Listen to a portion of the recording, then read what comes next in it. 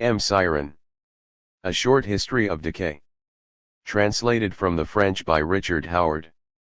Foreword by Eugene Thacker. Foreword. By Eugene Thacker. There are writers that one seeks out, and there are writers that one stumbles upon. Emil Cioran is arguably of the latter kind. Such was my own introduction to his work, as a student meandering one rainy afternoon in a used bookstore in Seattle. In the philosophy section, probably squeezed between Cicero and Confucius, was a book that jumped out simply by its title, A Short History of Decay. Spine-creased and slightly dog-eared, it was by an author I knew nothing about. But the title was evocative.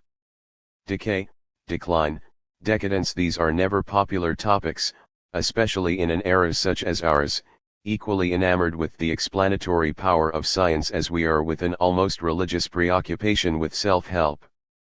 But how can one write a short history of decay? And is there not something contradictory in assembling a history of decay? Even the original French title Précis de Decomposition is curious. In French, one often gives the title Précis to textbook summaries, for example, a Précis de littérature française or a Précis de mathématiques. But a Précis of Decay? It seemed absurd to write such a book. And so I bought it. That used bookstore no longer exists, though I still have my copy of Cioran's book. Originally published in 1949, A Short History of Decay was the first book Cioran wrote in French. Born in the small Romanian village of Razenary in 1911, Cioran attended university in Bucharest, where he discovered the works of Pascal and Nietzsche. While there, he befriended Mircea Eliade and Eugene Ionesco, and while still in his 20s, he published several books in Romanian of impassioned and lyrical prose. He also became enthralled by the turbulent politics of the time, an enthusiasm that eventually gave way to disillusionment and bitterness. In the late 1930s, with the support of the French Institute in Bucharest, Cioran was in Paris, ostensibly to write his philosophy thesis. Instead, he spent many of his days bicycling around France. For Cioran it was a time of intense poverty. Not only was it difficult to make ends meet, but he experienced both a cultural and linguistic self-exile, writing in a language not his own, in a style composed entirely of fragments, during the long nights of insomnia that he would struggle with his entire life. In the 1940s, against the backdrop of World War, Cioran began a project originally entitled Exercices Négatives, Negative Exercises, then Penseur d'Occasion, Second-Hand Thinker, before finally becoming Précis de Decomposition, or A Short History of Decay, in the present translation. The project opened a floodgate in his thinking, resulting in some 800 manuscript pages and 4 different manuscript versions of the book. When A Short History of Decay was published, it tended to polarize readers. Many dismissed it as overly morose and pessimistic, completely out of tune with the obligatory optimism of post-war European culture. Others praised it for precisely these reasons. In his review of the book, Maurice Nadeau proclaimed Cioran the one whose arrival has been prepared by all the philosophers of the void and of the absurd, harbinger of bad news par excellence. The original impact of Cioran's book can still be felt in reading A Short History of Decay today. Like Nietzsche, Cioran is intent on exposing the hypocrisies of the human condition, but unlike Nietzsche, Cioran never once offers a way out, a new horizon, or even words of inspiration. And yet, there is an enthusiasm in Cioran's prose that comes through. In spite of his predilection towards pessimism and despair, it is because it rests on nothing, because it lacks even the shadow of an argument that we persevere in life. How invent a remedy for existence, how conclude this endless cure? And how recover from your own birth? There is a kind of ecstasy of the worst in Cioran's writing that manifests itself in his many voices, sometimes philosophical, sometimes poetic, sometimes political, always polemical. A Short History of Decay is at once a work of philosophy and yet a sort of song, a conflicted and agonistic testament of the magnificent futility that is humanity, and the ambivalence this book expresses is, arguably, more and more relevant today in our own era of climate change, peak oil, and disasters both natural and artificial. Though his books are well regarded today, and though he received many literary prizes for them, nearly all of which he refused, Cioran always held the worlds of literature and philosophy at arm's length. His willful experiment with style has largely prevented his work from being easily recognized, neither philosophy nor poetry, neither essay nor novel, neither manifesto nor confession. Perhaps he preferred it this way. Of course, in our digital age is quite easy to find Cioran's books. The real question is why one would read them. In this sense, perhaps the only way to encounter Cioran is to stumble across him, as if by accident or by fate. 1. Genealogy of fanaticism. In itself, every idea is neutral, or should be, but man animates ideas, projects his flames and flaws into them, impure, transformed into beliefs. Ideas take their place in time, take shape as events, the trajectory is complete, from logic to epilepsy. Whence the birth of ideologies, doctrines, deadly games.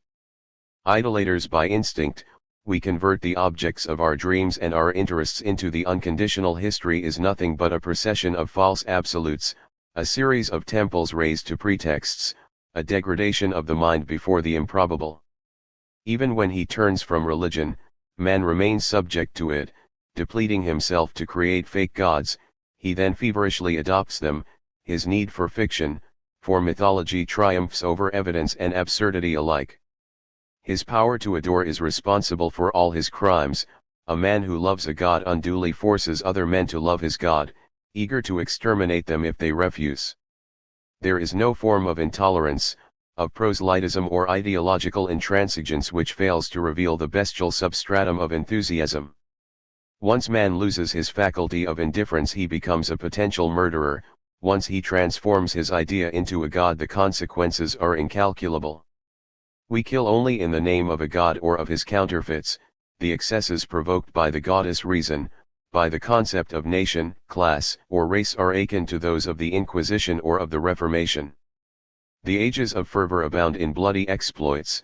A Saint Teresa could only be the contemporary of the auto da fe, a Luther of the repression of the peasants' revolt. In every mystic outburst, the moans of victims parallel the moans of ecstasy. Scaffolds, dungeons, jails flourish only in the shadow of a faith of that need to believe which has infested the mind forever. The devil pales beside the man who owns a truth, his truth. We are unfair to a Nero, a Tiberius. It was not they who invented the concept heretic, they were only degenerate dreamers who happened to be entertained by massacres. The real criminals are men who establish an orthodoxy on the religious or political level, men who distinguish between the faithful and the schismatic. When we refuse to admit the interchangeable character of ideas, blood flows. Firm resolves draw the dagger, fiery eyes presage slaughter. No wavering mind, infected with Hamletism, was ever pernicious. The principle of evil lies in the will's tension, in the incapacity for quietism, in the Promethean megalomania of a race that bursts with ideals, that explodes with its convictions, and that, in return for having forsaken doubt and sloth, vices nobler than all its virtues, has taken the path to perdition, into history, that indecent alloy of banality and apocalypse. Here certitudes abound, suppress them, best of all suppress their consequences, and you recover paradise. What is the fall but the pursuit of a truth and the assurance you have found it, the passion for a dogma, domicile within a dogma? The result is fanaticism, fundamental defect which gives man the craving for effectiveness, for prophecy, for terror, a lyrical leprosy by which he contaminates souls, subdues them, crushes or exalts them. Only the skeptics, or idlers or aesthetes, escape, because they propose nothing, because they, humanity's true benefactors, undermine fanaticism's purposes, analyze its frenzy. I feel safer with a Pyrrho than with a St. Paul, for a jesting wisdom is gentler than an unbridled sanctity. In the fervent mind you always find the camouflaged beast of prey. No protection is adequate against the claws of a prophet. Once he raises his voice, whether in the name of heaven, of the city, or some other excuse, away with you, satyr of your solitude, he will not forgive your living on the wrong side of his truths and his transports, he wants you to share his hysteria, his fullness, he wants to impose it on you, and thereby to disfigure you. A human being possessed by a belief and not eager to pass it on to others is a phenomenon alien to the earth, where our mania for salvation makes life unbreathable. Look around you, everywhere, specters preaching, each institution translates a mission, city halls have their absolute, even as the temple's officialdom, with its rules a metaphysics designed for monkeys. Everyone trying to remedy everyone's life, even beggars, even the incurable aspire to it, the sidewalks and hospitals of the world overflow with reformers. The longing to become a source of events affects each man like a mental disorder or a desired malediction. Society an inferno of saviors. What Diogenes was looking for with his lantern was an indifferent man. It is enough for me to hear someone talk sincerely about ideals, about the future, about philosophy, to hear him say we with a certain inflection of assurance, to hear him invoke others and regard himself as their interpreter for me to consider him my enemy. I see in him a tyrant monk and approximate executioner, quite as detestable as the first-rate tyrants, the first-rate executioners. Every faith practices some form of terror, all the more dreadful when the pure are its agents. We mistrust the swindler, the trickster, the con man, yet to them we can impute none of history's great convulsions, believing in nothing. It is not they who rummage in your hearts, or your ulterior motives, they leave you to your apathy, to your despair or to your uselessness. To them humanity owes the few moments of prosperity it has known, it is they who save the peoples whom fanatics torture and idealists destroy. Doctrineless, they have only whims and interests, accommodating vices 1,000 times more endurable than the ravages provoked by principled despotism, for all of life's evils come from a conception of life. An accomplished politician should search out the ancient sophists and take lessons in oratory and in corruption. Whereas the fanatic is incorruptible, if he kills for an idea, he can just as well get himself killed for one. In either case, tyrant or martyr, he is a monster. No human beings more dangerous than those who have suffered for a belief. The great persecutors are recruited among the martyrs not quite beheaded. Far from diminishing the appetite for power, suffering exasperates it, hence the mind feels more comfortable in the society of a braggart than in that of a martyr, and nothing is more repugnant to it than the spectacle of dying for an idea. Revolted by the sublime and by carnage, the mind dreams of a provincial ennui on the scale of the universe, of a history whose stagnation would be so great that doubt would take on the lineaments of an event and hope a calamity. The anti-prophet. In every man sleeps a prophet, and when he wakes there is a little more evil in the world. The compulsion to preach is so rooted in us that it emerges from depths unknown to the instinct for self-preservation. Each of us awaits his moment in order to propose something, anything. He has a voice, that is enough. It costs us dear to be neither deaf nor dumb. From snobs to scavengers, all expend their criminal generosity, all hand out formulas for happiness, all try to give directions. Life in common thereby becomes intolerable, and life with oneself still more so. If you fail to meddle in other people's business, you are so uneasy about your own that you convert yourself into a religion, or, apostle in reverse, you deny it altogether. We are victims of the universal game. The abundance of solutions to the aspects of existence is equaled only by their futility. History, a factory of ideals. Lunatic mythology, frenzy of hordes and copyright F solitaries. Refusal to look reality in the face, mortal thirst for fictions. The source of our actions resides in an unconscious propensity to regard ourselves as the center, the cause, and the conclusion of time. Our reflexes and our pride transform into a planet the parcel of flesh and consciousness we are. If we had the right sense of our position in the world, if to compare were inseparable from to live, the revelation of our infinitesimal presence would crush us. But to live is to blind ourselves to our own dimensions. And if all our actions from breathing to the founding of empires or metaphysical systems derive from an illusion as to our importance, the same is true a fortiori of the prophetic instinct. Who, with the exact vision of his nullity, would try to be effective and to turn himself into a savior. Nostalgia for a world without ideals, for an agony without doctrine, for an eternity without life. Paradise. But we could not exist 1 second without deceiving ourselves.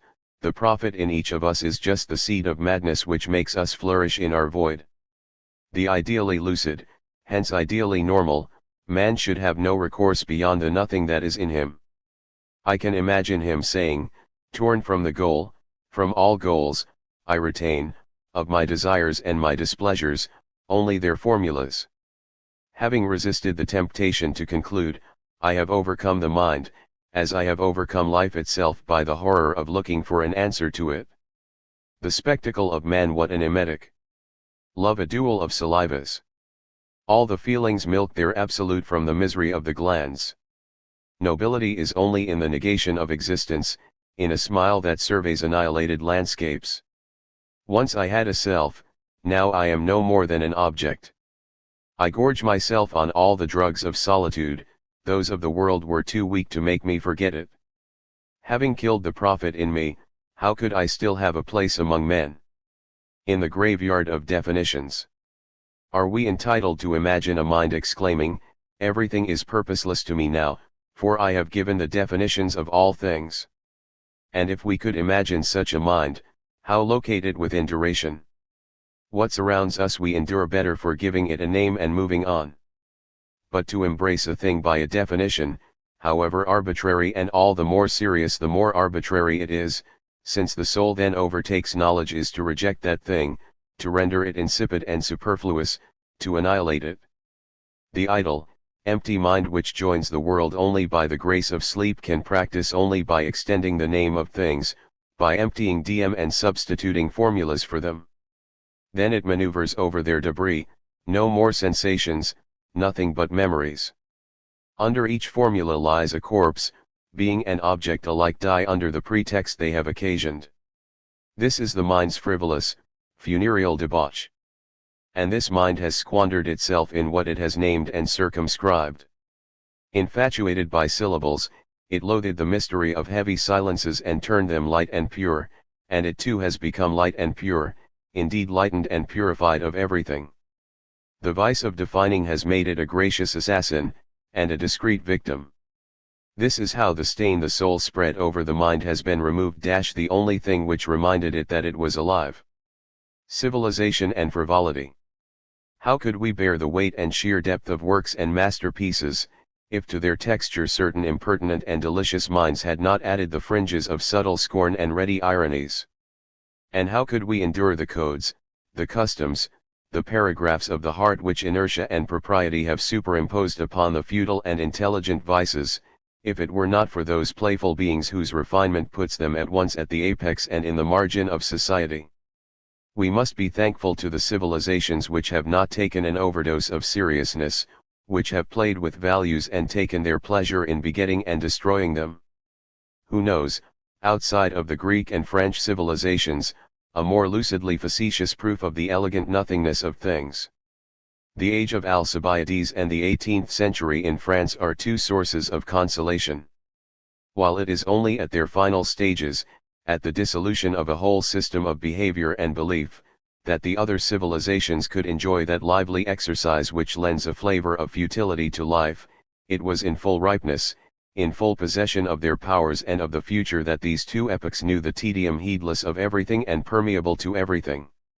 What better symbol than that of Madame du Deffand, old, blind, and perspicacious, who even while execrating life, none the less relished to the last its every amenity of gall? No one achieves frivolity straight off.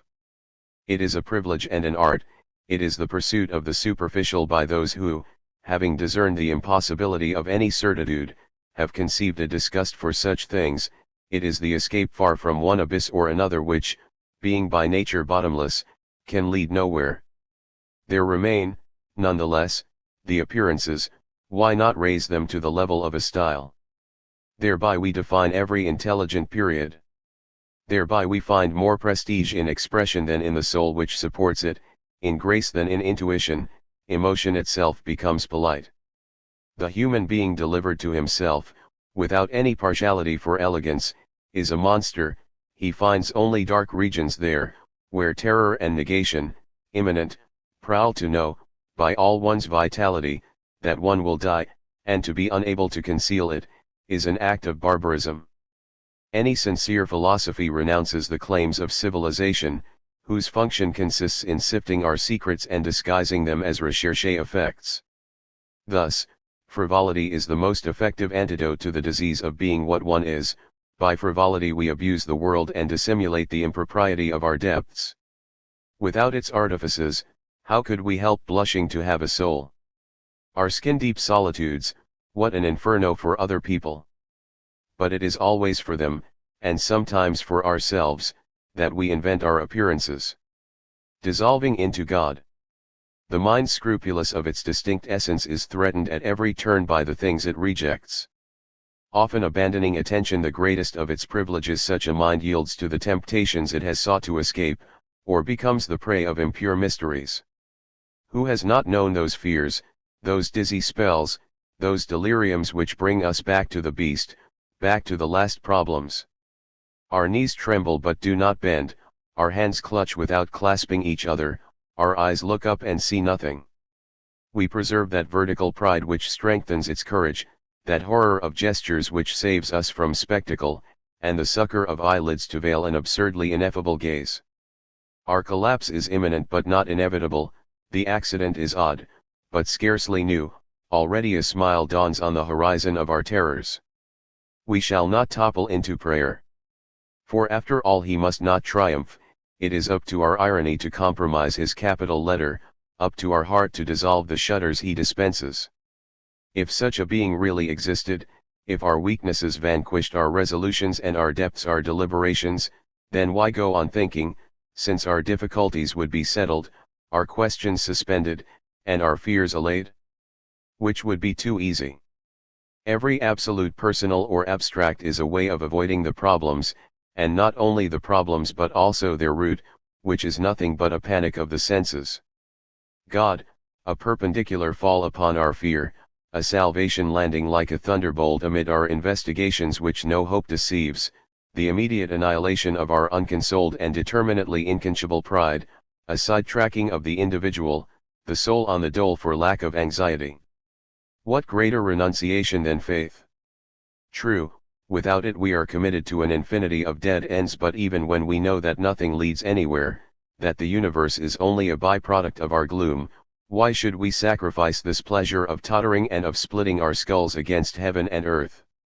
The solutions offered by our ancestral cowardice are the worst desertions of our duty to intellectual decency. To be fooled, to live and die duped, is certainly what men do, but there exists a dignity which keeps us from disappearing into God and which transforms all our moments into prayers we shall never offer. Variations on death. It is because it rests on nothing, because it lacks even the shadow of an argument that we persevere in life. Death is too exact, it has all the reasons on its side. Mysterious for our instincts, it takes shape, to our reflection, limpid, without glamour, and without the false lures of the unknown. By dint of accumulating non-mysteries and monopolizing non-meanings, life inspires more dread than death. It is life which is the great unknown. Where can so much void and incomprehensibility lead? We cling to the days because the desire to die is too logical, hence ineffective. If life had a single argument in its favor, distinct, indisputable, it would annihilate itself. Instincts and prejudices collapse at the contact of rigor. Everything that breathes feeds on the unverifiable. A dose of logic would be deadly to existence, that effort toward the senseless. Give life a specific goal and it immediately loses its attraction. The inexactitude of its ends makes life superior to death. One touch of precision would degrade it to the triviality of the tombs. For a positive science of the meaning of life would depopulate the earth in a day, and not even a madman could succeed in reviving the fruitful improbability of desire. Two men can be classified according to the most whimsical criteria, according to their humors, their inclinations, their dreams, or their glands. We change ideas like neckties, for every idea, every criterion comes from outside, from the configurations and accidents of time. But there is something that comes from ourselves, that is ourselves, an invisible but inwardly verifiable reality, an unwanted and eternal presence that we can conceive at any moment and that we never dare admit, which is real only before its consummation, death, the true criterion. And it is death, the most intimate dimension of all the living, which separates humanity into two orders so irreducible, so removed from each other, that there is more distance between them than between a vulture and a mole, a star and a starfish. The abyss of two incommunicable worlds opens between the man who has the sentiment of death and the man who does not, yet both die, but one is unaware of his death, the other knows. One dies only for a moment, the other unceasingly.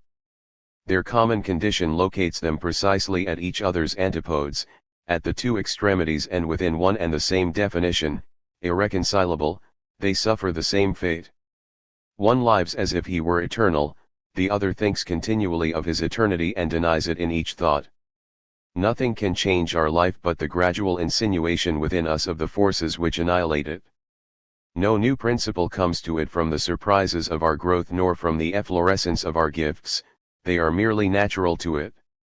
And nothing natural can make us anything but ourselves. Everything which prefigures death adds a quality of novelty to life, modifies and amplifies it. Health preserves life as such, in a sterile identity, while disease is an activity, the most intense a man can indulge in, a frenetic and stationary movement, the richest expenditure of energy without gesture, the hostile and impassioned expectation of an irreparable lightning bolt. 3. Against the obsession with death, both the subterfuges of hope and the arguments of reason lay down their arms, their insignificance merely whets the appetite to die. In order to triumph over this appetite, there is but one method, to live it to the end, to submit to all its pleasures, all its pangs, to do nothing to elude it. An obsession experienced to the point of satiety is annihilated in its own excesses. By dwelling on the infinity of death, thought manages to use it up to inspire disgust for it in us, disgust, that negative superfluity which spares nothing and which, before compromising and diminishing the prestige of death, shows us the inanity of life. The man who has not given himself up to the pleasures of anguish, who has not savored in his mind the dangers of his own extinction nor relished such cruel and sweet annihilations, will never be cured of the obsession with death, he will be tormented by it, for he will have resisted it, while the man who, habituated to a discipline of horror, and meditating upon his own carrion, has deliberately reduced himself to ashes, that man will look toward death's past, and he himself will be merely a resurrected being who can no longer live. His method will have cured him of both life and death. Every crucial experience is fatal, the layers of existence lack density, the man who explores them, archaeologist of the heart, of being, finds himself, at the end of his researches, confronting empty depths. He will vainly regret the panoply of appearances. Hence the ancient mysteries, so-called revelations of the ultimate secrets, have bequeathed us nothing by way of knowledge. The initiates were doubtless obliged to keep silence, yet it is inconceivable that not a single chatterbox was among their number. What is more contrary to human nature than such stubbornness in secrecy? The fact is that there were no secrets, there were rites, there were shutters. Once the veils had fallen, what could they discover but insignificant consequences? The only initiation is to nothingness and to the mockery of being alive. And I dream of an eleusis of disabused hearts, of a lucid mystery, without gods and without the vehemences of illusion. In the margin of moments. It is our incapacity to weep which sustains our taste for things, which makes them exist at all, it keeps us from exhausting their savor and from turning away. When, on so many brinks and byroads, our eyes refused to drown in themselves, their dryness preserved the object which amazed them. Our tears squander nature, as our terrors do God. But in the end, they squander ourselves. For we exist only by the refusal to give free rein to our supreme desires, the things which enter the sphere of our admiration or our despair remain there only because we have neither sacrificed them nor blessed them with our liquid farewells. So it is that after each night, Facing a new day, the impossible necessity of dealing with it fills us with dread. Exiled in light as if the world had just started, inventing the sun, we flee from tears, just one of which would be enough to wash us out of time. Dislocation of time. The moments follow each other, nothing lends them the illusion of a content or the appearance of a meaning, they pass, their course is not ours, we contemplate that passage, prisoners of a stupid perception. The heart's void confronting times, two mirrors, reflecting each other's absence, one and the same image of nullity. As though by the effect of a dreamy idiocy, everything is leveled, no more peaks, no more plunges. Where to locate the poetry of lies, the goad of an enigma? The man who knows nothing of ennui is still in the world's childhood, when the ages were waiting to be born, he remains closed off from that tired time which outlives itself, which laughs at its dimensions, and succumbs on the threshold of its own future, dragging along matter, suddenly raised to a lyricism of negation. Ennui is the echo in us of time tearing itself apart. The revelation of the void, the drying up of that delirium which sustains or invents life. Creator of values, man is the delirious creature par excellence, victim of the belief that something exists, whereas he need merely hold his breath, everything stops, suspend his emotions, nothing stirs, suppress his whims, the world turns to ashes. Reality is a creation of our excesses, of our disproportions and derangements. Rein in your palpitations and the course of events slows down, without our ardors, space is ice. Time itself passes only because our desires beget that decorative universe which a jot of lucidity would lay bare. One touch of clear-sightedness reduces us to our primal state, nakedness, a suspicion of irony strips us of that trumpery hope which let us dupe ourselves and devise illusion, every contrary path leads outside of life. Ennui is merely the beginning of such an itinerary. It makes us find time long, too long unsuited to show us an end. Detached from every object, having nothing external to assimilate, we destroy ourselves in slow motion, since the future has stopped offering us a raison d'être. Ennui shows us an eternity which is not the transcendence of time, but its wreck, it is the infinity of souls that have rotted for lack of superstitions, a banal absolute where nothing any longer keeps things from turning in circles, in search of their own fall. Life creates itself in delirium and is undone in ennui. The man suffering from a characterized sickness is not entitled to complain, he has an occupation. The great sufferers are never bored, disease fills them, the way remorse feeds the great criminals. For any intense suffering produces a simulacrum of plenitude and proposes a terrible reality to consciousness, which it cannot elude, while suffering without substance in that temporal morning of ennui affords consciousness nothing that forces it to fruitful action. How to cure an unlocalized and supremely impalpable disease which infects the body without leaving any trace upon it, which insinuates itself into the soul without marking it by any sign? Ennui is like a sickness we have survived, but one which has absorbed our possibilities, our reserves of attention, and has left us impotent to fill the void which follows upon the disappearance of our pangs and the fading of our torments. Hell is a haven next to this displacement in time, this empty and prostrate languor in which nothing stops us but the spectacle of the universe decaying before our eyes. What therapeutics to invoke against a disease we no longer remember and whose aftermath encroaches upon our days? How invent a remedy for existence, how conclude this endless cure? And how recover from your own birth? Ennui, that incurable convalescence. Magnificent futility. With the exception of the Greek skeptics and the Roman emperors of the decadence, all minds seem enslaved by a municipal vocation. Only these two groups are emancipated, the former by doubt, the latter by dementia, from the insipid obsession of being useful. Having promoted the arbitrary to the rank of drill or delirium, depending on whether they were philosophers or disabused scions of the old conquerors, they were attached to nothing. In this regard, they suggest the saints. But while the saints were never to collapse, these others found themselves at the mercy of their own game, masters and victims of their whims, true solitaries, since their solitude was sterile. No one has followed their example and they themselves proposed no such thing, hence they communicated with their kind only by irony and terror. To be the dissolvent of a philosophy or of an empire, what pride could be more melancholy and more majestic? To kill, on the one hand, truth and greatness on the other, manias which nourish the mind and the city, to undermine the architecture of the facades protecting the thinker's pride and the citizens', to flex to the point of fracturing the springs of their impulse to conceive and to will, to discredit, by the subtleties of sarcasm and torture, both traditional abstractions and honorable customs. What delicate and brutal effervescence!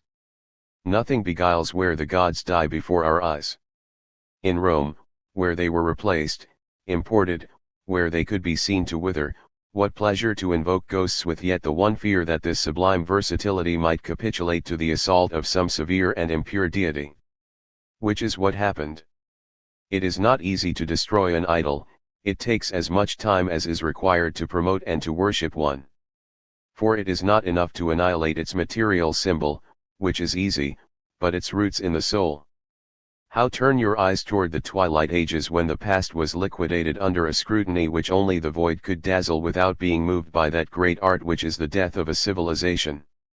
And so I dream of having been one of those slaves, coming from an improbable country, barbarous and brooding, to languish in the agony of Rome, my vague desolation embellished by Greek sophistries. In the vacant eyes of the statues, in the idols shrunken by sagging superstitions, I should have forgotten all about my ancestors, my yokes, and my regrets. Espousing the melancholy of the ancient symbols, I should have liberated myself, I should have shared the dignity of the abandoned gods, defending them against the insidious crosses, against the invasion of servants and martyrs, and my nights would have sought their rest in the delirium and debauchery of the Caesars. Expert in disillusions, riddling the new fervors with all the arrows of a dissolute wisdom among the courtesans, in skeptical brothels or circuses with their sumptuous cruelties, I should have swelled my reasonings with vice and with blood, dilating logic to dimensions it had never dreamed of, to the dimensions of worlds that die. Exegesis of failure. Each of us is born with a share of purity, predestined to be corrupted by our commerce with mankind, by that sin against solitude. For each of us will do anything in order not to be doomed to himself. Our kind is not a fatality but the temptation to fail. Incapable of keeping our hands clean and our hearts undiluted, we soil ourselves upon contact with strange sweats, we wallow craving for disgust and fervent for pestilence in the unanimous mud. And when we dream of seas changed into holy water, it is too late to dive into them, and our advanced state of corruption keeps us from drowning there. The world has infested our solitude, upon us the traces of others become indelible. In the gamut of creatures, only man inspires a sustained disgust. The repugnance which an animal begets is provisional, it never ripens in thought, whereas our kind obsesses our reflections, infiltrates the mechanism of our detachment from the world in order to confirm us in our system of refusal and non-adherence. After each conversation, whose refinement alone is enough to indicate the level of a civilization, why is it impossible not to regret the Sahara and not to envy the plants or the endless monologues of zoology? If with each word we win a victory over nothingness, it is only the better to endure its reign. We die in proportion to the words which we fling around us. Those who speak have no secrets. And we all speak. We betray ourselves, we exhibit our heart, executioner of the unspeakable, each of us labors to destroy all the mysteries, beginning with our own. And if we meet others, it is to degrade ourselves together in a race to the void, whether in the exchange of ideas, schemes, or confessions. Curiosity has provoked not only the first fall but the countless ones of every day of our lives. Life is only that impatience to fall, to fail, to prostitute the soul's virginal solitudes by dialogue, ageless and everyday negation of paradise. Man should listen only to himself in the endless ecstasy of the intransmissible word, should create words for his own silences and assents audible only to his regrets. But he is the chatterbox of the universe, he speaks in the name of others, his self loves the plural. And anyone who speaks in the name of others is always an impostor. Politicians, reformers, and all who rely on a collective pretext are cheats. There is only the artist whose lie is not a total one, for he invents only himself. Outside of the surrender to the incommunicable, the suspension amid our mute and unconsoled anxieties, life is merely a fracas on an unmapped terrain, and the universe a geometry stricken with epilepsy. The implicit plural of one and the avowed plural of we constitute the comfortable refuge of false existence. Only the poet takes responsibility for I, he alone speaks in his own name, he alone is entitled to do so. Poetry is bastardized when it becomes permeable to prophecy or to doctrine, mission smothers music, idea shackles inspiration. Shelley's generous aspect cripples most of his work. Shakespeare, by a stroke of luck, never served anything. The victory of non-authenticity is fulfilled in philosophical activity, that complacence in one, and in prophetic activity whether religious, moral, or political, that apotheosis of we. Definition is the lie of the abstract mind, inspired formula the lie of the militant one. A definition is always the cornerstone of a temple, a formula inescapably musters the faithful. Thus all teachings begin. How then fail to turn to poetry? It has, like life, the excuse of proving nothing. Coalition against death. How imagine other people's lives, when our own seems scarcely conceivable? We meet someone, we see him plunged into an impenetrable and unjustifiable world, in a mass of desires and convictions superimposed on reality like a morbid structure. Having made a system of mistakes for himself, he suffers for reasons whose nullity alarms the mind and surrenders himself to values whose absurdity leaps to the eye. What are his undertakings but trifles, and is the feverish symmetry of his concerns any better built than an architecture of twaddle?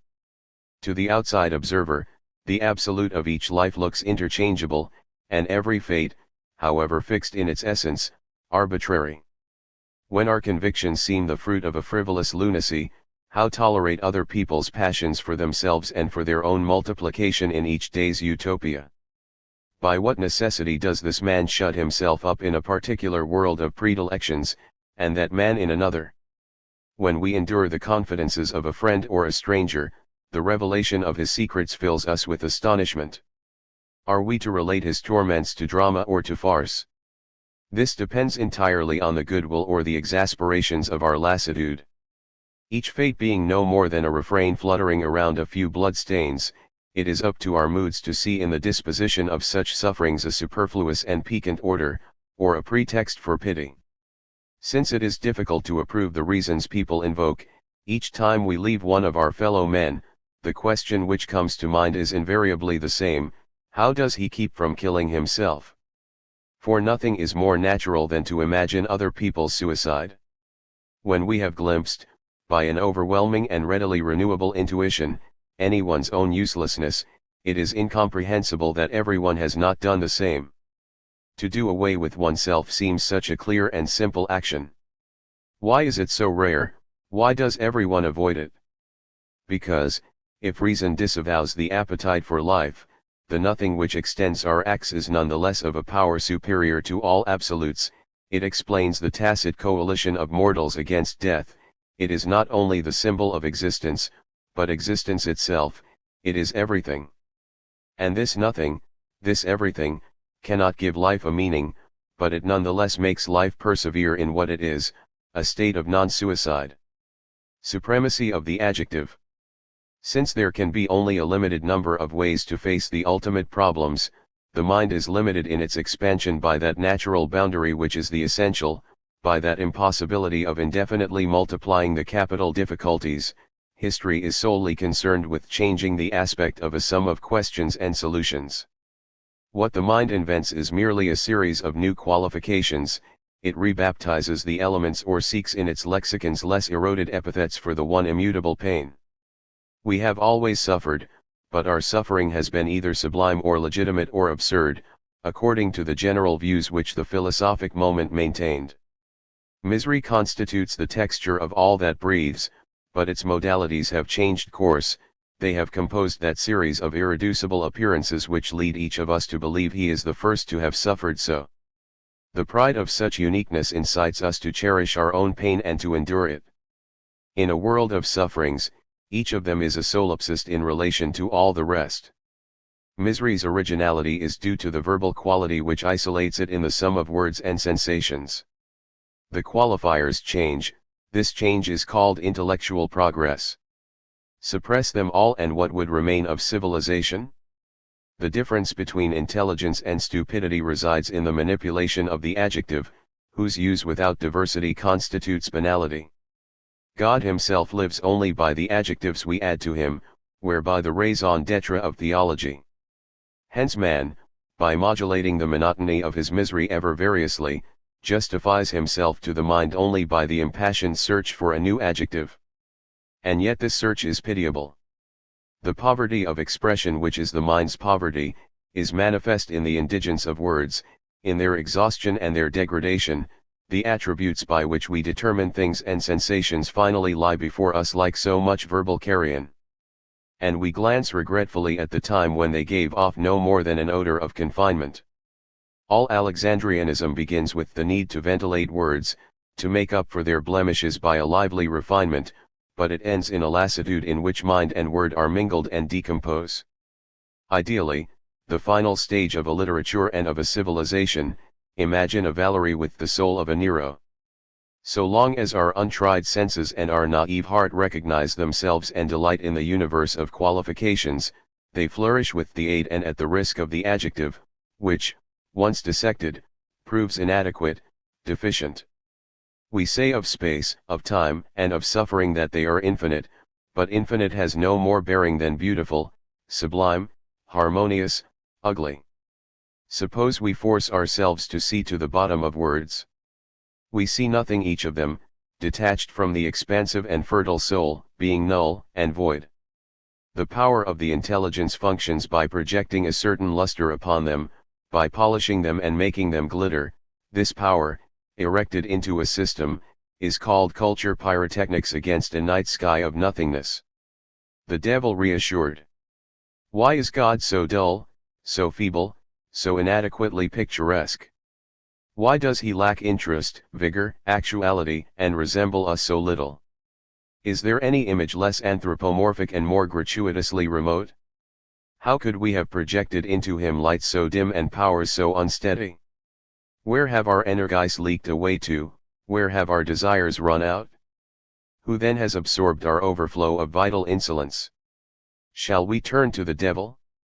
But we cannot address our prayers to him. To worship him would be to pray irrespectively, to pray to ourselves. We do not pray to what is the evidence, the exact is not an object of worship. We have placed in our double all our attributes, and, in order to afford him a semblance of solemnity, we have dressed him in black, our vices and our virtues in mourning. By endowing him with wickedness and perseverance, our dominant qualities, we have exhausted ourselves to make him as lively as possible. Our powers have been used up in creating his image, in making him agile, frisky, intelligent, ironic, and above all petty. The reserves of energy we still had left to produce God were reduced to nothing. Then we resorted to the imagination, and to what little blood we had left, God could be only the fruit of our anemia, a tottering and rachitic image. He is mild, good, sublime, just. But who recognizes himself in that mixture redolent of rose water, relegated to transcendence? A being without duplicity lacks depth, lacks mystery, he hides nothing.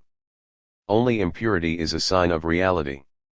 And if the saints are not completely stripped of interest, it is because their sublimity is tinged with the novelistic, their eternity lends itself to biography, their lives indicate that they have left the world for a genre capable of captivating us from time to time. Because he overflows with life, the devil has no altar, man recognizes himself too readily in him to worship him, he detests him for good reason, he repudiates himself, and maintains the indigent attributes of God. But the devil never complains and never aspires to found a religion. Are we not here to safeguard him from inanition and oblivion? Promenade around the circumference. Within the circle which encloses human beings in a community of interests and hopes, the mind opposed to mirages clears a path from the center toward the periphery. It can no longer hear at close range the hum of humanity, it wants to consider from as far away as possible the accursed symmetry which links men together. It sees martyrs everywhere, some sacrificing themselves for visible needs, others for inestimable necessities, all ready to bury their names under a certitude, and, since not all of them can succeed, the majority expiate by banality the overflow of blood they have dreamed of. Their lives consist of an enormous freedom to die which they have not taken advantage of, inexpressive holocaust of history, the boneyard swallows them up. But the enthusiast of separations, seeking paths unhaunted by the hordes, withdraws to the extreme margin and follows the rim of the circle, which he cannot cross so long as he is subject to the body, yet consciousness soars farther, quite pure in an ennui without beings or objects. No longer suffering, superior to the excuses which invite dying, consciousness forgets the man who supports it. More unreal than a star glimpsed in some hallucination, it suggests the condition of a sidereal pirouette while on life's circumference the soul promenades, meeting only itself over and over again, itself and its impotence to answer the call of the void. The Sundays of life. If Sunday afternoons were extended for months, where would humanity get to, liberated from sweat, from the weight of the first curse? The experiment would be worth the trouble. It is more than likely that crime would become the sole diversion, that debauchery would seem candor, shouting melody, and jeers tenderness. The sensation of time's immensity would make each second into an intolerable torment, a sublime firing squad. In hearts imbued with poetry would appear a blasé cannibalism and a hyena's melancholy, butchers and executioners would die out of lethargy, churches and brothels would split with sighs. The universe transformed into a Sunday afternoon. It is the very definition of ennui, and the end of the universe. Take away the curse hanging over history and it immediately vanishes, like existence itself, in absolute vacancy, exposing its fiction. Labor builds on nothingness, creates and consolidates myths, elementary intoxication, it excites and maintains the belief in reality, but contemplation of pure existence, contemplation independent of actions and objects, assimilates only what is not. The idle apprehend more things, are deeper than the industrious, no task limits their horizon, born into an eternal Sunday, they watch and watch themselves watching. Sloth is a somatic skepticism, the way the flesh doubts. In a world of inaction, the idle would be the only ones not to be murderers. But they do not belong to humanity, and, sweat not being their strong point, they live without suffering the consequences of life and of sin. Doing neither good nor evil, they disdain spectators of the human convulsion, the weeks of time, the efforts which asphyxiate consciousness. What would they have to fear from a limitless extension of certain afternoons except the regret of having supported a crudely elementary obviousness? Then, exasperation in the truth might induce them to imitate the others and to indulge in the degrading temptation of tasks. This is the danger which threatens sloth, that miraculous residue of paradise. Love's one function is to help us endure those cruel and incommensurable Sunday afternoons which torment us for the rest of the week and for eternity. Without the allurement of the ancestral spasm, we should require 1,000 eyes for hidden tears, or else nails to bite, mile-long nails. How else kill this time which no longer passes? On those interminable Sundays the disease of being is utterly plain. Sometimes we manage to forget ourselves in something, but how forget ourselves in the world itself?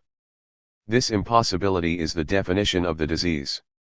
The man who is afflicted by it will never be cured, even if the universe changed altogether. Only his heart should change, but it is unchangeable, hence for him, to exist has only one meaning, to dive into suffering until the exercise of a day-by-day nirvanization raises him to the perception of unreality. Resignation. It was in a clinic waiting room, an old woman was telling me about her diseases. The controversies of men, the hurricanes of history in her eyes, trifles, her sickness alone prevailed over time and space. One can't eat, I can't sleep, I'm afraid, there must be some pus here. She began caressing her jaw with more interest than if the fate of the world depended on it. At first this excess of self-concern on the part of a decrepit crone left me torn between dread and disgust, then I left the clinic before it was my turn, determined to renounce my discomforts forever. 59 seconds out of each of my minutes, I reflected as I walked through the streets, were dedicated to suffering or to the idea of suffering. If only I had a stone's vocation. A heart, origin of every torment. I aspire to the object, to the blessing of matter and opacity. The zigzagging of a gnat seems to me an apocalyptic enterprise. It is a sin to get outside yourself. The wind airs insanity. Music, the madness of silence. By capitulating to life, this world has betrayed nothingness. I resign from movement, and from my dreams. Absence. You shall be my sole glory. Let desire be forever stricken from the dictionary, and from the soul. I retreat before the dizzying farce of tomorrows. And if I still cling to a few hopes, I have lost forever the faculty of hoping. Trademark. The indirect animal. What a downfall, when you bear in mind, by some radical obsession, that man exists, that he is what he is and that he cannot be otherwise. But what he is 1,000 definitions expose and none compels recognition. The more arbitrary they are, the more valid they seem. The airiest absurdity and the weightiest banality are equally appropriate. The infinity of his attributes composes the most imprecise being we can conceive. Whereas the animals proceed directly to their goal, man loses himself in detours. He is the indirect animal par excellence. His improbable reflexes from whose slackening consciousness derives transform into a convalescent aspiring to disease. Nothing in him is healthy except the fact of having been so. Whether he is an angel that has lost his wings or an ape that has lost his hair, he has been able to leave the anonymity of creatures only by the eclipses of his health. His poorly constituted blood has allowed the infiltration of uncertainties, approximations, problems, his wavering vitality, the intrusion of question marks and exclamation points. How define the virus which, eroding his somnolence, has stunned him with insomnia among the universal siesta? What worm has burrowed into his repose, what primal agent of knowledge has forced him to the backwardness of actions, the arrested development of desires? Who has introduced the first languor into his ferocity? Emerging from the throng of the other living creatures, he has created a subtler confusion for himself. He has scrupulously exploited the ills of a life wrested from itself out of all he has undertaken to be healed of himself. A stranger disease has been constituted. His civilization is merely the effort to find remedies for an incurable and coveted state. The mind wilts at the approach of health. Man is an invalid or he is nothing. When, having thought of everything, he thinks of himself, for he manages this only by the detour of the universe, as if he were the last problem he proposes to himself, he remains astonished, confused, embarrassed. But he continues to prefer, to the nature which eternally capsizes into health, his own defeat. Since Adam, man's entire effort has been to modify man. The aims of reform and of pedagogy, articulated at the expense of irreducible data, denature thought and distort its movement. Knowledge has no more desperate enemy than the educative instinct, at once optimistic and virulent, which no philosopher can escape. How would their systems be unscathed by it? Outside the irremediable, everything is false, false this civilization which seeks to combat it, false the truths with which it arms itself. Except for the ancient skeptics and the French moralists, it would be hard to cite a single mind whose theories, secretly or explicitly, do not tend to mold man. But he subsists unchanged, though he has followed the parade of noble precepts, proposed to his curiosity, offered to his ardor and to his uncertainty. Whereas all beings have their place in nature, man remains a metaphysically straying creature, lost in life, a stranger to the creation. No one has found a valid goal for history, but everyone has proposed one, and in the pullulation of goals so divergent and so fantastic, the notion of finality has been cancelled out and vanishes into a mocking clause of the mind. Each of us takes on himself that unit of disaster which is the phenomenon man. And the only meaning time has is to multiply these units, endlessly to enlarge these vertical sufferings which depend upon a nonentity of matter, upon the pride of a given name, and upon a solitude without appeal. The key to our endurance.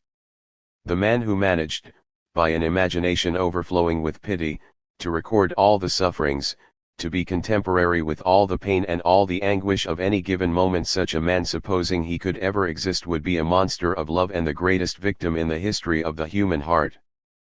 But it is futile to imagine such an impossibility. We need merely proceed to an investigation of ourselves, only undertake the archaeology of our alarms. If we venture into the torment of the days, it is because nothing halts this march except our pangs. Those of others seem to us explicable and capable of being transcended. We believe they suffer because they lack sufficient will, courage, or lucidity. Each suffering, except ours, seems to us legitimate or absurdly intelligible, otherwise, mourning would be the unique constant in the versatility of our sentiments.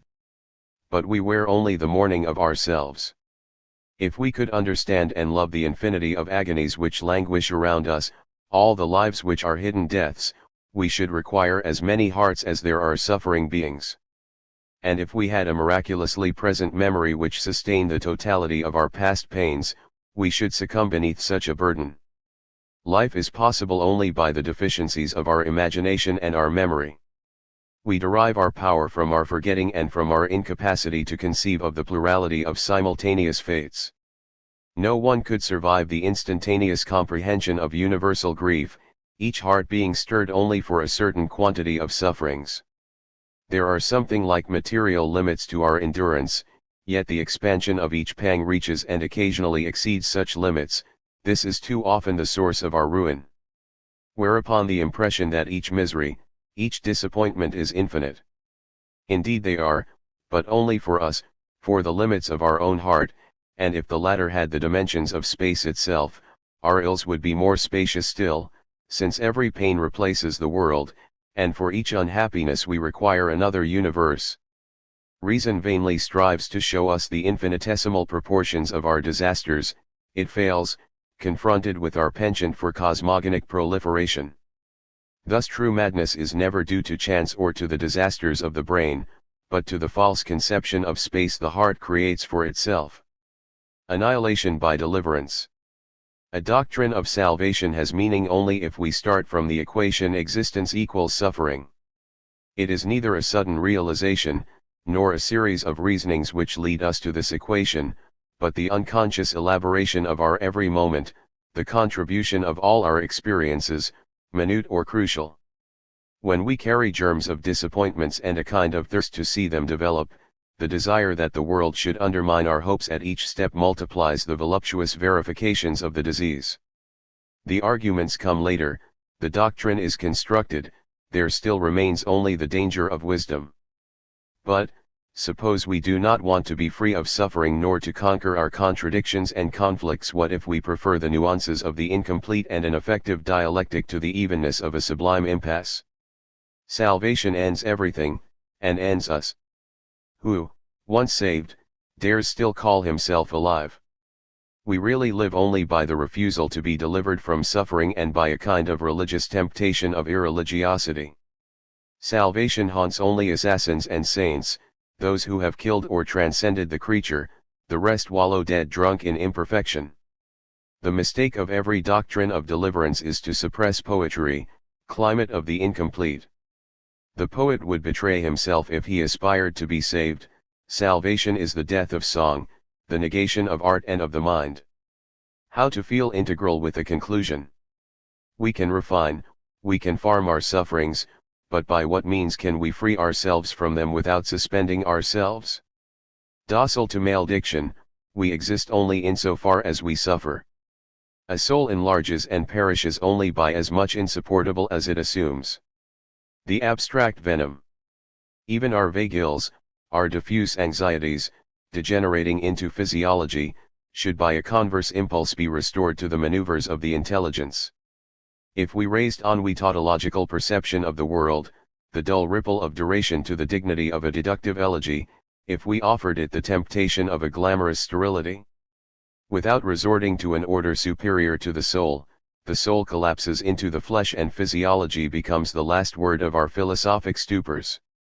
To transpose immediate poisons into intellectual currency, to make an instrument out of our palpable corruption, or else to mask the impurity of every sentiment and sensation by norms is a pursuit of elegance necessary to the mind, next to which the soul, that pathetic hyena, is merely profound and sinister.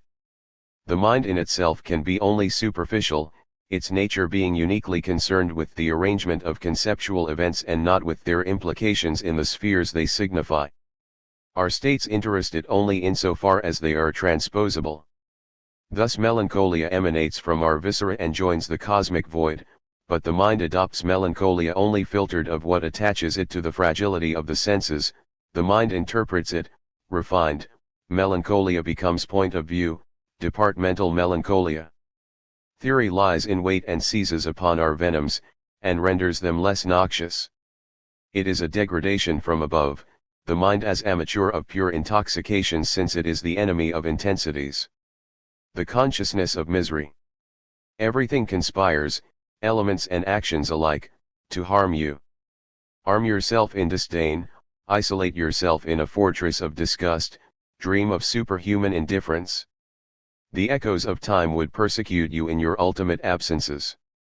When nothing can keep you from bleeding, ideas themselves turn red or encroach on each other like tumors.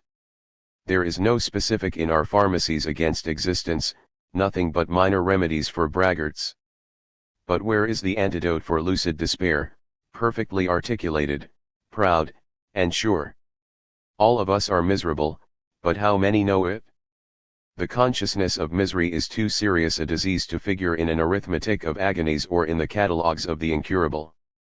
It belittles the prestige of hell, and converts the slaughterhouses of time into idols. What sin have you committed to be born, what crime to exist? Your suffering, like your fate, is without motive.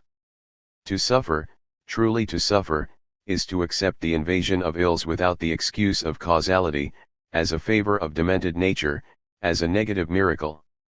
In time's sentence men take their place like commas, while, in order to end it, you have immobilized yourself into a period. Interjective thought. The idea of infinity must have been born on a day of slackening when some vague languor infiltrated into geometry, like the first act of knowledge at the moment when, in the silence of reflexes, a macabre shudder isolated the perception of its object. How many disgusts or nostalgias have we had to accumulate in order to waken at the end alone, tragically superior to the evidence? A forgotten sigh has made us take a step outside the immediate, a banal fatigue has alienated us from a landscape or a person, diffuse moans have separated us from sweet or timid innocences. The sum of these accidental distances constitutes ledger of our days and nights, the gap which distinguishes us from the world, and which the mind strives to reduce and to restore to our fragile proportions. But the creation of each lassitude makes itself felt, where now to seek for the substance under our steps. At first, it is in order to escape things that we think, then, when we have gone too far, in order to lose ourselves in the regret for our escape. And so our concepts are linked together like dissimulated sighs, every reflection replaces an interjection, a plaintive tonality submerges the dignity of logic. Funereal hues dim our ideas, hints of the graveyard encumber our paragraphs, a whiff of mildew in our precepts, the last day of autumn in a timeless crystal. The mind is defenseless against the miasmas which assail it, for they rise from the most corrupt place that exists between earth and heaven, from the place where madness lies down in tenderness, cloaca of utopias and den of dreams, our soul. And even then, when we could change the laws of the universe or foresee its whims, our soul would subjugate us by its miseries, by the principle of its ruin. A soul which is not lost? Where is such a thing, so that we may draw up the interrogation, so that science, sanctity, and comedy may seize upon it? Apotheosis of the vague. We might apprehend the essence of nations even more than that of individuals by their way of participating in the vague. The specifics in which they live reveal only their transitory character, their peripheries, their appearances. What a nation can express has only a historical value, its success in becoming, but what it cannot express, its failure in the eternal, is the unproductive thirst for itself, its effort to exhaust itself in expression being stricken with impotence. It fills the gap by certain words, allusions to the unspeakable. How many times, in our peregrinations outside the intellect, have we not rested our troubles in the shade of those sensuchts, yearnings, saudades, those sonorous fruits grown for overripe hearts? Lift the veil from these words, do they conceal the same content? Is it possible that the same meaning lives and dies in the verbal ramifications of an identical stock? Is it conceivable that such diverse peoples experience nostalgia in the same way? The man who struggles to find the formula for the disease of the distant becomes the victim of a rickety architecture. To get back to the source of these expressions of the vague, we must make an effective regression toward their essence, must drown in the ineffable and emerge from it with our concepts in tatters. Once our theoretical assurance and our pride in the intelligible is lost, we can try to understand everything for itself. Then we manage to rejoice in the inexpressible, to spend our days in the margin of the comprehensible, and to wallow in the suburbs of the sublime. In order to escape sterility, we must wear reason's mourning. To live in expectation, in what is not yet, is to accept the stimulating disequilibrium implied by the very notion of future. Every nostalgia is a transcendence of the present. Even in the form of regret, it assumes a dynamic character. We want to force the past, we want to act retroactively, to protest against the irreversible. Life has a content only in the violation of time. The obsession of elsewhere is the impossibility of the moment, and this impossibility is nostalgia itself. That the French should have refused to feel and above all to cultivate the imperfection of the indefinite is certainly suggestive. In a collective form, this disease does not exist in France. What the French call cafard has no metaphysical quality, and ennui is managed angularly. The French repel all complacency toward the possible, their language itself eliminates any complicity with its dangers. Is there any other nation which finds itself more at ease in the world, for which being chez soi has more meaning and more weight, for which immanence offers more attractions? In order to desire something else fundamentally, we must be stripped of space and time. We must live in a minimum of relationship with a sight, a moment. The reason the history of France offers so few discontinuities is that fidelity to its essence, which flatters our inclination to perfection and disappoints the craving for the incomplete which a tragic vision implies.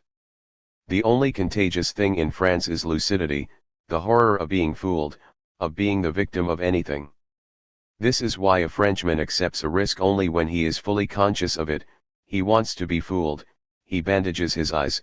Unconscious heroism rightly seems to him a lapse of taste, an inelegant sacrifice. But life's brutal ambiguity requires the triumph of the impulse and not of the will, to be a corpse, to be metaphysically fooled. If the French have burdened nostalgia with too much clarity, if they have stripped it of a certain intimate and dangerous glamour, Sensucht, on the other hand, exhausts whatever is insoluble about it in the conflicts of the German soul, torn between Heimat and infinity. How could it find satisfaction? On one side, the longing to be plunged into the undifferentiation of heart and hearth, on the other, to keep absorbing space in an unslaked desire. And since extent offers no limits, and since with it grows the penchant for new wanderings, the goal retreats according to the progress made. Whence the exotic taste, the passion for journeys, the delectation in landscape as landscape, the lack of inner form, the tortuous depth at once seductive and disheartening. There is no solution to the tension between Heimat and infinity, for it is to be rooted and uprooted at one and the same time, and to have been unable to find a compromise between the fireside and the far off. Imperialism, deadly constant in its ultimate essence, what is it but the political and vulgarly concrete translation of Sensucht? We cannot overemphasize the historical consequences of certain inner approximations. Now, nostalgia is one of these. It keeps us from resting in existence or in the absolute. It forces us to drift in the indistinct, to lose our foundations, to live uncovered in time. To be torn from the earth, exiled in duration, cut off from one's immediate roots, is to long for a reintegration in the original sources dating from before the separation and the severance. Nostalgia is precisely to feel eternally distant from and, outside the luminous proportions of ennui, and outside of the contradictory postulation of Heimat and infinity, it takes the form of the return to the finite, to the immediate, to a terrestrial and maternal appeal.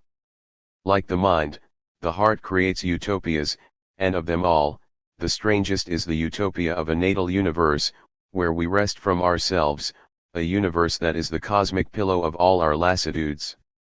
In nostalgic aspiration we do not want something palpable, but a kind of abstract warmth, heterogeneous to time and close to a paradisiac presentiment. Whatever does not accept existence as such borders on theology.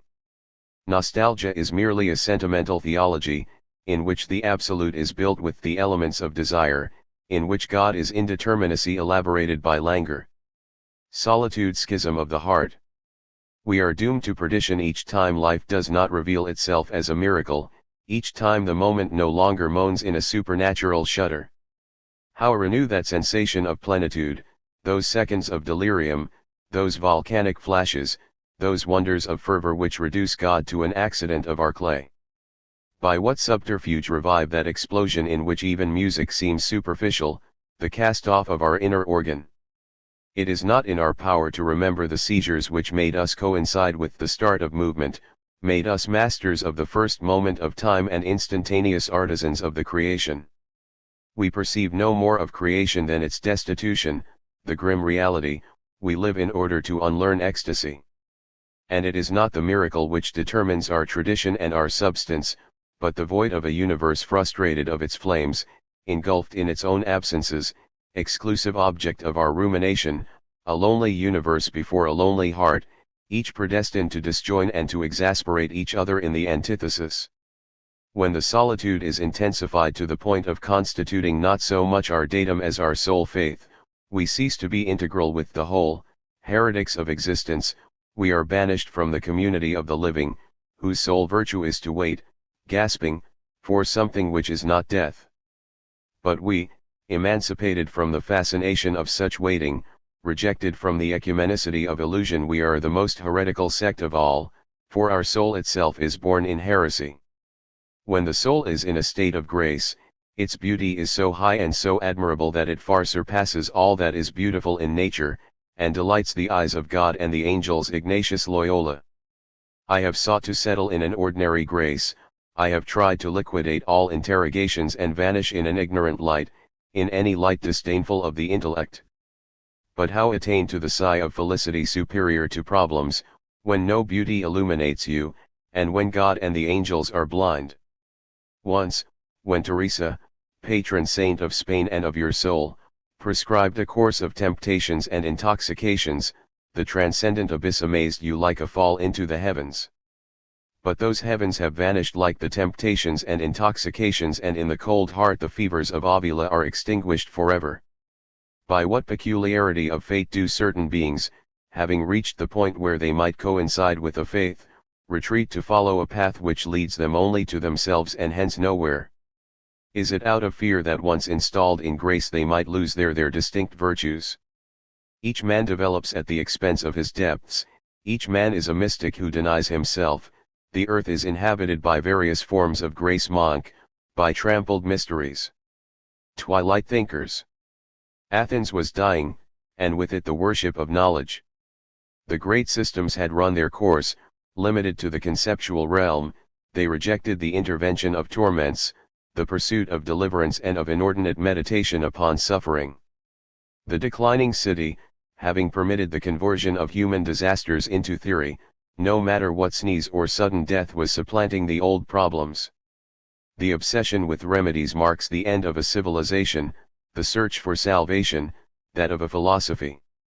Plato and Aristotle had yielded to such preoccupations only for the sake of equilibrium. After them, such concerns prevailed in every domain. Rome, waning, took from Athens only the echoes of its decadence and the reflections of its collapse. When the Greeks exercised their doubts throughout the empire, the latter's downfall and that of philosophy were virtually consummated.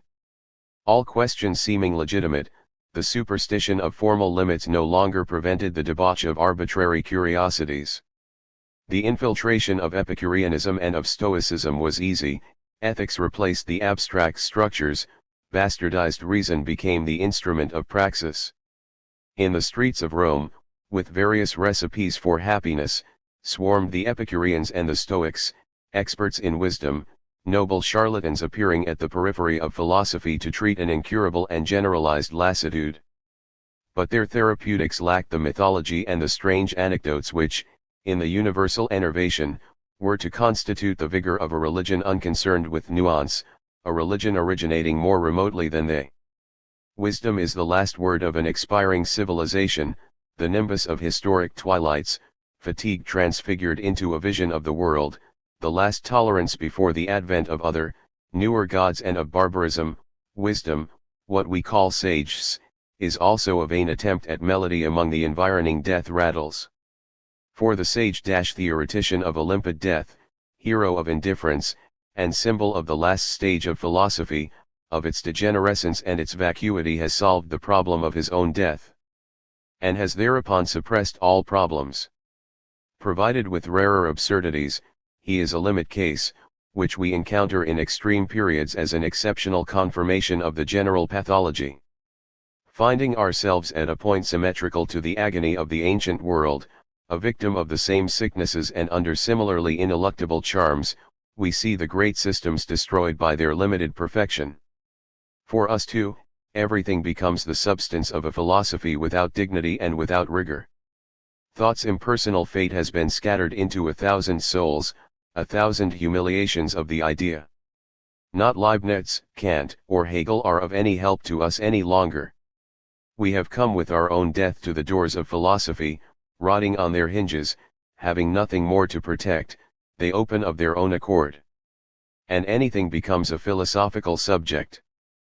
Paragraphs are replaced by cries, the consequence is a philosophy of the fundus animi, whose intimacy will be reconnoitered in the appearances of history and the surfaces of time. We too seek happiness, either by frenzy or by disdain. To scorn it is not yet to forget it, and to reject it is a way of retaining it. We too seek salvation, if only by wanting nothing to do with it. And if we are the negative heroes of an overripe age, thereby we are its contemporaries. To betray one's age or to be its fervent adept expresses in an apparent contradiction one and the same act of participation. The lofty defeats, the subtle decrepitudes, the aspirations to timeless halos, all leading to wisdom, who would not recognize them in himself? Who does not feel the right to assert everything in the void around him, before the world vanishes in the dawn of an absolute or of a new negation? A god is always threatening on the horizon. We are in the margin of philosophy, since we consent to its end. Let us conduct ourselves so that the god does not settle in our thoughts. Let us still keep our doubts, the appearances of equilibrium, and the temptation of imminent destiny, any arbitrary and fantastic aspiration being preferable to the inflexible truths. We change cures, finding none effective, none valid, because we have faith neither in the peace we seek nor in the pleasures we pursue. Versatile sages, we are the Stoics and Epicureans of modern Rome's resources of self-destruction. Born in a prison, with burdens on our shoulders and our thoughts, we could not reach the end of a single day if the possibilities of ending it all did not incite us to begin the next day all over again. Irons and the unbreathable air of this world strip us of everything, except the freedom to kill ourselves, and this freedom grants us a strength and a pride to triumph over the loads which overwhelm us. What gift is more mysterious than being able to do what we will with ourselves and to refuse to do it? Consolation by a possible suicide widens into infinite space this realm where we are suffocating. The notion of destroying ourselves, the multiplicity of means for doing so, their ease and their proximity delight us and fill us with dread, for there is nothing simpler and more terrible than the action by which we decide irrevocably upon ourselves. In a single second we do away with all seconds. God himself could not do as much. But, braggart demons, we postpone our end. How could we renounce the display of our freedom, the show of our pride? The man who has never imagined his own annihilation, who has not anticipated recourse to the rope, the bullet, poison, or the sea, is a degraded galley slave or a worm crawling upon the cosmic carrion. This world can take everything from us, can forbid us everything, but no one has the power to keep us from wiping ourselves out. Every tool offers its help, every abyss invites us in, but all our instincts oppose the act. This contradiction develops an insoluble conflict in the mind. When we begin to reflect upon life, to discover in it an infinity of emptiness, our instincts have already turned themselves into guides and middlemen of our acts, they reign in the flight of our inspiration and the pliability of our detachment. If, at the moment of our birth, we were as conscious as we are at the end of adolescence, it is more than likely that at the age of 5 suicide would be a habitual phenomenon or even a question of honor. But we wake too late, we have against us the years nourished solely by the presence of the instincts, which can be only stupefied by the conclusions to which our meditations and our disappointments lead. And they react, yet, having acquired the consciousness of our freedom, we are masters of a resolve all the more tempting in that we do not take advantage of it. It makes us endure the days and, what is more, the nights. We are no longer poor, or crushed by adversity, we possess supreme resources. And even when we never exploit them, when we expire in the usual way, we have had a treasure in our very abandonments. What greater wealth than the suicide each of us bears within himself? If the religions have forbidden us to die by our own hand, it is because they saw that such practices set an example of insubordination which humiliated temples and gods alike.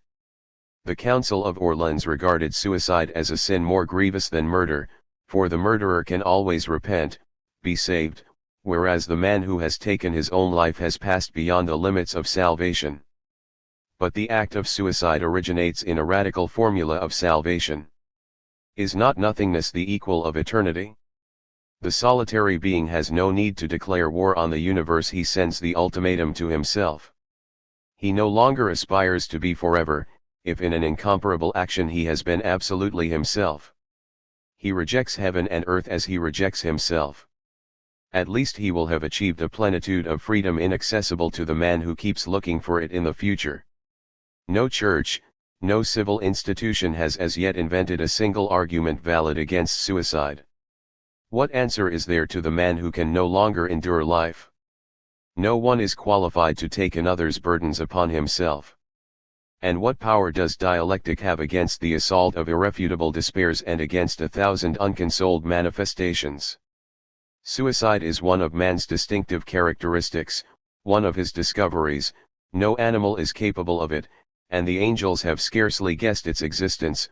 Without it, human reality would be less curious, less picturesque. We should lack a strange climate and a series of deadly possibilities which have their aesthetic value, if only to introduce into tragedy certain new solutions and a variety of denouements. The sages of antiquity, who put themselves to death as a proof of their maturity, had created a discipline of suicide which the moderns have unlearned. Doomed to an uninspired agony, we are neither authors of our extremities nor arbiters of our adieus. The end is no longer our end. We lack the excellence of a unique initiative by which we might ransom an insipid and talentless life, as we lack the sublime cynicism, the ancient splendor of an art of dying. Habitués of despair, complacent corpses, we all outlive ourselves and die only to fulfill a futile formality. It is as if our life were attached to itself only to postpone the moment when we could get rid of it. The reactionary angels. It is difficult to sit in judgment on the revolt of the least philosophical of the angels without a tinge of sympathy, amazement, and blame. Injustice governs the universe. Everything which is done and undone there bears the stamp of a filthy fragility, as if matter were the fruit of a scandal at the core of nothingness. Each being feeds on the agony of some other, the moments rush like vampires upon time's anemia, the world is a receptacle of sobs. In this slaughterhouse, to fold one's arms or to draw one's sword are equally vain gestures. No proud frenzy can shake space to its foundations or ennoble men's souls.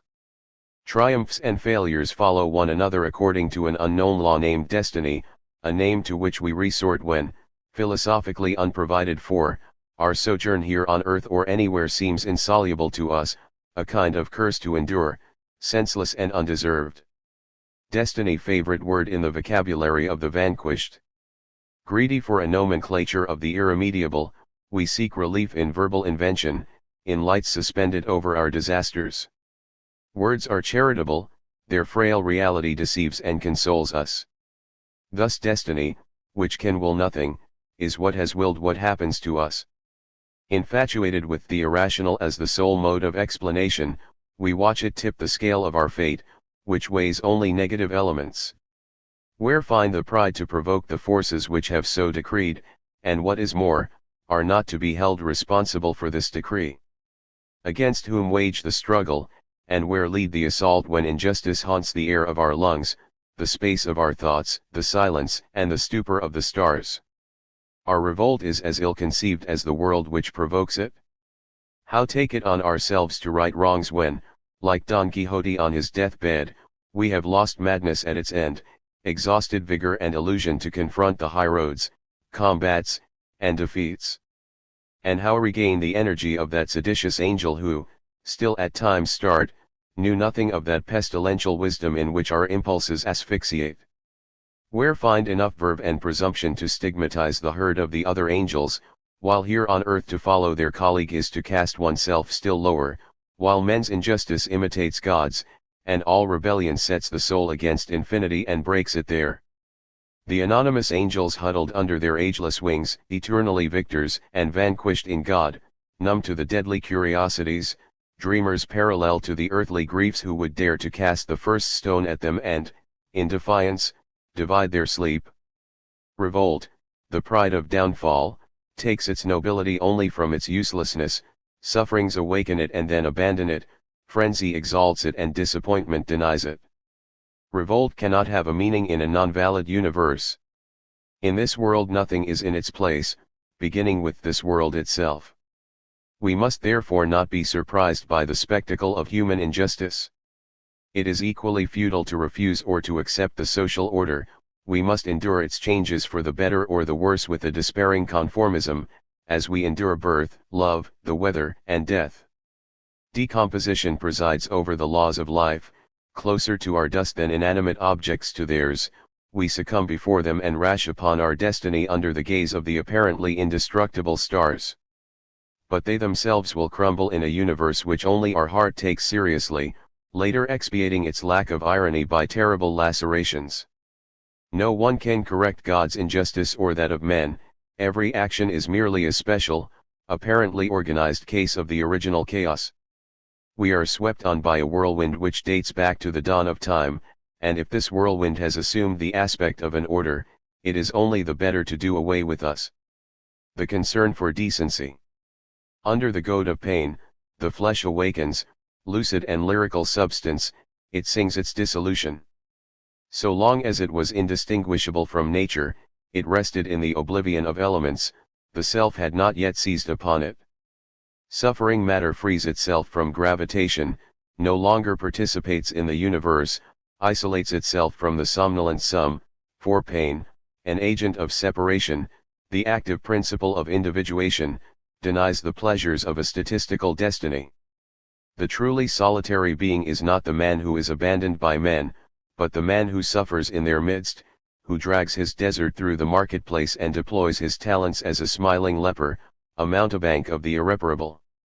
The great solitaries were happy in the old days, knew nothing of duplicity, had nothing to hide, they conversed only with their own solitude.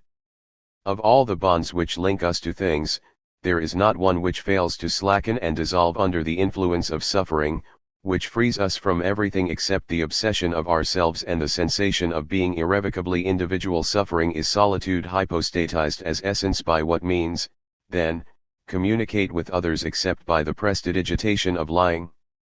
For if we were not jugglers, if we had not learned the artifices of a knowing charlatanism, if indeed we were sincere to the point of shamelessness or tragedy, our underground worlds would vomit up oceans of gall, in which it would be a point of honor for us to vanish, thereby we should flee the unseemliness of so much grotesquerie and sublimity. At a certain degree of misery, all frankness becomes indecent. Job stopped just in time, one step further, and neither God nor his friends would have answered him again. One is civilized insofar as one does not proclaim one's leprosy, as one evinces respect for the elegant falsehoods forged by the ages. No one is entitled to stagger under the burden of his hours. Every man harbors a possibility of apocalypse, but every man makes it a rule to level his own abysses. If each of us gave free rein to his solitude, God would have to remake the world, whose existence depends at every point on our education and on this fear we have of ourselves. Chaos. Chaos is rejecting all you have learned, chaos is being yourself. Gamut of the void. I have seen one man pursue this goal, another that one. I have seen men fascinated by disparate objects, under the spell of dreams and plans at once vile and indefinable. Analyzing each case in isolation in order to penetrate the reasons for so much fervor squandered, I have realized the non-meaning of all action and all effort. Is there a single life which is not impregnated with life-giving errors, a single clear, transparent life without humiliating roots, without invented motives, without myths emerging from desires? Where is the action pure of all utility, sun abhorring incandescence, angel in a universe without faith, or idle worm in a world abandoned to immortality? I have tried to protect myself against men, to react against their madness, to discern its source. I have listened and I have seen and I have been afraid of acting for the same motives or for any motive whatever, of believing in the same ghosts or in any other ghost, of letting myself be engulfed by die same intoxications or by some other. Afraid, in short, of raving in common and of expiring in a horde of ecstasies. I knew that by separating from someone, I was dispossessed of a fallacy, I was deprived of the illusion I was loving him. His feverish words revealed him the captive of an evidence absolute for him and absurd for me. On contact with his vacuity, I stripped myself of mine. Whom can we adhere to without the feeling of deception, without blushing? We can justify only the man who practices, in full awareness, the irrational necessary to every action, and who embellishes with no dream the fiction to which he surrenders himself, as we can admire only a hero who dies without conviction, all the more ready for sacrifice in that he has seen through it. As for lovers, they would be hateful if among their grimaces the presentiment of death did not hover, caressing. It is disturbing to think that we carry our secret, our illusion into the grave, that we have not survived the mysterious mistake that vivified our every breath, that, except for the skeptics and whores among us, all founder in falsehood because they fail to divine the equivalence, in nullity, of triumphs and truths. I wanted to suppress in myself the reasons men invoke in order to exist, in order to act. I wanted to become unspeakably normal, and here I am in dazed confusion, on a footing with fools, and as empty as they. Certain mornings. Regret not to be Atlas, not to be able to shrug my shoulders and watch the collapse of this laughable matter. Rage takes the opposite path of cosmogony.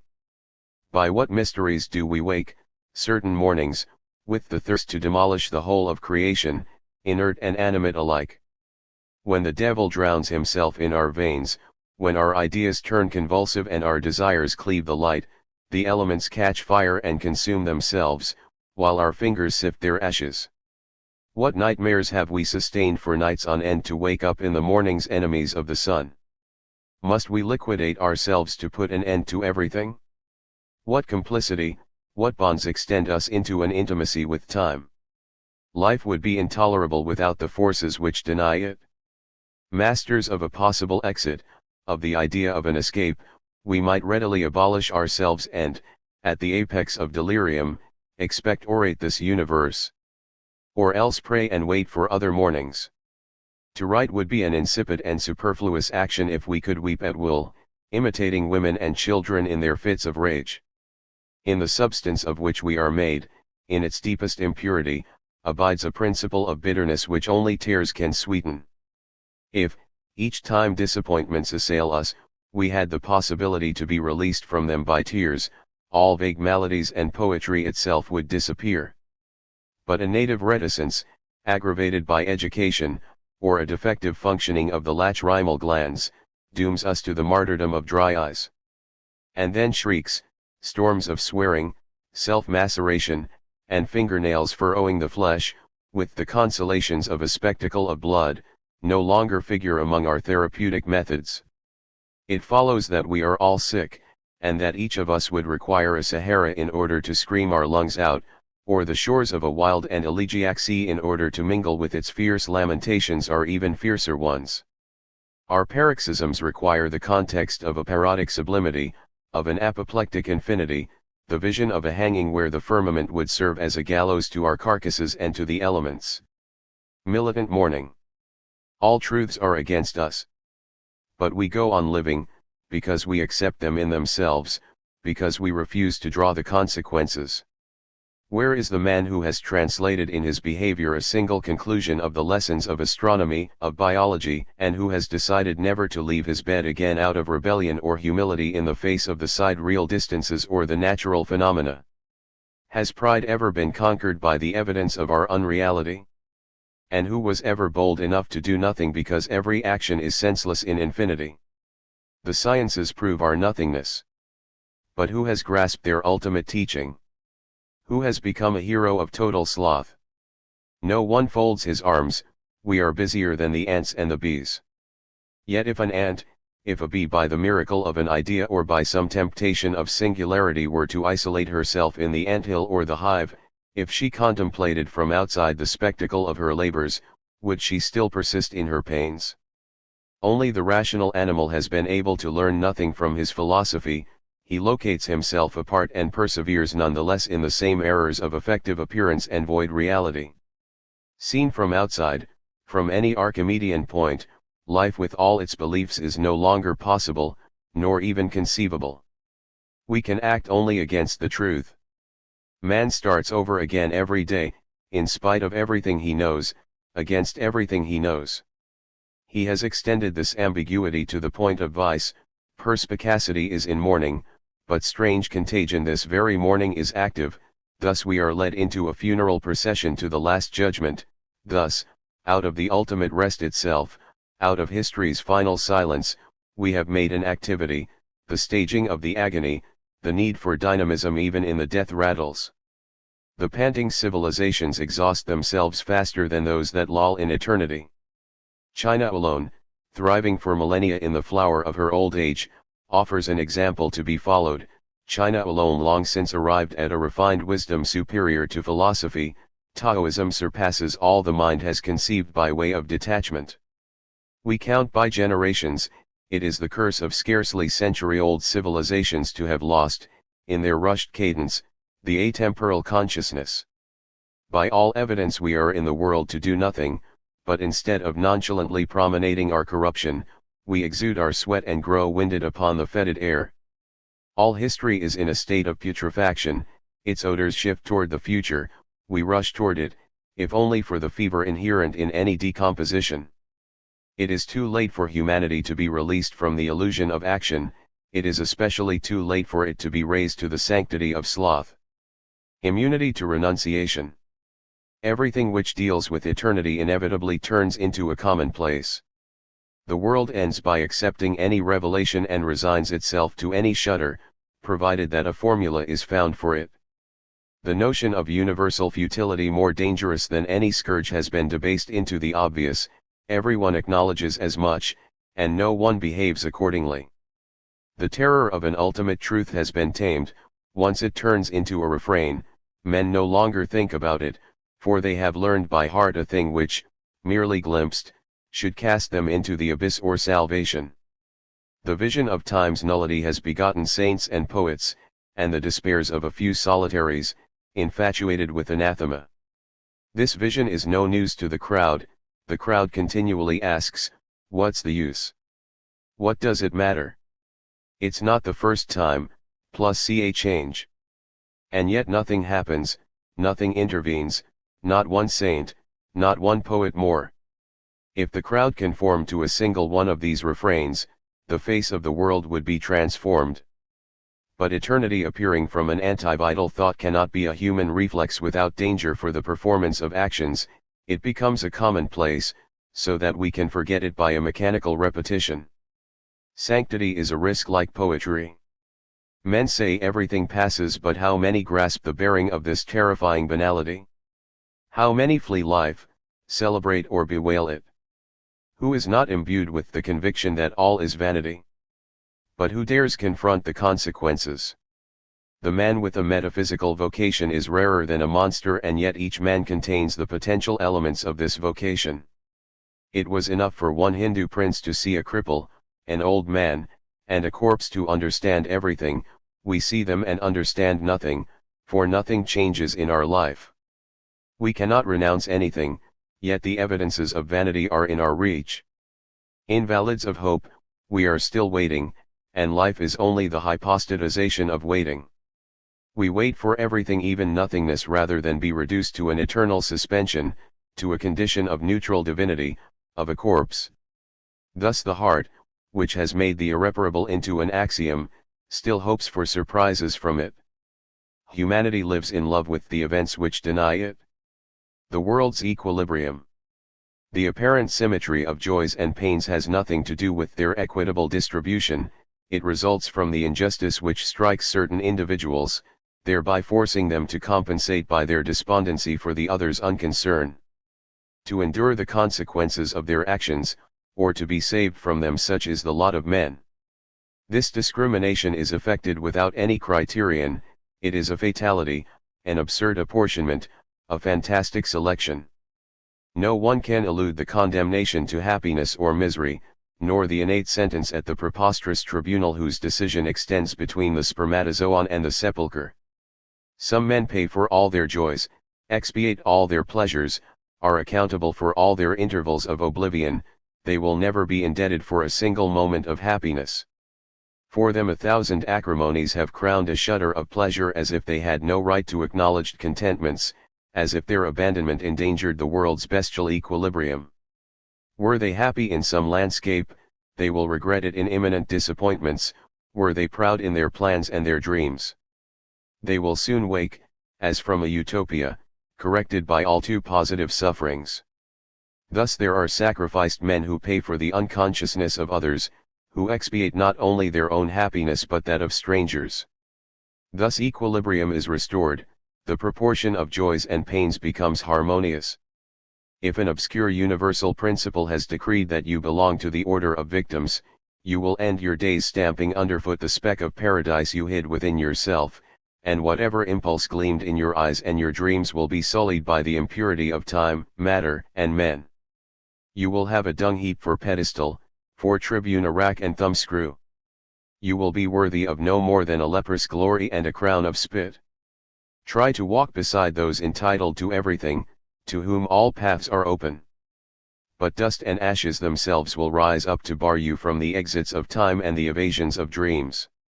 Whatever direction you take, your steps will be mired, your voices will proclaim only the hymns of mud, and over your bent heads, your heavy hearts, in which only self-pity dwells, will pass no more than the breath of the happy, blessed toys of a nameless irony, as little to blame as you are. Farewell to philosophy. I turned away from philosophy when it became impossible to discover in Kant any human weakness, any authentic accent of melancholy, in Kant and in all the philosophers. Compared to music, mysticism, and poetry, philosophical activity proceeds from a diminished impulse and a suspect depth, prestigious only for the timid and the tepid. Moreover, philosophy, impersonal anxiety, refuge among anemic ideas, is the recourse of all who would elude the corrupting exuberance of life. Almost all the philosophers came to a good end, that is the supreme argument against philosophy. Even Socrates' death has nothing tragic about it, it is a misunderstanding, the end of a pedagogue, and if Nietzsche foundered, it was as a poet and visionary, he expiated his ecstasies and not his arguments. We cannot elude existence by explanations, we can only endure it, love or hate it, adore or dread it, in that alternation of happiness and horror which expresses the very rhythm of being, its oscillations, its dissonances, its bright or bitter vehemences. Exposed by surprise or necessity to an irrefutable defeat, who does not raise his hands in prayer then, only to let them fall emptier still for the answers of philosophy? It would seem that its mission is to protect us as long as fate's neglect allows us to proceed on the brink of chaos, and to abandon us as soon as we are forced to plunge over the edge.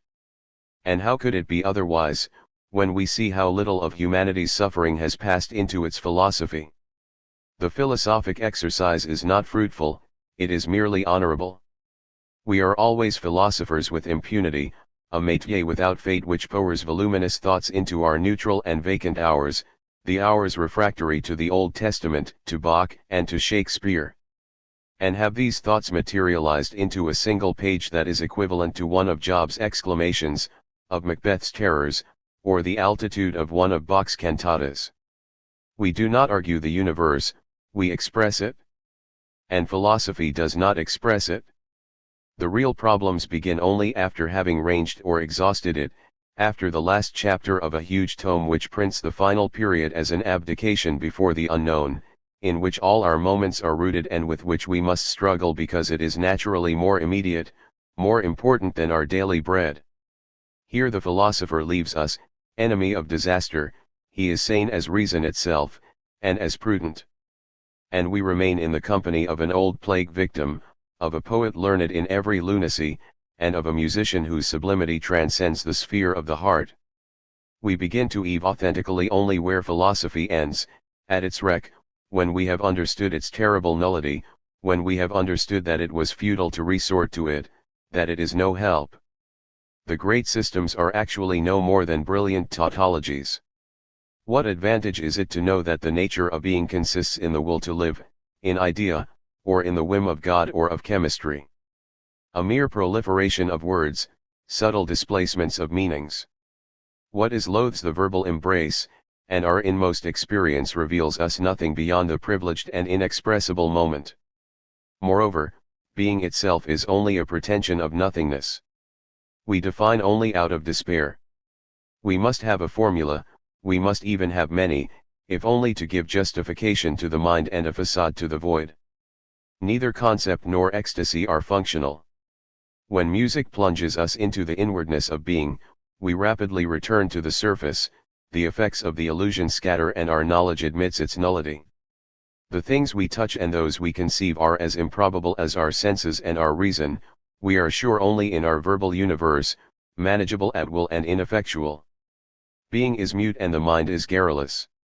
This is called knowing. The philosopher's originality comes down to inventing terms. Since there are only 3 or 4 attitudes by which to confront the world and about as many ways of dying, the nuances which multiply and diversify them derive from no more than the choice of words, bereft of any metaphysical range. We are engulfed in a pleonastic universe, in which the questions and answers amount to the same thing. Front saint to cynic. Mockery has degraded everything to the rank of a pretext, except for the sun and hope, except for the 2 conditions of life, the world's center and the heart's, the one dazzling, the other invisible. A skeleton, warming in the sun and hoping, would be more vigorous than a despairing Hercules weary of the light. A being totally permeable to hope would be more powerful than God and more vital than life. Macbeth, aweary of the sun, is the last of creatures, true death not being corruption but the disgust with our irradiation, the repulsion for all that is a seed, for all that grows in the warmth of illusion. Man has profaned the things which are born and die under the sun, except for the sun, the things which are born and die in hope, except for hope. Not having had the courage to go further, he has imposed limits upon his cynicism. A cynic, who claims to be consistent, is a cynic in words only, his gestures make him the most contradictory being. No one can live after having decimated his superstitions. To reach total cynicism would require an effort which is the converse of sanctities and at least as considerable, or else, imagine a saint who, having reached the pinnacle of his purification, discovers the vanity of the trouble he has taken and the absurdity of God. Such a monster of lucidity would change the data of life, he would have the strength and the authority to question the very conditions of his existence, he would no longer be in danger of contradicting himself, no human failing would then weaken his audacities. Having lost the religious respect we pay despite ourselves to our last illusions, he would make a plaything of his heart, and of the sun. Return to the elements. If philosophy had made no progress since the pre-Socratics, there would be no reason to complain. Exhausted by the jumble of concepts, we end by realizing that our life is still lived out in the elements out of which they constituted the world, that it is the earth, fire, air, and water which condition us, that this rudimentary physics reveals the context of our ordeals and the principle of our torments.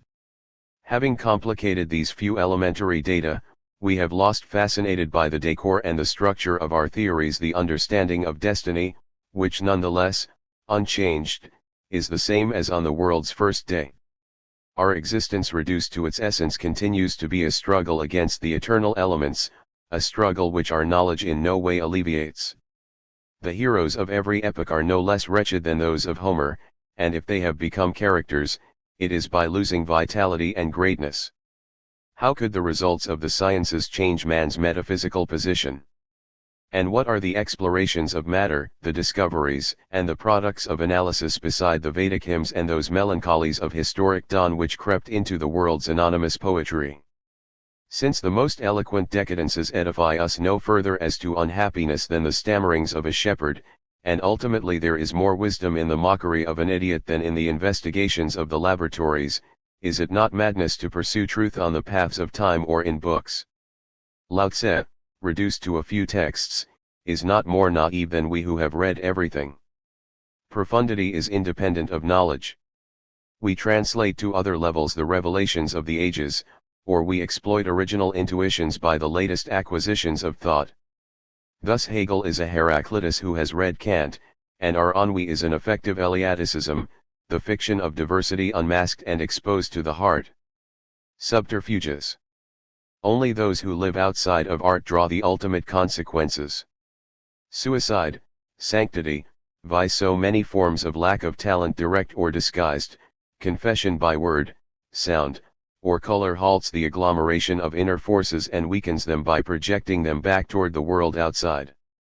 It is a salutary diminution which makes every act of creation into a coefficient of escape. But the man who accumulates energies lives under pressure, a slave to his own excesses, nothing keeps him from foundering in the absolute. Authentic tragic existence is almost never to be found among those who know how to manage the secret powers which exhaust them, diminishing their soul by their work. Where would they find the energy to attain to the extremity of actions? A hero is fulfilled in a proud modality of dying because he lacked the faculty of gradually extinguishing himself in verse. All heroism expiates by the genius of the heart a defaulting talent. Every hero is a being without talent. And it is this deficiency which projects him forward and enriches him, while those who have by creation impoverished their inheritance of the unspeakable, are cast, as existences, into the background, though their minds can be raised above all the rest. A man eliminates himself from the rank of his kind by the monastery or some other artifice, by morphine, masturbation, or rum, whereas a form of expression might have saved him. But, always present to himself, perfect possessor of his reserves and his mistakes, bearing the sum of his life without the possibility of diminishing it by the pretexts of art, invaded by self, he can be only total in his gestures and his resolutions, he can draw only a conclusion affecting him altogether, he cannot relish the extremes, he is drowned in them, and he actually drowns in vice, in God, or in his own blood, whereas the coward ices of expression would have made him retreat before the Supreme. The man who expresses himself does not act against himself, he knows only the temptation of ultimate consequences. And the deserter is not the man who draws them, but the man who scatters and divulges himself for fear lest, surrendered to himself, he will be ruined and wrecked. Non-resistance to night. At first, we think we advance toward the light, then, wearied by an aimless march, we lose our way. The earth, less and less secure, no longer supports us, it opens under our feet.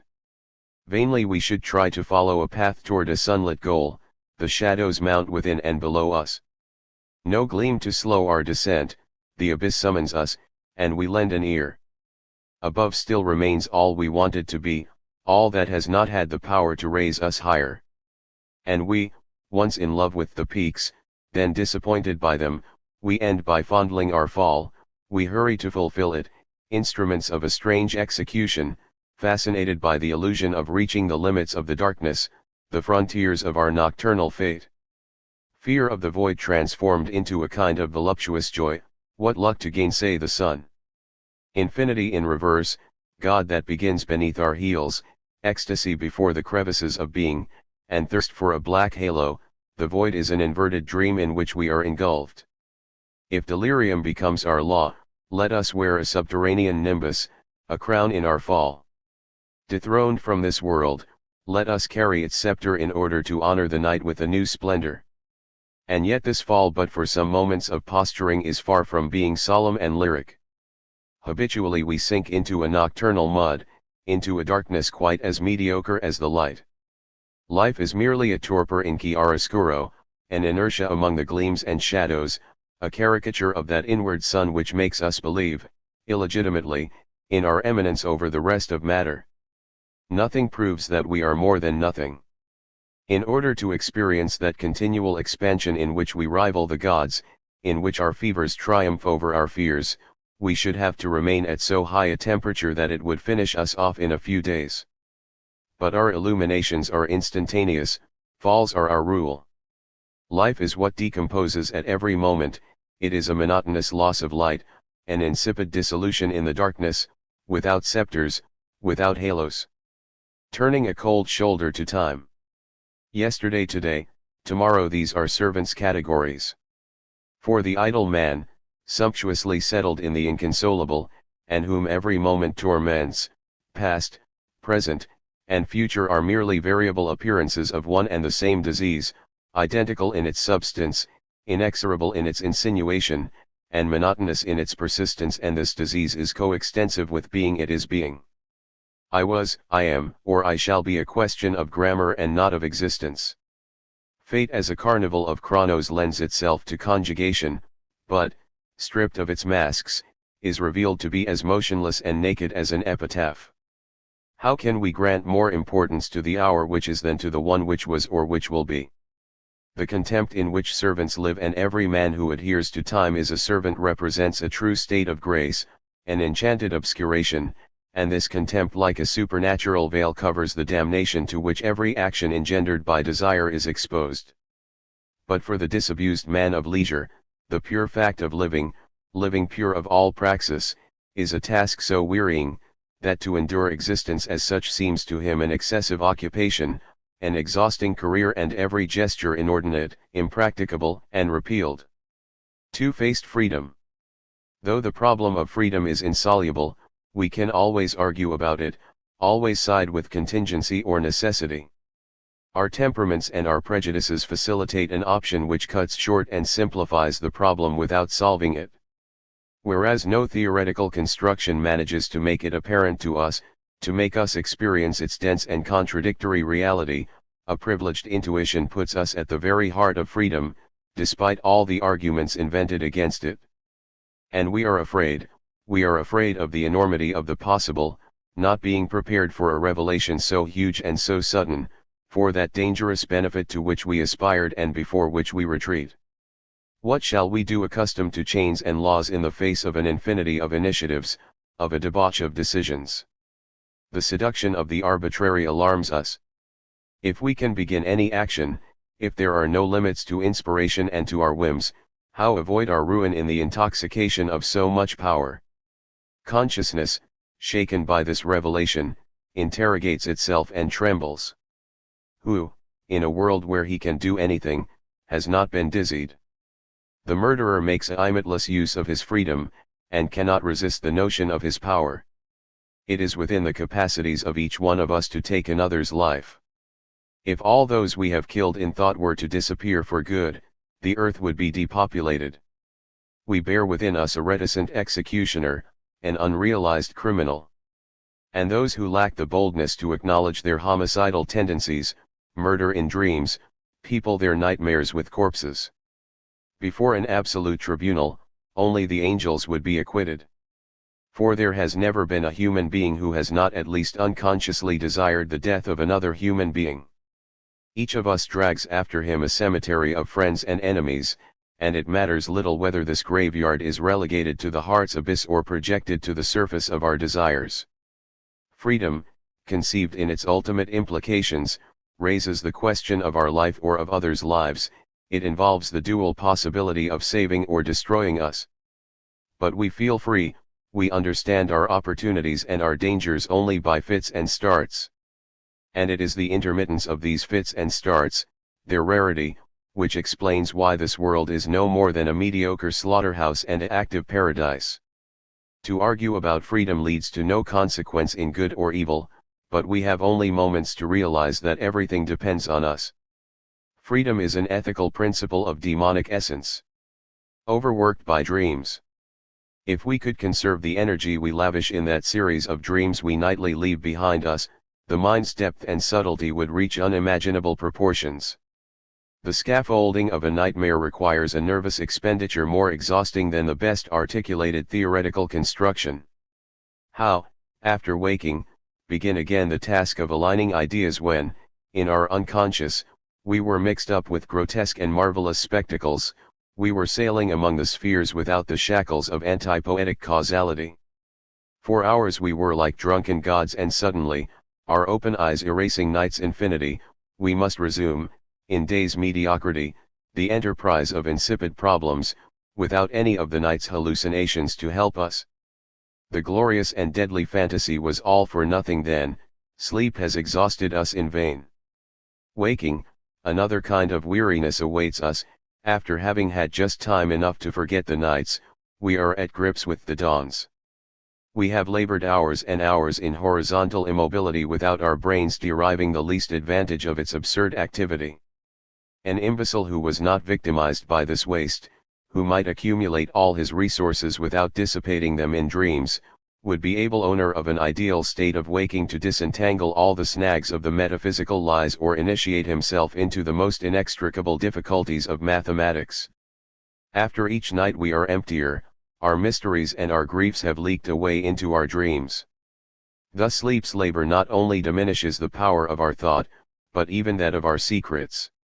The model trader. Since life can be fulfilled only within individuation, that last bastion of solitude, each being is necessary alone by the fact that he is an individual. Yet all individuals are not alone in the same way nor with the same intensity, each occupies a different rank in the hierarchy of solitude. At one extreme stands the trader, he is an individual to the point of exasperation. In this sense, Judas is the loneliest being in the history of Christianity, but not in the history of solitude. He betrayed only a God, he knew what he betrayed someone, as so many others betray something, a country or other more or less collective pretexts. The betrayal which focuses on a specific object, even if it involves dishonor or death, is not at all mysterious. We always have the image of what we want to destroy, guilt is clear, whether admitted or denied. The others cast you out, and you resign yourself to the cell or the guillotine. But there exists a much more complex modality of betrayal, without immediate reference, without relation to an object or a person. Thus, to abandon everything without knowing what this everything represents, to isolate yourself from your milieu, to reject by a metaphysical divorce the substance which has molded you, which surrounds you, and which carries you. Who, and by what defiance, can challenge existence with impunity? Who, and by what efforts, can achieve a liquidation of the very principle of his own breath? Yet the will to undermine the foundations of all that exists produces a craving for negative effectiveness, powerful and ineffable as a whiff of remorse corrupting the young vitality of a hope. When you have betrayed being, you bear with you only a vague discomfort, there is no image sustaining the object which provokes the sensation of infamy. No one casts the first stone, you are a respectable citizen as before, you enjoy the honors of the city, the consideration of your kind, the laws protect you, you are as estimable as anyone else, and yet no one sees that you are living your funeral in advance and that your death can add nothing to your irremediably established condition. This is because the traitor to existence is accountable only to himself. Who else can ask him for an accounting? If you denounce neither a man nor an institution, you run no risk, no law protects reality, but all of them punish you for the merest prejudice against its appearances. You are entitled to sap being itself, but no human being. You may legally demolish the foundations of all that is, but prison or death awaits your least infringement of individual powers. Nothing protects existence. There is no case against metaphysical traitors, against the Buddhas who reject salvation, for we judge them traitors only to their own lives. Yet of all malefactors, these are the most harmful. They do not attack the fruit, but the very sap of the universe. Their punishment? They alone know what it is. It may be that in every traitor there is a thirst for opprobrium, and that his choice of betrayal depends on the degree of solitude he aspires to. Who has not experienced the desire to perpetrate an incomparable crime which would exclude him from the human race? Who has not coveted ignominy in order to sever for good the links which attach him to others, to suffer a condemnation without appeal and thereby to reach the peace of the abyss? And when we break with the universe, is it not for the calm of an unpardonable crime? A Judas with the soul of a Buddha, what a model for a coming and concluding humanity. In one of the earth's attics, I have dreamed of distant springs, of a sun shining on nothing but sea foam and the oblivion of my birth, of a sun opposed to the earth and to this disease of finding nothing anywhere but the desire to be somewhere else, the earthly fate who has inflicted it upon us, who has chained us to this morose matter, a petrified tear against which born of time our tears shatter, whereas it has fallen, immemorial, from God's first shudder? I have loathed the planets' noons and midnights, I have longed for a world without weather, without hours, and the fear that swells them. I have hated the sighs of mortals under the weight of ages. Where is the moment without end and without desire, and that primal vacancy insensitive to the presentiments of disaster and of life? I have sought for the geography of nothingness, of unknown seas and another sun pure of the scandal of life-bearing rays. One have sought for the rocking of a skeptical ocean in which islands and axioms are drowned, the vast liquid narcotic, tepid and sweet and tired of knowledge. This earth sin of the Creator. Bet I no longer want to expiate others' sins. I want to be cured of my begetting in an agony outside the continents, in some fluid desert, in an impersonal shipwreck. Indefinite horror. It is not the outbreak of a specific evil which reminds us of our fragility. There are vaguer but more troublesome warnings to signify our imminent excommunication from the temporal, the approach of disgust, of that sensation which physiologically separates us from the world, shows how destructible is the solidity of our instincts or the consistency of our attachments. In health, our flesh echoes the universal pulsation and our blood reproduces its cadence. In disgust, which lies in wait for us like a potential hell in order to suddenly seize upon us afterwards, we are as isolated in the whole as a monster imagined by some teratology of solitude. The critical point of our vitality is not disease which is struggle, but that indefinite horror which rejects everything and strips our desires of the power to procreate new mistakes. The senses lose their sap, the veins dry up, and the organs no longer perceive anything but the interval separating them from their own functions. Everything turns insipid, ender and dreams. No more aroma in matter and no more enigma in meditation. Gastronomy and metaphysics both become victims of our want of appetite. We spend hours waiting for other hours, waiting for the moments which no longer flee time, the faithful moments which reinstate us in the mediocrity of health, and the amnesia of its dangers. Greed for space, unconscious covetousness of the future. Health shows us how superficial the level of life is as such, and how incompatible organic equilibrium is with inner depth. The mind, in its range, proceeds from our compromised functions. It takes wing insofar as the void dilates within our organs. We are healthy only insofar as we are not specifically ourselves. It is our disgusts which individualize us, our melancholies which grant us a name, our losses which make us possessors of our self. We are ourselves only by the sum of our failures. Unconscious dogmas.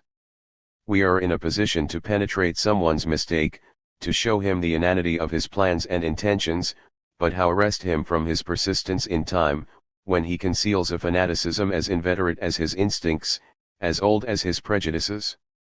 We bear within us like an unchallengeable treasure an amalgam of unworthy beliefs and certitudes. And even the man who manages to rid himself of them, to vanquish them, remains in the desert of his lucidity a fanatic still, a fanatic of himself, of his own existence. he has scoured all his obsessions, except for the terrain where they flourish, he has lost all his fixed points, except for the fixity from which they proceed. Life has dogmas more immutable than theology, each existence being anchored in infallibilities which exceed all the lucubrations of madness or of faith. Even the skeptic, in love with his doubts, turns out to be a fanatic of skepticism. Man is the dogmatic being par excellence, and his dogmas are all the deeper when he does not formulate them, when he is unaware of them, and when he follows them. We all believe in many more things than we think, we harbor intolerances, we cherish bloody prejudices, and, defending our ideas with extreme means, we travel the world like ambulatory and irrefragable fortresses.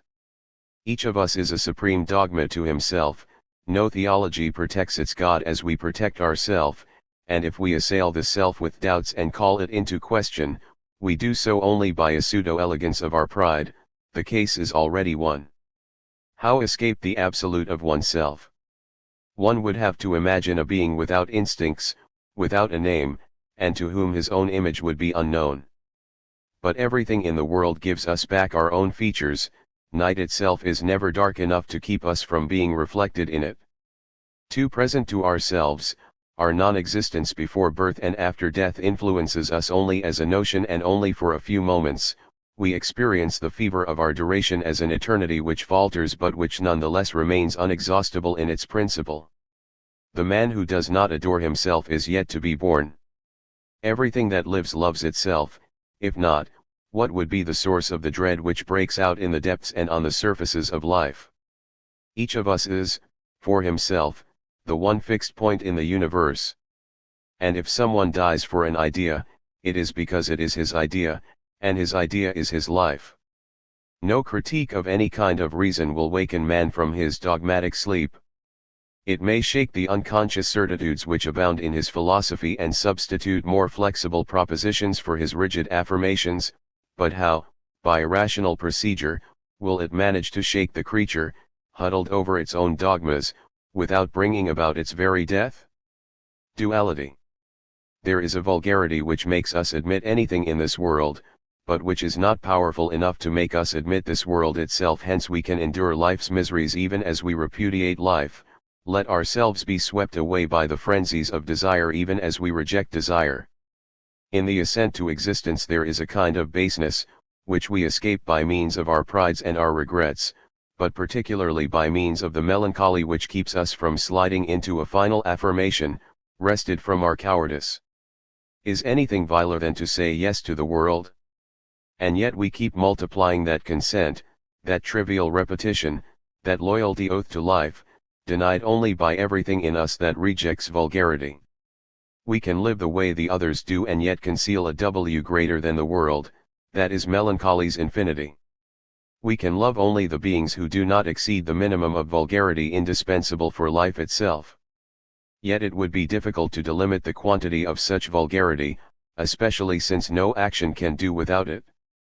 All of life's rejects prove that they were insufficiently sorted. The man who prevails in the conflict with his neighbors stands on top of a dung heap, and the man who is vanquished there pays for a purity he has been unwilling to sully. In every man, nothing is more alive and true than his own vulgarity, source of all that is vital in elemental terms. But, on the other hand, the more deeply rooted you are in life, the more contemptible you are. The man who does not spread a vague funereal radiation around himself, and who in passing fails to leave a whiff of melancholy from remote worlds, that man belongs to subzoology, more specifically to human history. The opposition between vulgarity and melancholy is so irreducible that next to it all other oppositions seem to be inventions of the mind, arbitrary and entertaining. Even the most decisive antimonies blur beside this opposition, in which are brought face to face according to a predestined dosage our lower depths and our dreaming gall. The renegade. He remembers being born somewhere, having believed in native errors, having proposed principles and preached inflammatory stupidities. He blushes for it, and strives to abjure his past, his real or imaginary fatherlands, the truths generated in his very marrow. He will find peace only after having annihilated in himself the last reflex of the citizen, the last inherited enthusiasm. How could the heart's habits still chain him, when he seeks liberation from genealogies and when even the ideal of the ancient sage, scorner of all cities, seems to him a compromise? The man who can no longer take sides because all men are necessarily right and wrong, because everything is at once justified and irrational that man must renounce his own name, tread his identity underfoot, and begin a new life in impassibility or despair. Or otherwise, invent another genre of solitude, expatriate himself in the void, and pursue by means of one exile or another the stages of uprootedness. Released from all prejudices, he becomes the unusable man par excellence, to whom no one turns and whom no one fears because he admits and repudiates everything with the same detachment. Less dangerous than a heedless insect, he is none the less a scourge for life, for it has vanished from his vocabulary, with the 7 days of the creation. And life would forgive him, if at least he relished chaos, which is where life began. But he denies the feverish origins, beginning with his own, and preserves, with regard to the world, only a cold memory, a polite regret. From denial to denial, his existence is diminished, vaguer and more unreal than a syllogism of sighs. How could he still be a creature of flesh and blood? Anemic, he rivals the idea itself. He has abstracted himself from his ancestors, from his friends, from every soul, and himself, in his veins, once turbulent, rests a light from another world. Liberated from what he has lived, unconcerned by what he will live, he demolishes the signposts on all his roads, and wrests himself from the dials of all time. I shall never meet myself again, he decides, happy to turn his last hatred against himself, happier still to annihilate in his forgiveness all beings, all things. Shades of the future. We are justified in imagining a time when we shall have transcended everything, even music, even poetry, a time when, detractors of our traditions and our transports, we shall achieve such a disavowal of ourselves that, weary of a known grave, we shall make our way through the days in a threadbare shroud. When a sonnet, whose rigor raises the verbal world above a splendidly imagined cosmos, when a sonnet ceases to be a temptation for our tears, and when in the middle of a sonata our yawns win out over our emotion, then the graveyards will have nothing more to do with us, for they receive only fresh corpses, still imbued with a suspicion of warmth and a memory of life. Before our old age a time will come when, retracing our ardors, and bent beneath the recantations of the flesh, we shall walk, half carrion, half spectre. We shall have repressed out of fear of complicity with illusion any palpitation within us. Unable to have disembodied our life in a sonnet, we shall drag our corruption in shreds and tatters, and for having outstripped music and death alike, we shall stumble, blind, toward a funereal immortality. The flower of fixed ideas. So long as man is protected by madness, he functions and flourishes, but when he frees himself from the fruitful tyranny of fixed ideas, he is lost, ruined. He begins to accept everything, to wrap not only minor abuses in his tolerance, but crimes and monstrosities, vices and aberrations, everything is worth the same to him. His indulgence, self-destroying as it is, extends to all the guilty, to the victims and the executioners. He takes all sides, because he espouses all opinions. Gelatinous, contaminated by infinity, he has lost his character, lacking any point of reference, any obsession. The universal view melts things into a blur, and the man who still makes them out, being neither their friend nor their enemy, bears in himself a wax heart which indiscriminately takes the form of objects and beings. His pity is addressed to existence, and his charity is that of doubt and not that of love, a skeptical charity, consequence of knowledge, which excuses all anomalies. But the man who takes sides, who lives in the folly of decision and choice, is never charitable, incapable of comprehending all points of view, confined in the horizon of his desires and his principles. He plunges into a hypnosis of the finite. This is because creatures flourish only by turning their backs on the universal. To be something unconditional is always a form of madness from which life flower of fixed idea frees itself only to fade. The celestial dog. unknowable, what a man must lose to have the courage to confront the conventions. Unknowable what Diogenes lost to become the man who permitted himself everything, who translated his innermost thoughts into actions with a supernatural insolence, like some libidinous yet pure god of knowledge. No one was so frank, a limit case of sincerity and lucidity, as well as an example of what we could be if education and hypocrisy did not reign in our desires and our gestures. One day a man invited him into a richly furnished house, saying, "Be careful not to spit on the floor." Diogenes, who needed to spit, spat in his face, exclaiming that it was the only dirty place he could find where spitting was permitted. Diogenes Laertius, who, after being received by a rich man, has not longed oceans of saliva to expectorate on all the owners of the earth, and who has not swallowed his own spittle for fear of casting it in the face of some stout and respected thief. We are all absurdly prudent and timid. Cynicism is not something we are taught in school. Nor is pride. Menippus, in his work entitled The Virtue of Diogenes, tells how he was captured and sold as a slave, and that he was asked what he knew how to do. Diogenes answered, "Command," and shouted to the herald, "Ask who wants to buy a master." The man who affronted Alexander and Plato, who masturbated in the marketplace, "If only heaven let us rub our bellies too, and that be enough to stave off hunger," the man of the famous cask and the famous lantern, and who in his youth was a counterfeiter, what higher dignity for a cynic, what must his experience have been of his neighbors?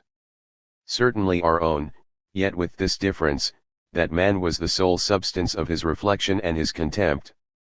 Without suffering the falsifications of any ethic and any metaphysic, he strove to strip man in order to show him to us nakeder and more abominable than any comedy, any apocalypse has done. Socrates gone mad, Plato called him Socrates turned sincere, is what he should have said. Socrates renouncing the good abjuring formulas and the city, Socrates turning, finally, into a psychologist and nothing more. But Socrates, even sublime, remains conventional, he remains a master and edifying model only. Diogenes proposes nothing. The basis of his attitude and of cynicism in its essence is determined by a testicular horror of the absurdity of being man. The thinker who reflects without illusion upon human reality, if he wants to remain within the world, and if he eliminates mysticism as an escape hatch, ends up with a vision in which are mingled wisdom, bitterness, and farce, and if he chooses the marketplace as the site of his solitude, he musters his verve in mocking his kind or in exhibiting his disgust, a disgust which today, with Christianity and the police, we can no longer permit ourselves. 2,000 years of oaths and codes have sweetened our bile. Moreover, in a hurried world, who would stop to answer our insolences, to delight in our howls? That the greatest connoisseur of human beings should have been nicknamed dog proves that man has never had the courage to accept his authentic image, and that he has always rejected truths without accommodations. Diogenes suppressed pose in himself. What a monster in other men's eyes! To have an honorable place in philosophy you must be an actor, you must respect the play of ideas and exercise yourself over false problems. In no case must man as such be your business. Again, according to Diogenes Laertius, at the Olympic Games, when the herald proclaimed, "Dioxippus has vanquished men," Diogenes answered, "He has vanquished only slaves. Men are my business / and indeed he vanquished men as no one else has ever done, with weapons more dreadful than those of conquerors, though he owned only a broom, the least proprietary of all beggars, true saint of mockery. By a lucky accident, he was born before the cross made its appearance. Who knows if, grafted on his detachment, some unhealthy temptation of extra-human risk might not have induced him to become an ordinary ascetic, later canonized, lost in the mass of the blessed and the maze of the calendar. Then he would have gone mad, he too, the most profoundly normal of men, since he was remote from all teaching and all doctrine. The hideous countenance of man Diogenes was the only one to reveal that to us. The merits of cynicism have been dimmed and downtrodden by a religion opposed to the evident.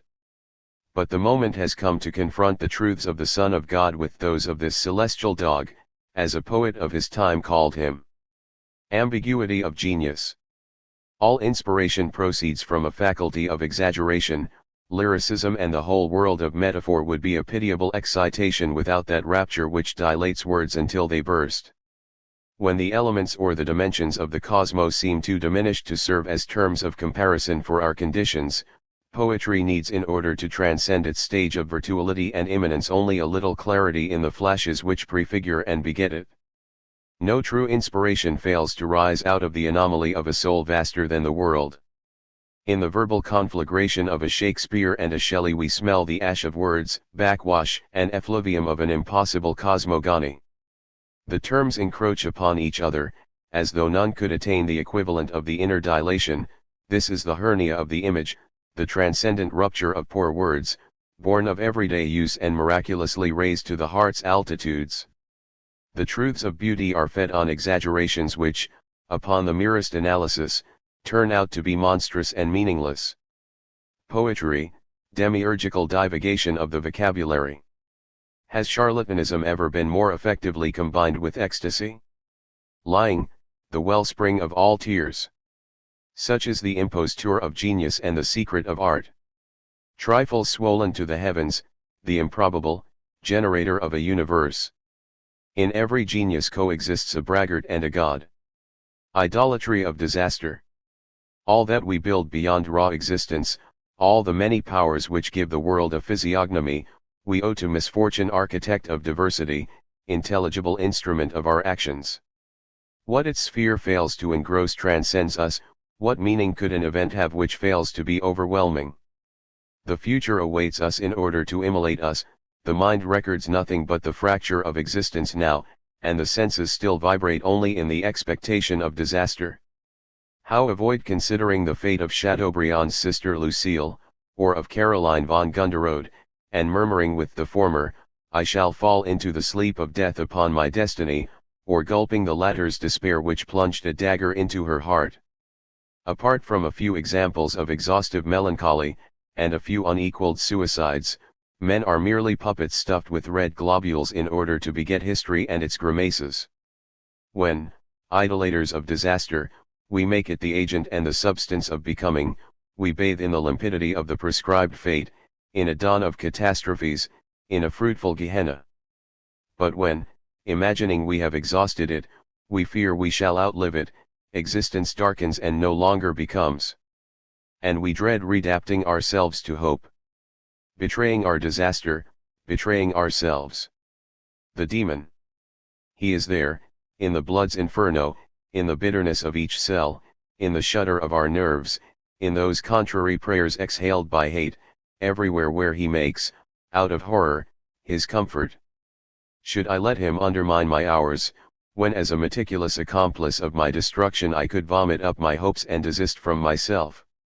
He shares murderous tenant my bed, my oblivions, and my insomnias. To lose him, my own loss is necessary. And when you have only a body and a soul, the one too heavy and the other too dim, how bear as well an additional weight, a further darkness? How drag your way through a dark time? I dream of a golden moment outside of becoming, a sunlit moment transcending the torment of the organs and the melody of their decomposition. To hear the sobs agonized, joyous of that evil one who wriggles through your thoughts, and not to strangle the intruder? But if you attack him, it will only be out of some futile self-indulgence. He is already your pseudonym, you cannot do him violence without impunity. Why evade the approach of the last act? Why not attack yourself in your own name? It would be quite false to suppose that the demoniac revelation is a presence inseparable from our duration, yet when we are gripped by it, we cannot imagine the quantity of neutral moments we have lived through before. To invoke the devil is to tinge with a vestige of theology an ambiguous excitation which our pride refuses to accept as such. But who does not know these fears, in which we find ourselves face to face with the Prince of Darkness? Our pride needs a name, a great name, in order to baptize an anguish which would be pitiable if it emanated only from physiology. The traditional explanation seems more flattering to us, a residue of metaphysics suits the mind. It is in this way that in order to veil our too immediate ills we resort to elegant, although obsolete, entities. How admit that our most mysterious deliriums proceed from no more than nervous diseases, whereas it is enough for us to think of the demon in us or outside us in order to stand up straight again at once. We inherit from our ancestors that propensity to objectivize our inmost evils. Mythology has impregnated our blood and literature has sustained in us a relish for effects. The mockery of a new life. Nailed to ourselves, we lack the capacity of leaving the path inscribed in the innateness of our despair. Exempt ourselves from life because it is not our element.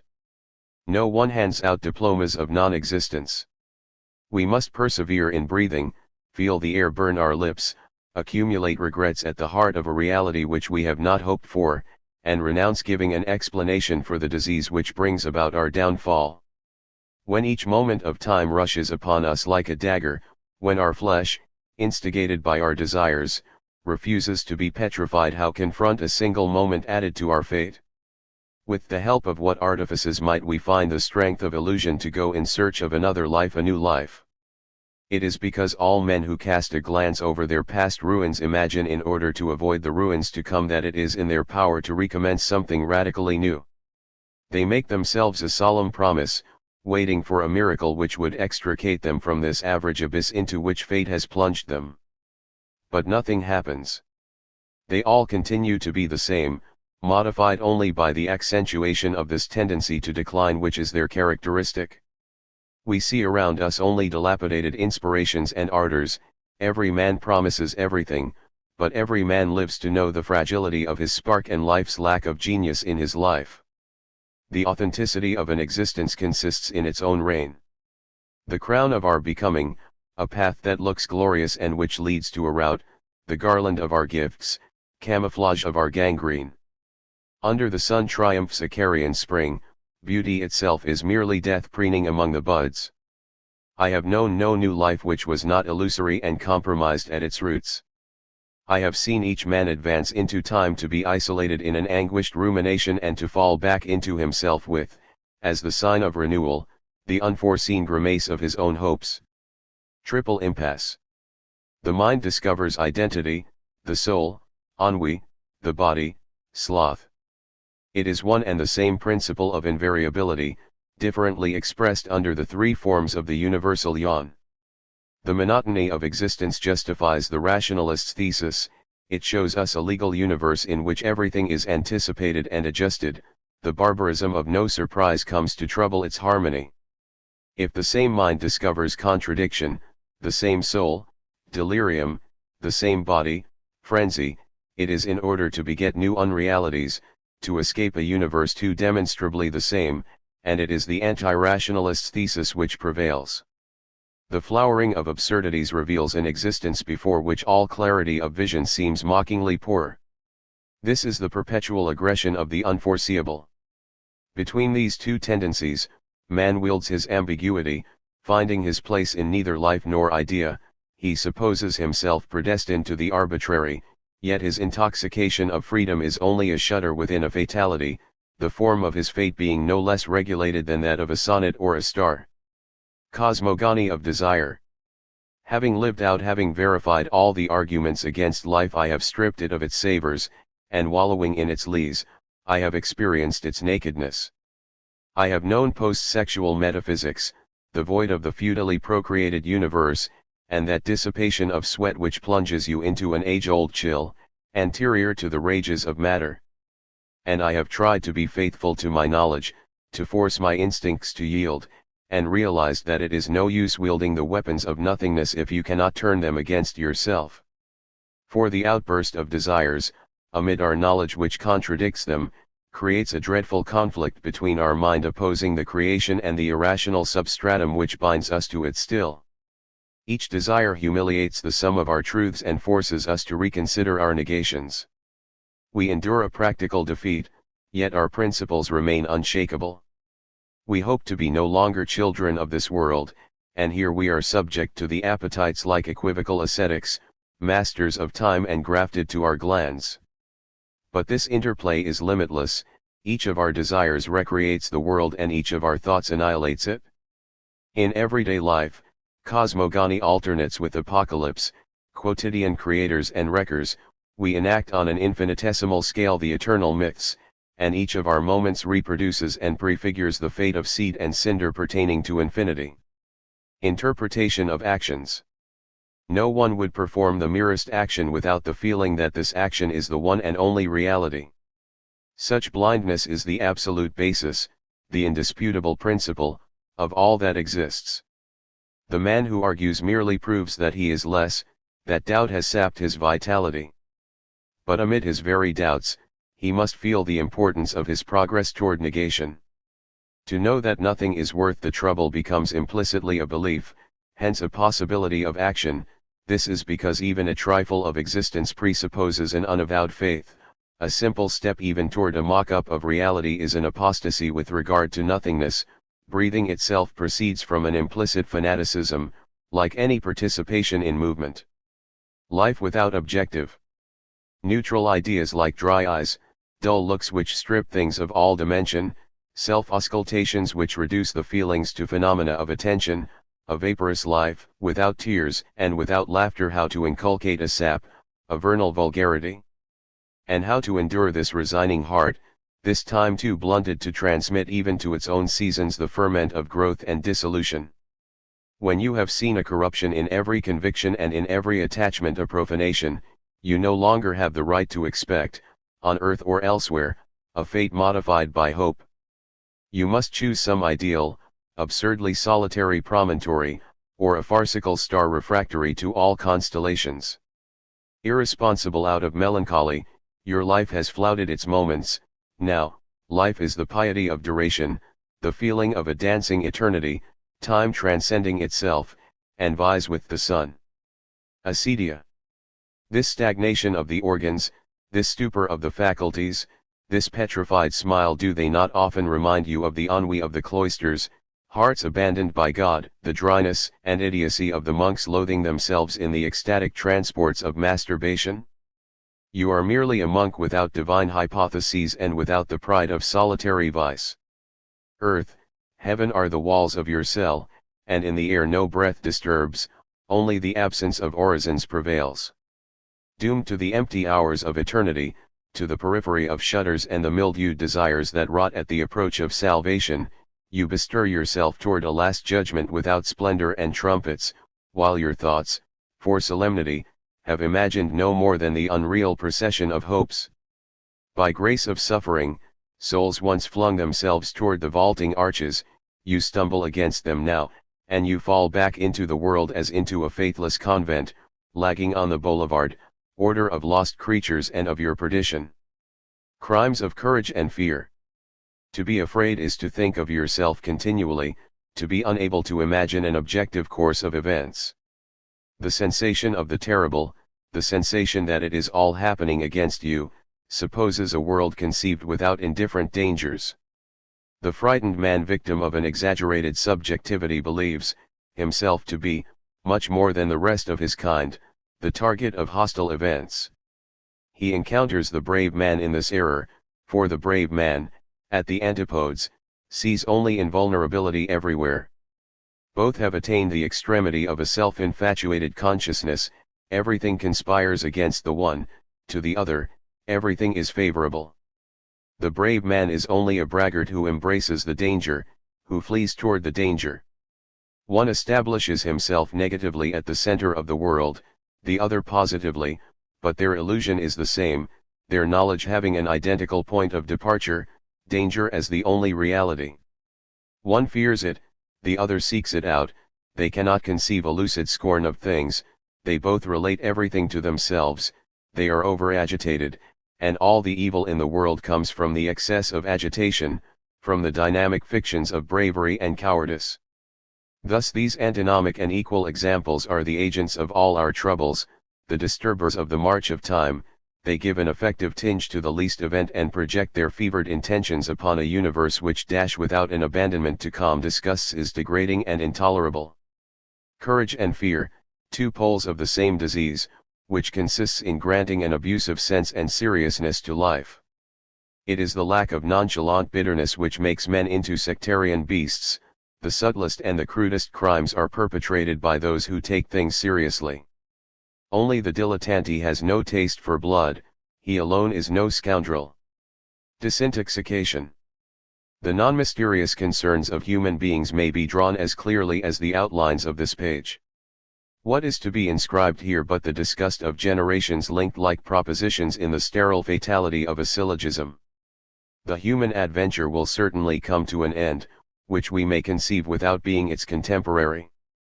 When we have consummated in ourselves the divorce with history, it is quite superfluous to attend the formalities. We need only look at man in the face to detach ourselves from him and to no longer regret his hoaxes. Thousands of years of sufferings, which would have softened the hearts of stones, merely petrified the steely mayfly, monstrous example of evanescence and hardening, driven by one insipid madness, a will to exist at once imperceptible and shameless. When we realize that no human motive is compatible with infinity and that no gesture is worth the trouble of making it, our heart, by its very beating, can no longer conceal its vacuity. Men mingle in a uniform fate as futile, for the indifferent eye, as the stars or the crosses of a military cemetery. Of all the goals proposed for existence, which one, subjected to analysis, escapes the music hall or the morgue? Which fails to reveal us as futile or sinister? And is there a single stroke of magic, is there one charm which can still deceive us? When we are forbidden visible prescriptions, we become, like the devil, metaphysically illegal. We have left the order of the world, no longer finding a place there. We look at it without recognition, stupefaction turns into a reflex, while our plaintive astonishment, lacking an object, is forever fastened to the void. We undergo sensations which no longer correspond to things because nothing irritates them any longer. Thus we transcend even the dream of the angel of melancholia, and we regret that Dürer did not languish for eyes even more remote. When everything seems too concrete, too existent, including our noblest vision, and we sigh for an indefinite which would proceed from neither life nor death, when every contact with being is a violation of the soul has been excluded from the universal jurisdiction and, no longer having any accounting to make or laws to infringe, vies by melancholy with the divine omnipotence. Itinerary of hate. I hate no one, but hatred blackens my blood and scorches the skin which the years were powerless to tan. How prevail, under tender or rigorous judgments, over a hideous gloom and the scream of a man flayed alive? I wanted to love heaven and earth, their exploits and their fevers, and I have found nothing which failed to remind me of death: flowers, stars, faces, symbols of withering, potential slabs of all possible tombs. What is created in life, and ennobles it, tends toward a macabre or mediocre, and the effervescence of hearts has provoked disasters which no demon would have dared conceive. Look upon a mind enflamed and be sure that you will end by being its victim. Those who believe in their truth, the only ones whose imprint is retained by the memory of men, leave the earth behind them strewn with corpses. Religions number in their ledgers more murders than the bloodiest tyrannies account for, and those whom humanity has called divine far surpass the most conscientious murderers in their thirst for slaughter. The man who proposes a new faith is persecuted, until it is his turn to become a persecutor. Truths begin by a conflict with the police and end by calling them in. For each absurdity we have suffered for degenerates into a legality, as every martyrdom ends in the paragraphs of the law, in the insipidities of the calendar, or the nomenclature of the streets. In this world, heaven itself becomes authority, and we know ages which lived only by it, Middle Ages more prodigal in wars than the most dissolute epochs, bestial crusades tricked out as sublimities, before which the invasions of the Hun seem the refrains of decadent hordes. Immaculate exploits decline into public enterprise, consecration dims the most aerial halo. An angel protected by a policeman, that is how truths die, that is how enthusiasms expire. It is enough that a rebellion be right and create adherents, a revelation be propagated and an institution confiscated, for the once solitary transports divided among a few neophyte dreamers to be corrupted in a prostituted existence. Show me one thing here on earth which has begun well and which has not ended badly. The proudest palpitations are engulfed in a sewer, where they cease throbbing, as though having reached their natural term. This downfall constitutes the heart's drama and the negative meaning of history. Each ideal fed, at its beginning, on the blood of its votaries, erodes and collapses when it is adopted by the mob. The font transformed into a spittoon, that is the ineluctable rhythm of progress. Under these conditions, upon whom are we to pour out our hatred? No one is responsible for being, and still less for being what he is. Afflicted with existence, each man endures like an animal the consequences which proceed from it. Thus, in a world where everything is detestable, hatred becomes huger than the world and, having transcended its object, cancels itself out.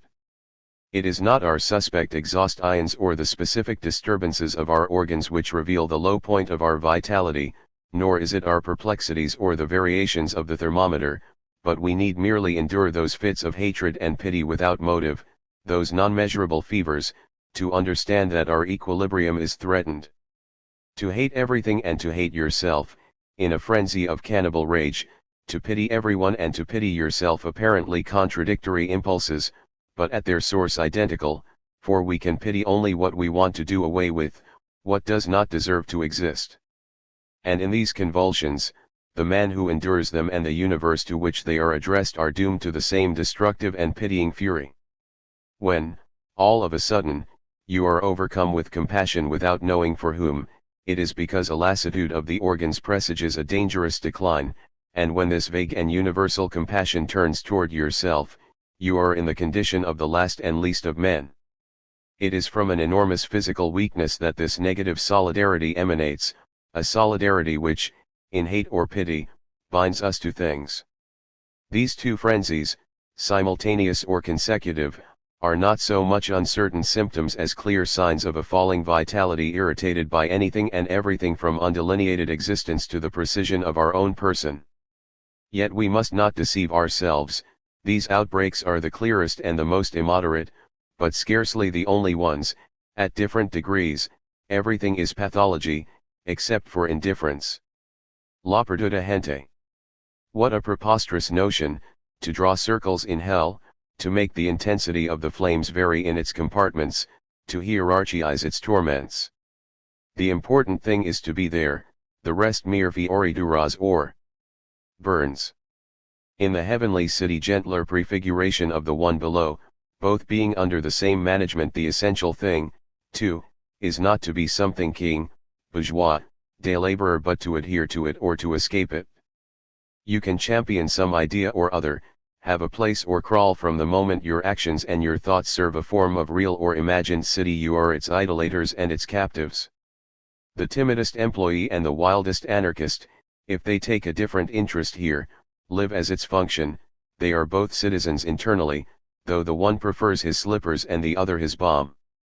The circles of the earthly city, like those of the one underground, imprison beings in a damned community, and drag them in the same procession of sufferings, in which to look for nuances would be a waste of time.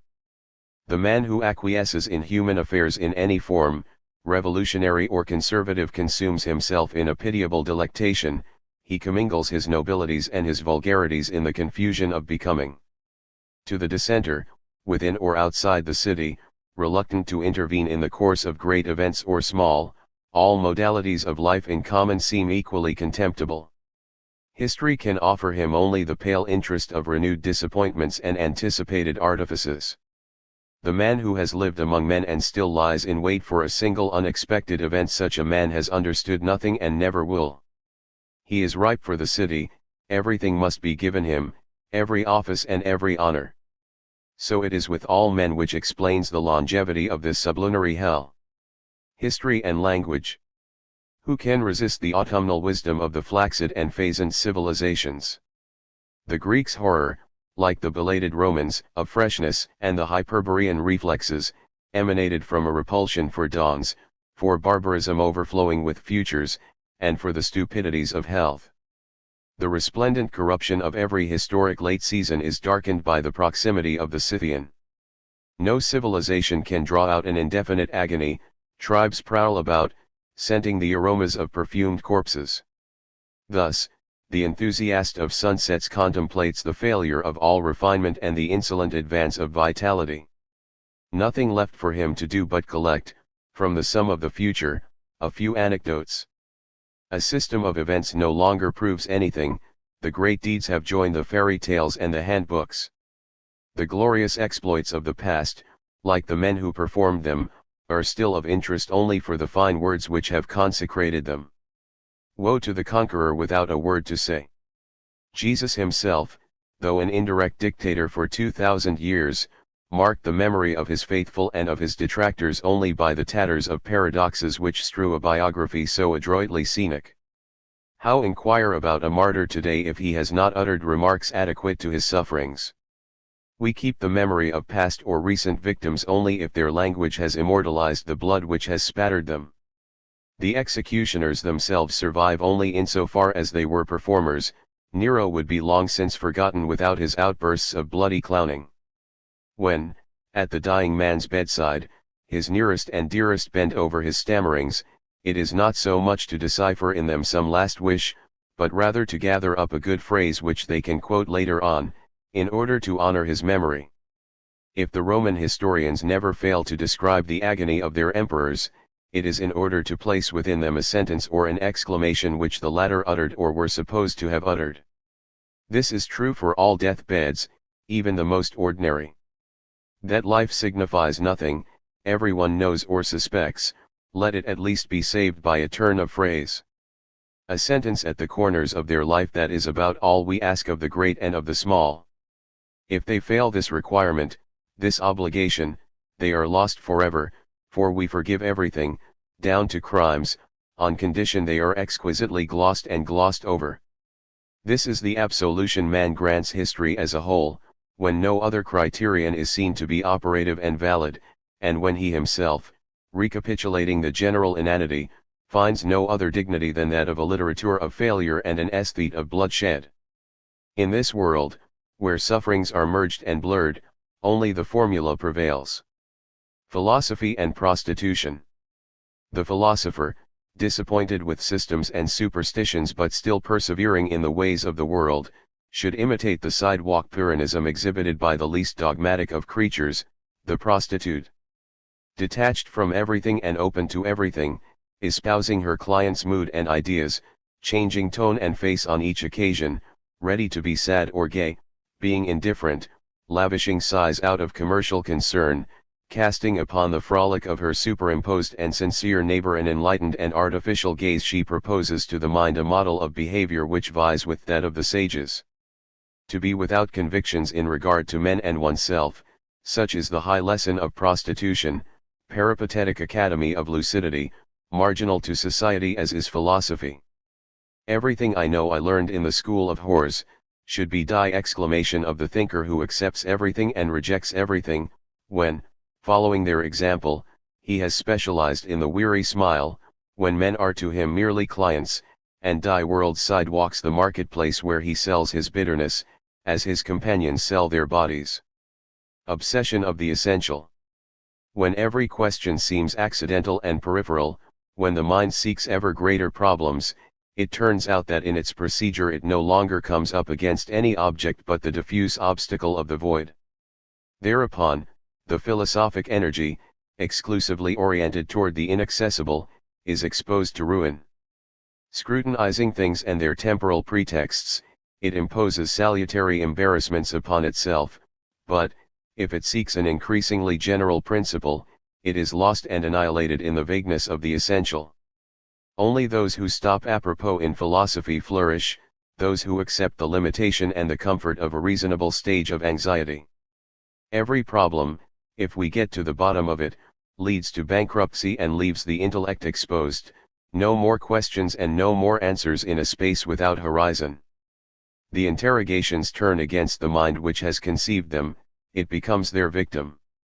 Everything is hostile to it, its own solitude, its own audacity, the opaque absolute, the unverifiable gods, and the manifest nothingness. Woe to the man who, having arrived at a certain moment of the essential, has not drawn up short.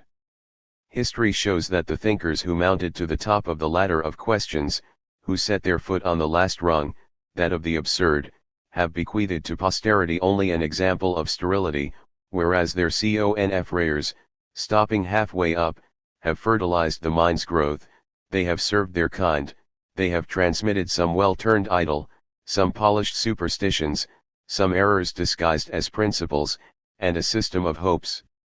Had they embraced the dangers of an excessive progression, this scorn of charitable mistakes would have rendered them disastrous to others and to themselves. They would have inscribed their names on the confines of the universe and of thought unhealthy seekers and arid reprobates, amateurs of fruitless dizziness, hunters of dreams it is not permitted to dream. Ideas refractory to the essential are the only ones to have a purchase on men. What would they do with a region of thought where even the man who aspires to settle by natural inclination or morbid thirst is jeopardized?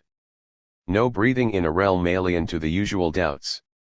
And if certain minds locate themselves outside the agreed upon inquiries, it is because an instinct rooted in the depths of matter, or a vice rising out of a cosmic disease, has taken possession of them and has led them to an order of reflection so exigent and so enormous that death itself seems of no importance, the elements of destiny mere nonsense, and the apparatus of metaphysics no more than utilitarian and suspect.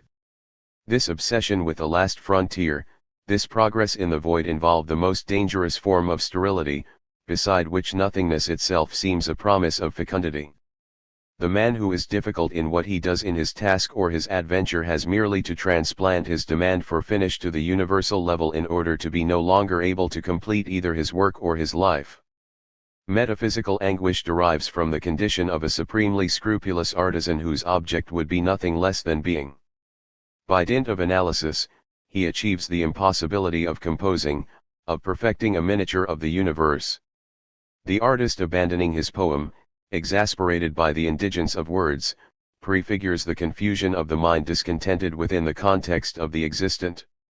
Incapacity to organize the elements as stripped of meaning and savor as the words which express them leads to the revelation of the void.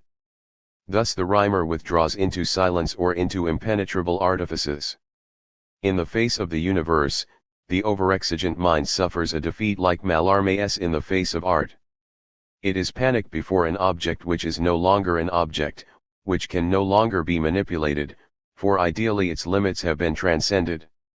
Those who do not remain inside the reality they cultivate, those who transcend the task of existing, must either compromise with the inessential, reverse gears and take their places in the eternal farce, or accept all the consequences of a severed condition which is either superfetation or tragedy, depending on whether it is contemplated or endured. Felicity of epigones. Is there a pleasure more subtly ambiguous than to watch the ruin of a myth? What dilapidation of hearts in order to beget it, what excesses of intolerance in order to make it respected, what terror for those who do not assent to it, and what expense of hopes for those who watch it? Expire. Intelligence flourishes only in the ages when beliefs wither, when their articles and their precepts slacken, when their rules collapse. Every period's ending is the mind's paradise, for the mind regains its play and its whims only within an organism in utter dissolution. The man who has the misfortune to belong to a period of creation and fecundity suffers its limitations and its ruts, slave of a unilateral vision, he is enclosed within a limited horizon. The most fertile moments in history were at the same time the most airless, they prevailed eco-fatality, a blessing for the naive mind, mortal to an amateur of intellectual space. Freedom has scope only among the disabused and sterile epigones, among the intellects of belated epochs, epochs whose style is coming apart and is no longer inspired except by a certain ironic indulgence. To belong to a church uncertain of its God after once imposing that God by fire and sword should be the ideal of every detached mind. When a myth languishes and turns diaphanous, and the institution which sustains it turns clement and tolerant, problems acquire a pleasant elasticity. The weak point of a faith, the diminished degree of its vigor set up a tender void in men's souls and render them receptive, though without permitting them to be blind, yet, to the superstitions which lie in wait for the future they darken already. The mind is soothed only by those agonies of history which precede the insanity of every dawn. Ultimate audacity.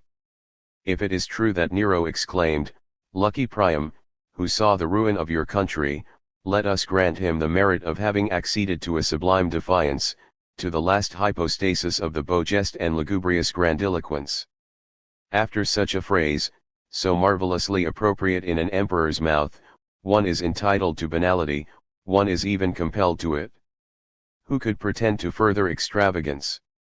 The petty accidents of our triviality force us to admire this cruel and histrionic Caesar, all the more in that his madness has known a glory greater than the size of his victims, written history being at least as inhuman as the events which provoke it. Beside his, all attitudes seem antics. And if it is true that he set Rome on fire in imitation of the Iliad, was there ever a more tangible homage to a work of art? In any case, it is the one example of literary criticism at work of an active aesthetic judgment. The effect a book has upon us is real only if we crave to imitate its plot, to kill if its hero kills, to be jealous if he is jealous, to take sick and die if he suffers and expires. But all this, for us, remains in the potential state or declines to dead letters. Only Nero grants himself literature as a spectacle, his accounting is made with the ashes of his contemporaries and of his capital. Such words and such actions had to be uttered and performed at least once. A criminal took them upon himself. This can console us, indeed it must, or else how should we resume our customary behavior and our convenient and prudent truths? Effigy of the failure. Having a horror of any action, he keeps telling himself, movement, what folly! It is not so much events which vex him as the notion of participating in them, and he bestirs himself only in order to turn away from them. His sneers have devastated life before he has exhausted its juice. He is a crossroads ecclesiast who finds in the universal meaninglessness an excuse for his defeats. Eager to find everything unimportant, he succeeds easily, the evidence preponderant on his side. In the battle of arguments, he is always the winner, as he is always the loser in action. He is right, he rejects everything and everything rejects him. He has prematurely compromised what must not be compromised in order to live, and since his talent was over-enlightened as to his own functions, he has squandered it lest it dribble away into the inanity of a work. Bearing the image of what he might have been as a stigma and a halo, he blushes and flatters himself on the excellence of his sterility, forever alien to naive seductions, the one free man among the helots of time. He extracts his liberty from the enormity of his lack of accomplishments. He is an infinite and pitiable God whom no creation limits, no creature worships, and whom no one spares. The scorn he has poured out on others is returned by them. He expiates only the actions he has not performed, though their number exceeds the calculations of his wounded pride. But at the end, as a kind of consolation, and at the close of a life without honors, he wears his uselessness like a crown. What's the use? The failure's adage, the maxim of death's time server. What a stimulant when you begin to suffer its obsession. For death, before weighing too heavily upon us, enriches us, our powers grow at its contact, then, it performs its work of destruction upon us. The evidence of the uselessness of all effort, and that sensation of a future corpse already rising into the present and filling time's horizon, end by benumbing our ideas, our hopes, and our muscles, so that the excess of energy provoked by the quite recent obsession is converted when that obsession is irrevocably implanted in the mind into a stagnation of our vitality. Thus this obsession incites us to become everything and nothing. Normally it should confront us with the one choice possible, the convent or the cabaret. But when we can evade it by neither eternity nor pleasures, when, attacked in the midst of life, we are as far from heaven as from vulgarity, it transforms us into that kind of decomposed hero who promises everything and accomplishes nothing, idle men wasting their breath in the void, vertical carrion whose sole activity is reduced to thinking that they will cease to be. Conditions of tragedy. If Jesus had ended his career upon the cross, if he had not been committed to resuscitation, what a splendid tragic hero! His divine aspect has cost literature an admirable subject. Thereby he shares the fate, aesthetically mediocre, of all just men. Like everything which perpetuates itself in men's hearts, like everything which is exposed to worship and does not irremediably die, he does not lend himself to that vision of a total end which marks out a tragic destiny. For that it would have been necessary that Jesus have no followers and that the transfiguration did not come to raise him to an illicit halo. Nothing more alien to tragedy than the notion of redemption, of salvation, and immortality. The hero succumbs under the weight of his own actions, without its being granted him to evade his death by some supernatural grace. He continues as an existence in no way whatever, he remains distinct in men's memory as a spectacle of suffering, having no disciples. His sterile destiny proves fruitful to nothing but other people's imagination. Macbeth collapses without the hope of a redemption.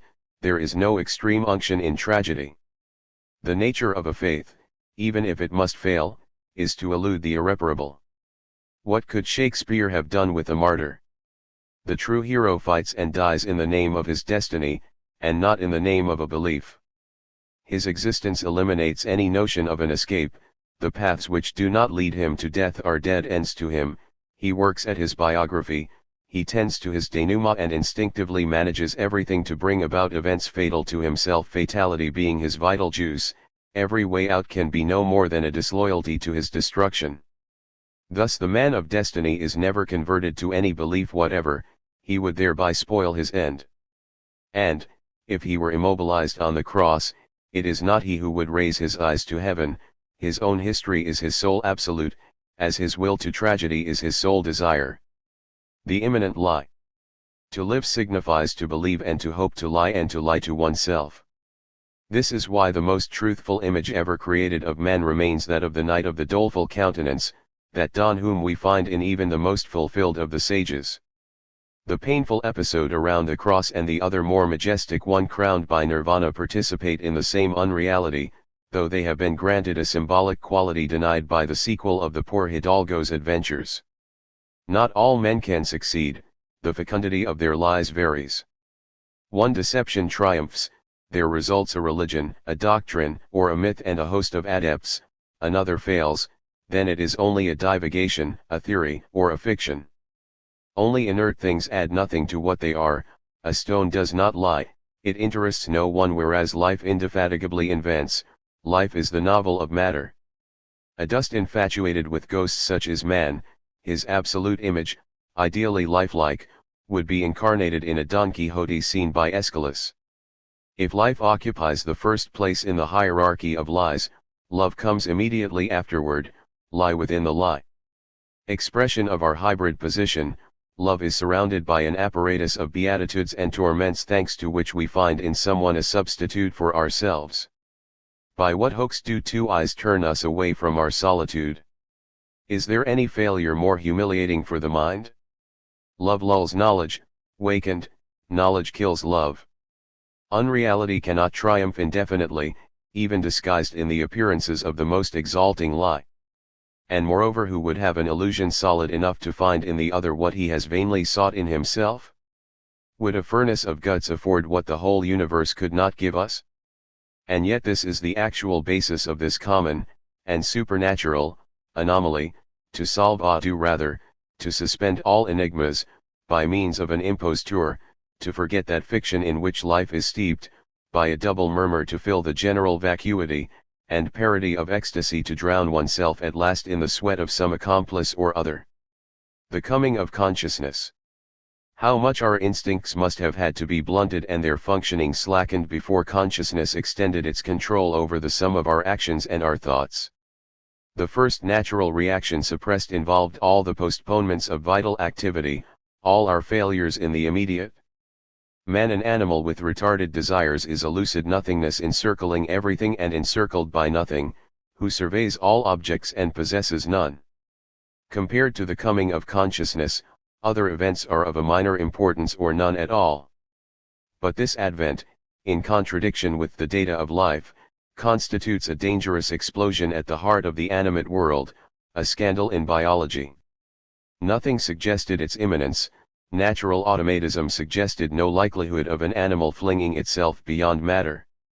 The gorilla losing its fur and replacing it by ideals, the gorilla in gloves, forging gods, aggravating his grimaces, and adoring the heavens. How much nature was to suffer, and will suffer still, before such a fall. This is because consciousness leads far and permits everything. For the animal, life is an absolute; for man, it is an absolute and a pretext. In the evolution of the universe, there is no phenomenon more important than this possibility, reserved for us, of converting every object into a pretext, to play with our everyday undertakings and our last ends, to put on the same level, by the divinity of whim, a god and a broomstick. And man will be rid of his ancestors and of nature only when he has liquidated in himself every vestige of the unconditioned, when his life and that of others will seem no more to him than a set of strings he will pull for laughs, in an amusement for the end of time. Then he will be the pure being. Consciousness will have played its role. The arrogance of prayer. When we reach the limits of monologue, the confines of solitude, we invent for lack of another interlocutor God, supreme pretext of dialogue. So long as you name him, your madness is well disguised, and all is permitted. The true believer is scarcely to be distinguished from the madman, but his madness is legal, acknowledged; he would end up in an asylum if his aberrations were pure of all faith. But God covers them, legitimizes them. The pride of a conqueror pales beside the ostentation of a believer who addresses himself to the Creator. How can one dare so much? And how could modesty be a virtue of temples, when a decrepit old woman who imagines infinity within reach raises herself by prayer to a level of audacity to which no tyrant has ever laid claim?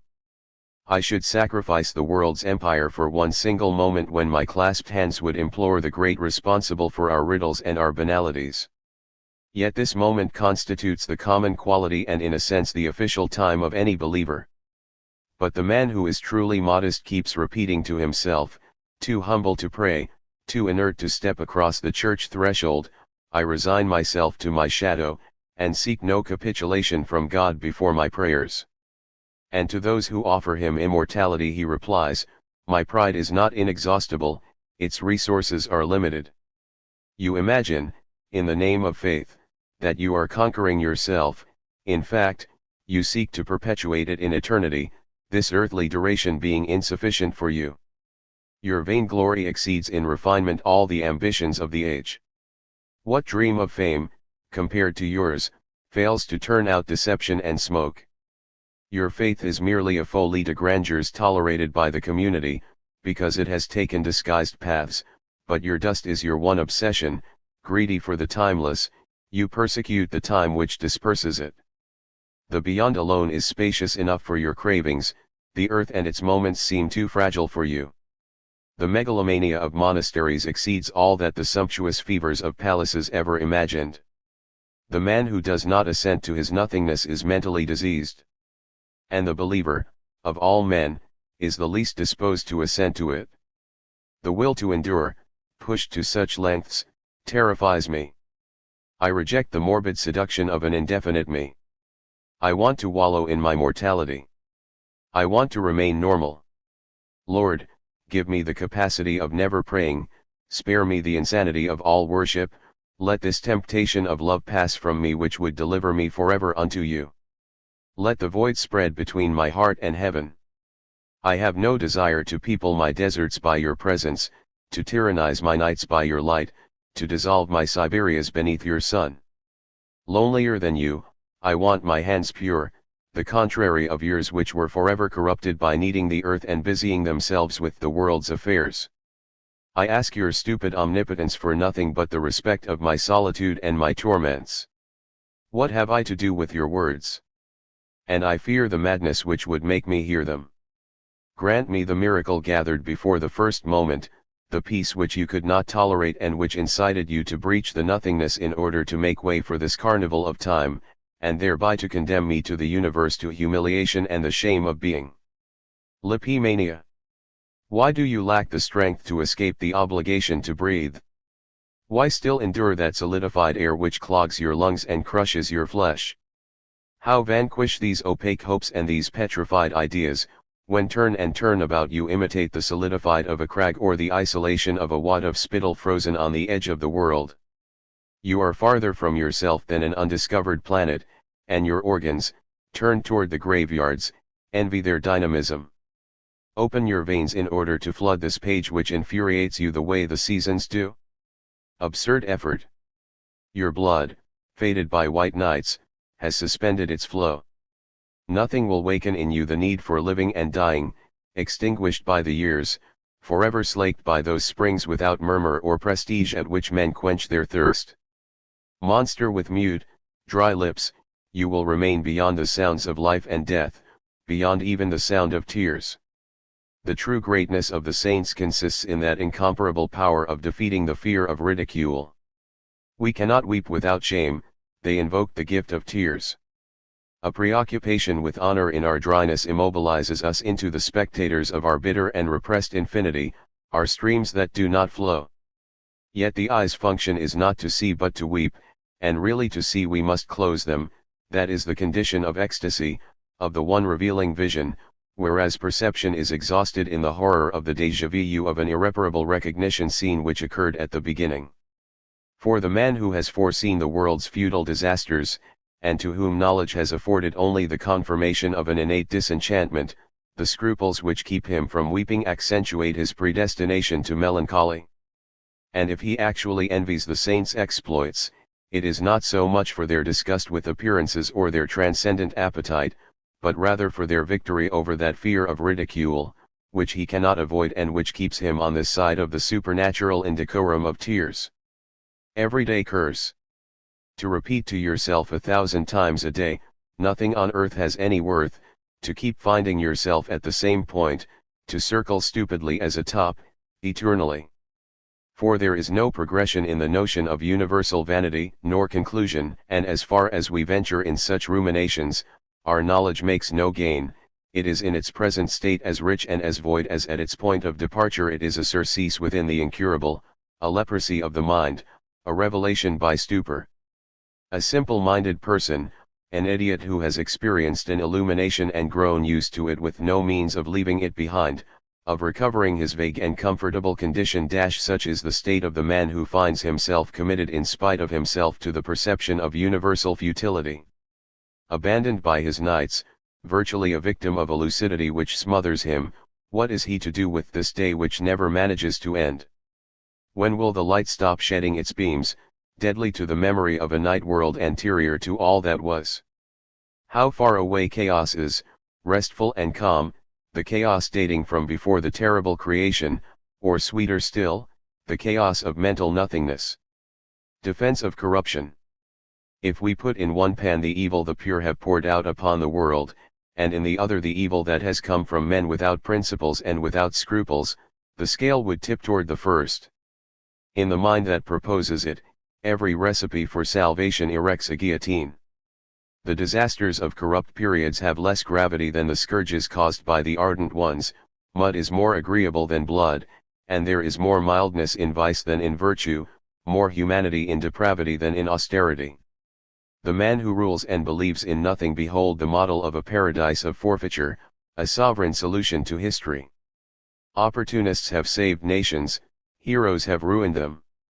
To feel that one is a contemporary not of the Revolution and of Bonaparte, but of Fouché and of Talleyrand, the only thing lacking in the latter's versatility was a drop of melancholy for them to suggest by their actions a whole art of living. It is the dissolute ages which can claim the merit of laying bare the essence of life, of showing us that everything is only farce or gall and that no event is worth being touched up, it is necessarily execrable. The embellished lie of the great periods, of this century, that king, that pope.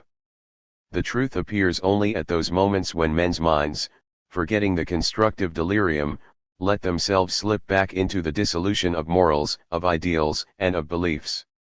To know is to see, it is neither to hope nor to try. The stupidity which characterizes history's peaks has no equivalent but the ineptitude of those who are its agents. It is out of a lack of finesse that we carry our actions and our thoughts to their conclusions. A detached mind shrinks from tragedy and apotheosis, disgraces and pomps exasperate such a spirit as much as banality. To go too far is to give an infallible proof of bad taste. The aesthete has a horror of blood, sublimity, and heroes. He still values only the dissipated, the obsolete universe. The aging process in the verbal universe follows a much more accelerated rhythm than in the material one. Words, too often repeated, weaken and die, whereas monotony constitutes the very law of matter. The mind should have an infinite dictionary, but its means are limited to a few expressions trivialized by usage. Hence the new, requiring strange combinations, forces words into unexpected functions. Originality is reduced to the torment of the adjective and to the suggestive impropriety of metaphor. Put words in their place, that is the everyday graveyard of speech. What is consecrated in a language constitutes its death. An anticipated word is a defunct one, only its artificial use imbues it with a new vigor, until it is commonly adopted, worn, corrupted.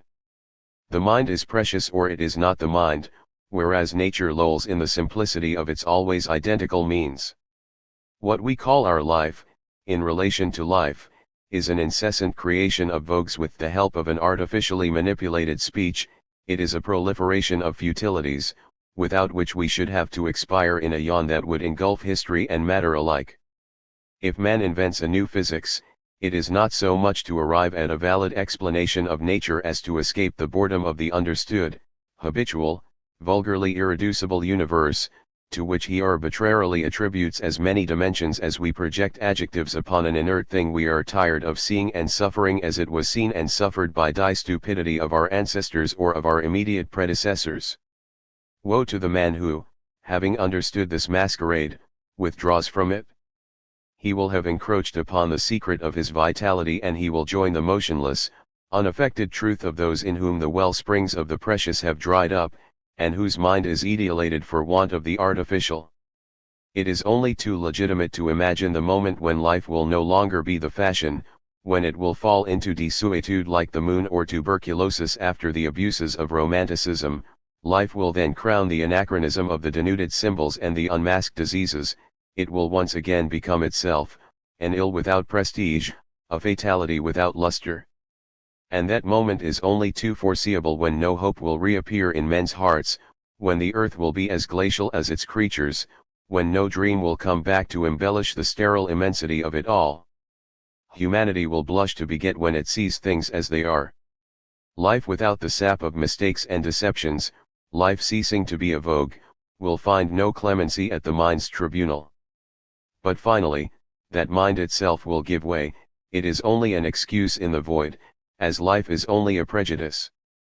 History sustains itself as long as above are transitory fashions, of which events are the shadow. A more general fashion floats like a constant, but when this constant is generally exposed as a simple whim, when the knowledge of the mistake of living becomes common property and unanimous truth, where shall we seek resources in order to engender or even to sketch out an action, the simulacrum of a gesture? By what art survive our lucid instincts and our perspicacious hearts?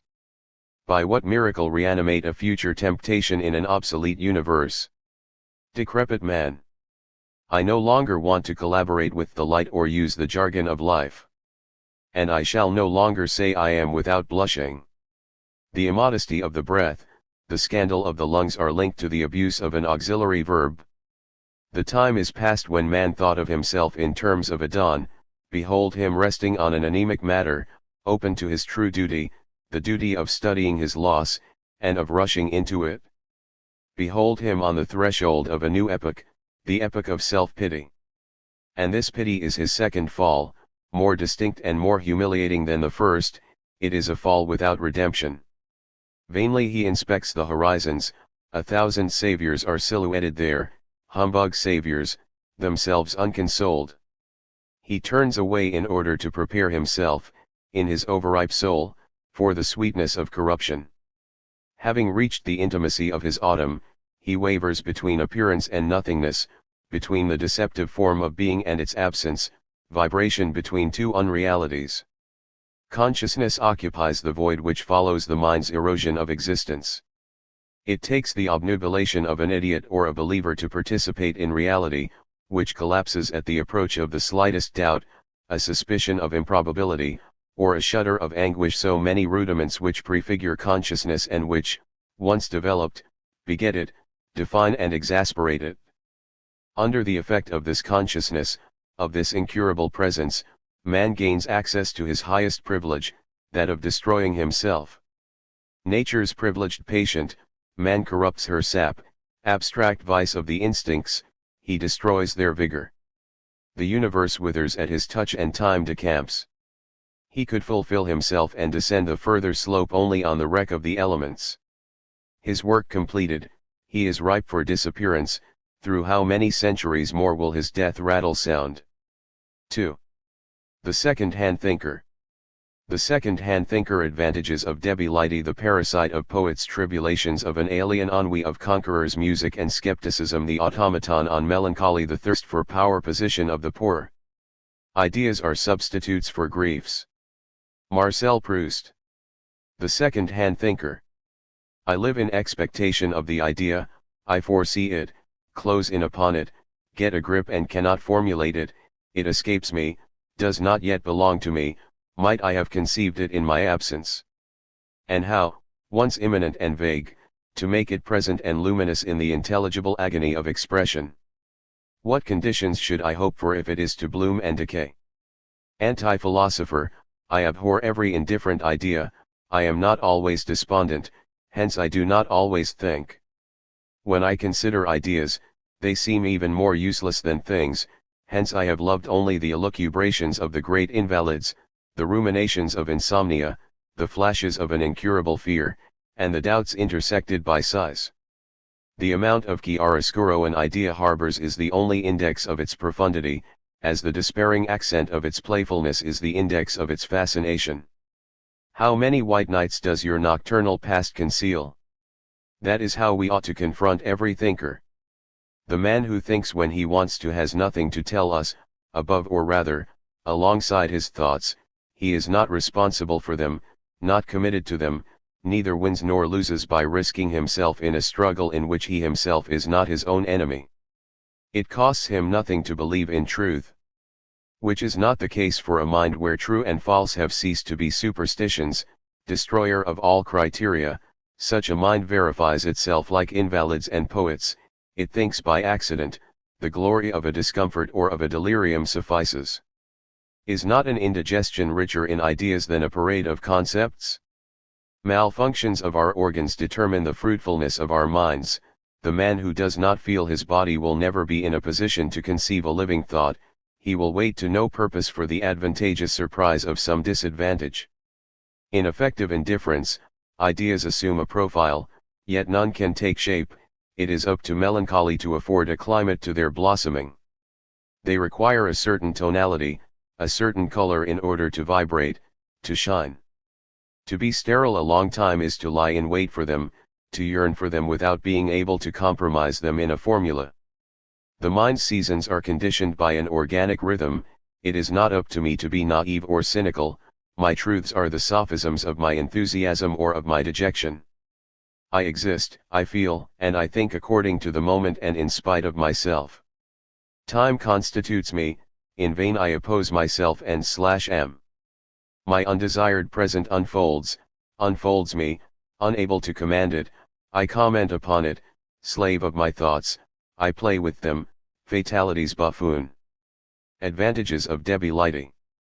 The individual who fails to transcend his quality as a splendid example, a finished model, and whose existence is identified with his vital destiny, locates himself outside the mind.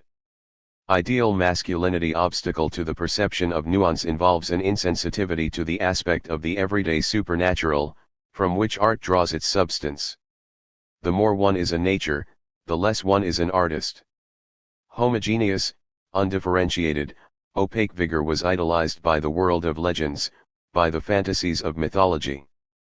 When the Greeks turned to speculation, the cult of the anemic ephebe replaced that of the giants, and the heroes themselves, sublime dolts in Homer's time, became, thanks to tragedy, bearers of torments and doubts incompatible with their rough nature.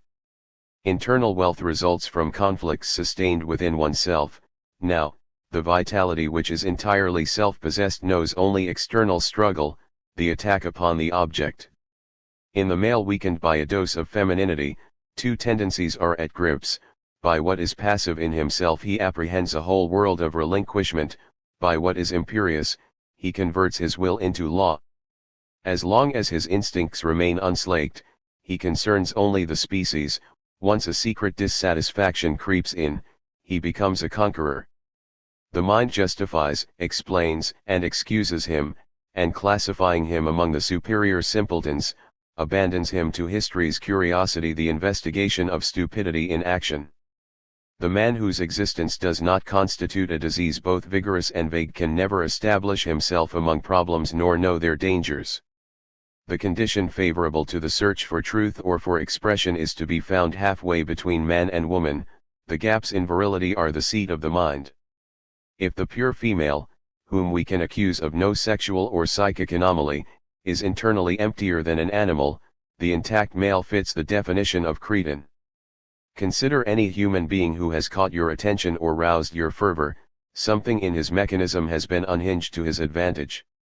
We rightly scorn those who have not made use of their defects, who have not exploited their deficiencies, and have not been enriched by their losses, as we despise any man who does not suffer at being a man or simply at being. Hence no graver insult can be inflicted than to call someone happy, no greater flattery than to grant him a vein of melancholy. This is because gaiety is linked to no important action, and because, except for the mad, no one laughs when he is alone. Inner life is the prerogative of the delicate.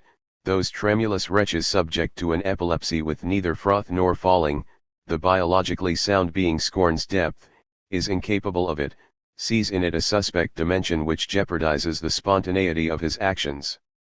Nor is he mistaken. With the retreat into the self begins the individual's drama, his glory and his decline, isolated from the anonymous flux, from the utilitarian trickle of life. He frees himself from objective goals.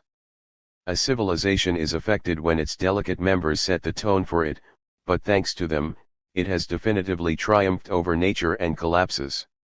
An extreme example of refinement unites in himself the exalt and the sophist. He no longer adheres to his impulses, cultivates without crediting them. This is the omniscient debility of twilight ages, prefiguration of man's eclipse. The delicate allow us to glimpse the moment when janitors will be tormented by aesthete's scruples, when farmers, bent double by doubts, will no longer have the vigor to guide the plough, when every human being, gnawed by lucidity and drained of instincts, will be wiped out without the strength to regret the flourishing darkness of their illusions. The parasite of poets. There can be no issue in a poet's life. It is from everything he has not undertaken, from all the moments fed on the inaccessible, that his power comes to him. If he finds existence a disadvantage, his expressive faculties are thereby reinforced, his inspiration dilated. A biography is legitimate only if it focuses the elasticity of a fate, the sum of variables it contains. But the poet follows a line of fatality whose rigor nothing inflects. Life belongs to dolts, and it is in order to fill out the life they have not had that we have invented the lives of the poets. Poetry expresses the essence of what cannot be possessed, its ultimate meaning, the impossibility of all actuality. Joy is not a poetic sentiment, though it proceeds from a sector of the lyric universe in which chance unites, in one and the same bundle, flames and fatuities.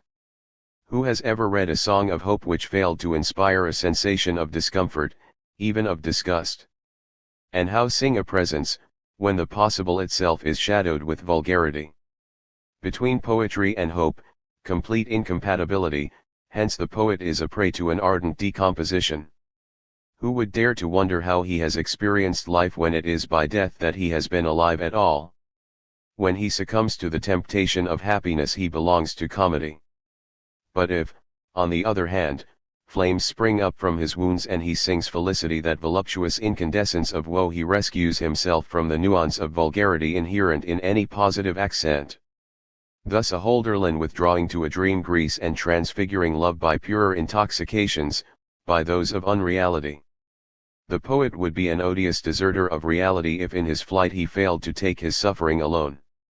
Unlike the mystic or the sage, he cannot escape himself, nor leave the stage of his own obsession. Even his ecstasies are incurable, and harbingers of disasters. Unable to run away, for him everything is possible, except life. 2. This is how I recognize an authentic poet: by frequenting him, living a long time in the intimacy of his work, something changes in myself, not so much my inclinations or my tastes as my very blood, as if a subtle disease had been injected to alter its course, its density and nature. Valerie and Stefan George leave us where we picked them up, or else make us more demanding on the formal level of the mind. They are geniuses we have no need of, they are merely artists. But a Shelley, but a Baudelaire, but a Rilke intervene in the deepest part of our organism, which annexes them as it would a vice. In their vicinity, a body is fortified, then weakens and disintegrates. For the poet is an agent of destruction, a virus, a disguised disease, and the gravest danger, though a wonderfully vague one, for our red corpus clees. To live around him is to feel your blood run thin, to dream a paradise of anemia, and to hear, in your veins, the rustle of tears. 3. Whereas verse permits everything you can pour into it: tears, shames, ecstasies, complaints; above all, prose forbids you to give vent, to lament. Its conventional abstraction is opposed to overflowing. Prose requires other truths, verifiable, deduced, measured. But what if you were to steal those of poetry, if you pillaged its substance and dared as much as the poets? Why not insinuate into discourse their indecentias, their humiliations, their grimaces, and their sighs? Why not be decomposed, rotten, corpse, angel, or Satan in the language of the vulgar, and pathetically betray so many aerial and sinister moods? Much more than in the school of the philosophers, it is in the academy of poets that we learn the courage of intelligence and the audacity to be ourselves. Their affirmations outdo the most strangely impertinent sayings of the ancient sophists.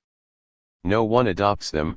Has there ever been a single thinker who went as far as Baudelaire, or who steeled himself to systematize a Lear's howl, Hamlet's soliloquy? Nietzsche perhaps before his end, but unfortunately he kept harping on his prophet's string. And if we looked among the saints? Certain frenzies of Teresa of Avila or Angela of Foligno. But here we meet God too frequently, God, that consoling blank who, reinforcing their courage, diminishes its quality.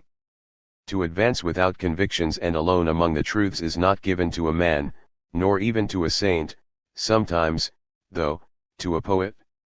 I can imagine a thinker exclaiming in an impulse of pride, "I'd like a poet to make his fate out of my thoughts." But for such an aspiration to be legitimate, he himself would have to have frequented the poets a long time, he would have to have borrowed from them the joys of male diction, and given back, abstract and completed, the image of their own defections or their own deliriums. Above all, he would have to have succumbed on the threshold of song and, a living anthem this side of inspiration, to have known the regret of not being a poet, of not being initiated into the science of tears, the scourges of the heart, the formal orgies, the immortalities of the moment. Many times I have dreamed of a melancholy and erudite monster, versed in all idioms, familiar with numbers and souls alike, who would wander the world feeding on poisons, fervors, ecstasies, crossing Persias, Chinas, defunct Indies, and dying Europes. Many times I have dreamed of a friend of the poets who would have known them all out of his despair at not being one of them. Tribulations of an alien. Offspring of some wretched tribe, he prowls the boulevards of the West. Cherishing one country after the next, he no longer hopes for any, stuck in a timeless twilight, citizen of the world and of no world. He is ineffectual, nameless, powerless. Peoples without a destiny cannot give one to their sons who, thirsting for other horizons, attach themselves to a fate and ultimately exhausted to finish their days as ghosts of their admirations and their exhaust ions. Having nothing to love at home, they locate their love elsewhere, in other lands, where their fervor astonishes the natives. Overworked, the feelings erode and disintegrate, admiration first of all. And the alien who dispersed himself on so many highways of the world, exclaims, "I have set up countless idols for myself, have raised too many altars everywhere, and I have knelt before a host of gods. Now, weary of worship, I have squandered my share of delirium." One has resources only for the absolutes of one's breed, A soul like a country flourishes only within its frontiers. I am paying for having crossed them, for having made the indefinite into a fatherland, and foreign divinities into a cult, for having prostrated myself before ages which excluded my ancestors. Where I come from I can no longer say, in the temples I am without belief, in the cities, without ardor, among my kind, without curiosity, on the earth, without certitudes. Give me a specific desire and I could shake the world to its foundations. Release me from this shame of actions which makes me perform, every morning, the farce of resurrection and, every night, that of entombment, in the interval, nothing but this torment in the shroud of ennui. I dream of wanting and all I want seems to me worthless. Like a vandal corroded by melancholy, I proceed without a goal, self without a self, toward some unknown corner. In order to discover an abandoned God, a God who is his own atheist, and to fall asleep in the shadow of his last doubts and his last miracles. Ennui of conquerors. Paris weighed on Napoleon, by his own admission, like a leaden garment, for which 10 million men were to die. This is the balance sheet of the Mal-du-Cid when a René on horseback becomes its agent. Born of the idleness of the 18th century salons, this disease, in the indolence of an over-lucid aristocracy, extended its ravages deep into the countryside. Peasants were to pay with their blood for a mode of sensibility alien to their nature and, with them, a whole continent. The exceptional natures in which ennui insinuated itself, horrified by any one place and obsessed by a perpetual elsewhere, exploited the enthusiasm of the nations only to multiply their graveyards. This condottiere who wept over Werther and Aachen, this Oberman who projected his void into space and who, according to Josephine, was capable of no more than a few moments of abandon, had as his unavowed mission to depopulate the earth. The dreaming conqueror is the greatest calamity for men, they are no less eager to idolize him, fascinated as they are by distorted projects, ruinous ideals, unhealthy ambitions. No reasonable being was ever the object of worship, left a name, or marked a single event with his individual stamp. Imperturbable before a precise conception or a transparent idol, the mob is roused by the unverifiable, by false mysteries. Whoever died in the name of rigor? Each generation raises monuments to the executioners of the one which preceded it. It is nonetheless true that the victims were willing enough to be immolated once they believed in glory, in that victory of one man alone, that defeat of all. Humanity adores only those who cause it to perish. Reigns in which citizens died in their sleep do not figure in history, nor the wise prince, inveterately scorned by his subjects. The crowd loves the fictive, even at its expense, the scandal of behavior constituting the web of human curiosity and the underground current of every event. The unfaithful woman and the cuckold provide comedy and tragedy, even the epic, the quasi-totality of their motifs. Since virtue has neither biography nor charm, from the Iliad to vaudeville, only the luster of dishonor has entertained and intrigued. Hence it is quite natural that humanity should have offered itself up to the conquerors, that it should seek to be trampled underfoot, that a nation without tyrants should never be talked about, that the sum of iniquities a people commits should be the sole index of its presence and of its vitality. A nation which no longer rapes is in its decadence, the number of rapes reveals its instincts, and its future. Find out in which war it has stopped practicing, on a large scale, this variety of crime, you will have found the first symbol of its decline. Find out at what moment love has become for a nation a ceremonial, and the bed a condition of orgasm, and you will identify the beginning of its deficiencies and the end of its barbaric inheritance. Universal history, history of evil. Take away the disasters from human evolution and you might as well conceive of nature without seasons. If you have not contributed to a catastrophe, you will vanish without a trace. We interest others by the misfortune we spread around us. I never made anyone suffer. An exclamation forever alien to a creature of flesh and blood. When we feel enthusiasm for a character of the past, or the present, we unconsciously ask ourselves, for how many people was he the cause of disaster? Who knows if each of us doesn't aspire to the privilege of killing all his kind? But this privilege is assigned to very few, and never integrally. This restriction alone explains why the earth is still inhabited. Indirect murderers, we constitute an inert mass, a multitude of objects confronting time's true subjects, the great criminals who came to something. But we can take comfort, our descendants, remote or immediate, will avenge us.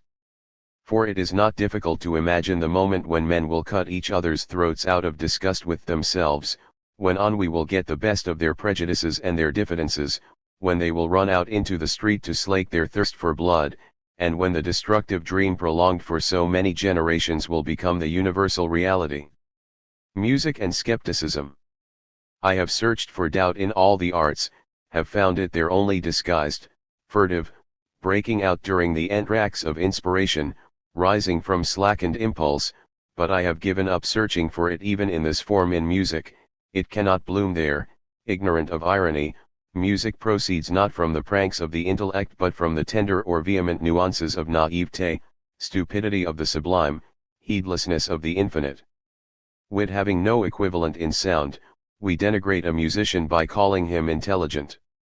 This attribute diminishes him and is not suitable in that languorous cosmogony where, like a blind god, he improvises one universe after another. If he were conscious of his gift, of his genius, he would succumb to pride, but he is not responsible for it. Born in the oracle, he cannot understand himself. Let the sterile interpret him, he is not a critic, as God is not a theologian. Limit case of unreality and the absolute, infinitely real fiction, a lie more authentic than the world.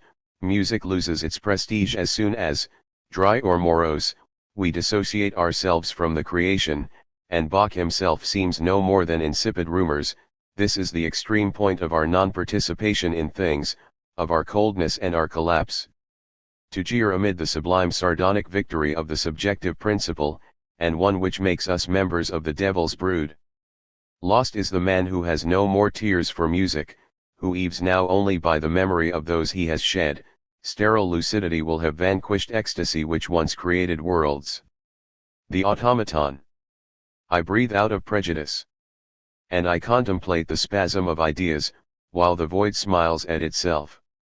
No more sweat in space, no more life, the least vulgarity will make it reappear, a second's waiting will suffice. When we perceive ourselves existing we have the sensation of a stupefied madman who surprises his own lunacy and vainly seeks to give it a name. Habituation blunts our amazement at being, we are and move on, we go back to our place in the asylum of the existing. A conformist, I live, I try to live, by imitation, by respect for the rules of the game, by horror of originality.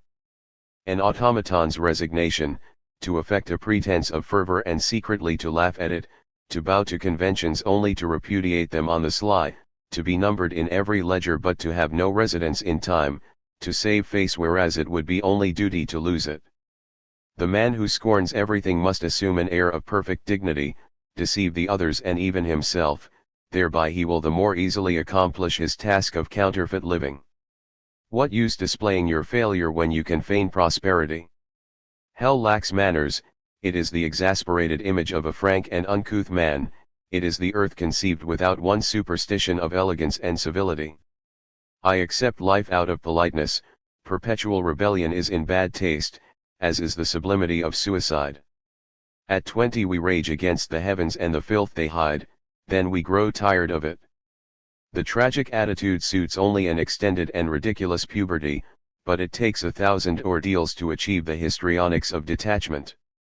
The man who, liberated from all the principles of custom, lacks any gift as an actor is the archetype of wretchedness, the ideally unhappy being. No use constructing this model of ingenuousness, life is tolerable only by the degree of mystification we endow it with. Such a model would be the immediate reign of society, the pleasure of communal life residing in the impossibility of giving free rein to the infinity of our ulterior motives. It is because we are all impostors that we endure each other. The man who does not consent to lie will see the earth shrink under his feet, we are biologically obliged to the false. No moral hero who is not childish, ineffectual, or inauthentic, for true authenticity is the flaw in fraud, in the proprieties of public flattery and secret defamation. If our fellow men could be aware of our opinions about them, love, friendship, and devotion would be forever erased from the dictionaries, and if we had the courage to confront the doubts we timidly conceive about ourselves, none of us would utter an I without shame. Masquerade rules all the living, from the troglodyte to the skeptic. Since only the respect for appearances separates us from carrion, it is death to consider the basis of things, of beings. Let us abide by a more agreeable nothingness. Our constitution tolerates only a certain dosage of truth. Let us keep deep down inside a certitude superior to all the others. Life has no meaning, it cannot have any such thing. We should kill ourselves on the spot if an unlooked for revelation persuaded us of the contrary. The air gone, we should still breathe, but we should immediately smother if the joy of inanity were taken from us. On melancholy. When we cannot be delivered from ourselves, we delight in devouring ourselves.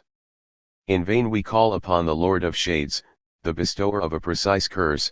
We are invalids without disease, and reprobates without vices. Melancholy is the dream state of egoism, no longer any object outside oneself, no reason for hate or love, but that same fall into a languid mud, that same circling of the damned without a hell, those same reiterations of a zeal to perish. Whereas sadness is content with a circumstantial context, melancholy requires a debauch of space, an infinite landscape in order to spread out its sullen and vaporous grace, its shapeless evil, which, fearing to recover, dreads any limit to its dissolution and its undulation. It expands strangest flower of self-love among the poisons from which it extracts its vital juices and the vigor of all its failures. Feeding on what corrupts it, melancholy hides, under its melodious name, self-commiseration and the pride of defeat. The thirst for power. A Caesar is closer to a village mayor than to a mind sovereignly lucid but lacking the instinct of domination. The important fact is to command. Almost all men aspire to this. Whether you have in your hands an empire, a tribe, a family, or a servant, you deploy your talent as a tyrant, glorious or absurd, a whole world or a single person obeys your orders. Thus is established the series of calamities which rise from the need, the thirst to excel. We jostle none but satraps, each of us according to his means seeks out a host of slaves or is content with just one. No one is self-sufficient. The most modest of men will always find a friend or a companion to authenticate his dream of authority. The man who obeys will be obeyed in his turn, the victim will become the executioner. This is the supreme desire universally. Only beggars and sages do not experience it, unless theirs is an even subtler game. The thirst for power permits history to renew itself and yet to remain basically the same. Religions try to oppose this appetite, but manage only to exasperate it. Christianity would have found an issue whether the earth was a desert or a paradise. Under the variable forms man can assume is concealed one constant, an identical basis which explains why, against all the appearances of change, we move in a circle and why, if we lost, following some supernatural intervention, our quality as monsters and clowns, history would immediately vanish. Try to be free, you will die of hunger. Society tolerates you only if you are successively servile and despotic. It is a prison without guards but from which you do not escape without dying. Where to go, when you can live only in the city and you lack the instincts for doing so, and when you are not enterprising enough to beg your bread, nor balanced enough to give yourself up to wisdom? In the end, you stay there like everyone else, pretending to busy yourself. You convince yourself of this extremity by the resources of artifice, since it is less absurd to simulate life than to live it. As long as men have the passion of the city, a disguised cannibalism will rule there. The political instinct is the direct consequence of sin, the immediate materialization of the fall. Each man should be assigned to his solitude, but each man keeps an eye on that of everyone else. Angels and bandits have their leaders. How could the intermediary creatures the very texture of humanity lack theirs? Take away their desire to be slaves or tyrants and you demolish the city in the wink of an eye. The monkey pact is sealed forever, and history follows its course, the horde gasping between crimes and dreams. Nothing can arrest it, even those who execrate it participate in its progress. Position of the poor. Owners and beggars, two categories which oppose any change, any renewing disorder. Placed at the two extremities of the social ladder, they fear any modification in good and evil, they are equally settled, the former in opulence, the latter in destitution. Between them are located anonymous sweat, the basis of society, those who strive, labor, persevere, and cultivate the absurdity of hope. The state feeds on their anemia, the notion of citizen would have neither content nor reality without them, any more than luxury and alms. The rich man and the beggar are parasites of the poor, the pauper's dependents. If misery has 1,000 remedies, poverty has none. How succor those who persist in not dying of hunger? God himself could not correct their lot. Between fortune's darlings and the tatterdemalion circulate these honorable starvelings, exploited by splendor and by rags, pillaged by those who, loathing labor, settle, according to their luck or their vocation, in the salon or the gutter. And so humanity advances, with a few rich men, with a few beggars, and with all its poor. 3. Faces of decadence. The weariness of long-forgotten peoples hangs heavy on my eyelids. Hugo von Hofmann's Thal. A civilization begins to decline the moment life becomes its sole obsession.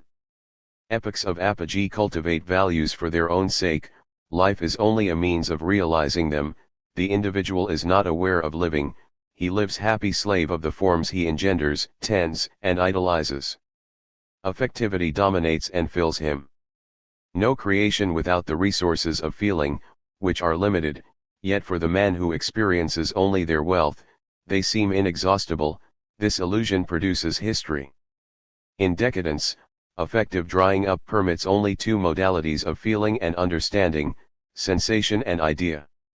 Now, it is by affectivity that we participate in the world of values, that we project a vitality into categories and norms.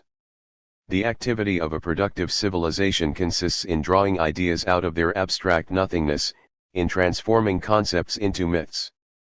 The transition from the anonymous individual to the conscious individual has not yet been made, yet it is inevitable. Measure it, in Greece, from Homer to the Sophists, in Rome, from the austere old republic to the wisdoms of the empire, in the modern world, from the cathedrals to 18th century lace. A nation cannot create indefinitely. It is oiled upon to give expression and meaning to a sum of values which are exhausted with the soul which has begotten them. The citizen wakens from a productive hypnosis, the reign of lucidity begins, the masses wield no more than empty categories. Myths turn back into concepts, that is decadence. And the consequences make themselves felt. The individual wants to live, he converts life into finality, he elevates himself to the rank of a minor exception. The ledger of these exceptions, constituting the deficit of a civilization, prefigures its effacement. Everyone achieves delicacy, but is it not the radiant stupidity of the dolts which accomplishes the work of the great periods? According to Montesquieu, at the end of the empire the Roman army consisted entirely of cavalry. But he neglects to supply us with the reason for this. Imagine the legionary saturated with glory, wealth, and debauchery after having traversed countless lands and having lost his faith and his force on contact with so many temples and vices. Imagine such a man on foot. He has conquered the world as an infantryman, he will lose it on horseback. Indolence invariably reveals a physiological incapacity to adhere any longer to the myths of the city. The emancipated soldier and the lucid citizen succumb to the barbarian. The discovery of life annihilates life. When an entire nation, at various levels, is in search of rare sensations, when, by the subtleties of taste, it complicates its reflexes, it has acceded to a fatal pitch of superiority. Decadence is merely instinct gone impure under the action of consciousness. Hence we cannot overestimate the importance of gastronomy in the existence of a collectivity. The conscious act of eating is an Alexandrian phenomenon, barbarism feeds. Intellectual and religious eclecticism, sensual ingenuity, aestheticism, and the learned obsession of good living are the various signs of one and the same form of mind. When Gabius Apicius explored the African coast for lobsters, without settling anywhere because he found none to his taste, he was a contemporary of the uneasy souls who worshipped the host of alien gods without finding satisfaction or rest among them. Rare sensations, diverse deities, parallel fruits of the same dryness, of the same curiosity without inner resources. Christianity appeared, a single God and fasting. And an age of triviality and the sublime began. A nation dies when it no longer has the strength to invent new gods, new myths, new absurdities, its idols blur and vanish, it seeks them elsewhere, and feels alone before unknown monsters. This too is decadence. But if one of these monsters prevails, another world sets itself in motion, crude, dim, intolerant, until it exhausts its God and emancipates itself from him, for man is free and sterile only in the interval when the gods die, slave and creative only in the interval when, as tyrants, they flourish. To meditate upon one's sensations to know one is eating is an accession of consciousness by which an elementary action transcends its immediate goal. Alongside intellectual disgust develops another, deeper and more dangerous, emanating from the viscera. It ends at the severest form of nihilism, the nihilism of repletion. The bitterest considerations cannot compare, in their effects, with the vision following an opulent banquet. Every meal which exceeds, in time, a few minutes and, in dishes, the necessities disintegrates our certitudes. Culinary abuse and satiety destroyed the empire more pitilessly than the Oriental sects and the ill-assimilated Greek doctrines. We experience an authentic shudder of skepticism only around a copious table. The kingdom of heaven must have represented a temptation after such excesses or a deliciously perverse surprise in the monotony of digestion. Hunger seeks a way to salvation in religion, satiety, a poison. To be saved by viruses, and, in the indiscrimination of prayers and vices, to flee the world and wallow in it by the same action. That is indeed the apex of acrimony and of Alexandrianism. There is a plenitude of decline in every overripe civilization. Instincts slacken, pleasures dilate and no longer correspond to their biological function, the voluptuous becomes an end in itself, its prolongation an art, the avoidance of orgasm a technique, sexuality a science.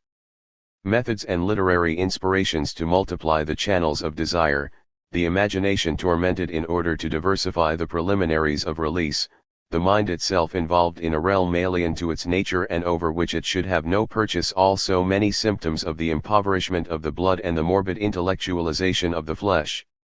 Love conceived as a ritual makes the intelligence sovereign in the empire of stupidity. Our automatisms suffer for it, shackled, they lose that impatience to let loose an inadmissible contortion, the nerves become the theater of lucid discomforts and shudders, sensation in short extends beyond its crude duration thanks to the skill of two torturers of studied voluptuousness. They are the individual who deceives the species and the blood too tepid to stun the mind, the blood chilled and thinned by ideas, the rational blood. Instincts eroded by conversation. Asterisk. Nothing monumental has ever emerged from dialogue, nothing explosive, nothing great. If humanity had not indulged in discussing its own strength, it would never have exceeded Homer's vision, and his models. But dialectics, ravaging the spontaneity of reflexes and the spirit of myths, has reduced the hero to a tottering example. Today's Achilles has more than a heel to worry about. Vulnerability, once partial and of no consequence, has become the accursed privilege, the essence of each being. Consciousness has made its way everywhere, residing in the very marrow of our bones, hence man no longer lives in existence, but in the theory of existence. The clear-sighted person who understands himself, explains himself, justifies himself, and dominates his actions will never make a memorable gesture. Psychology is the hero's grave. The millennia of religion and reasoning have weakened muscles, decisions, and the impulse of risk. How keep from scorning the enterprises of glory? Every act over which the mind's luminous malediction fails to preside represents a vestige of ancestral stupidity. Ideologies were invented only to give a luster to the leftover barbarism which has survived down through the ages, to cover up the murderous tendencies common to all men. Today we kill in the name of something, we no longer dare do so spontaneously, so that the very executioners must invoke motives, and, heroism being obsolete, the man who is tempted by it solves a problem more than he performs a sacrifice. Abstraction has insinuated itself into life and into death, the complexes seize great and small alike. From the Iliad to psychopathology there you have all of human history. In civilizations on the wane, twilight is the sign of a noble punishment. What ecstasy of irony they must experience upon seeing themselves excluded from becoming, after having established for centuries the norms of power and the criteria of taste. With each of them, a whole world goes out. Sensations of the last Greek, the last Roman. Who can keep from falling in love with the great sunsets? The charm of agony surrounding a civilization, after it has confronted every problem and marvelously warped them, offers more seductions than the inviolate ignorance by which that civilization began.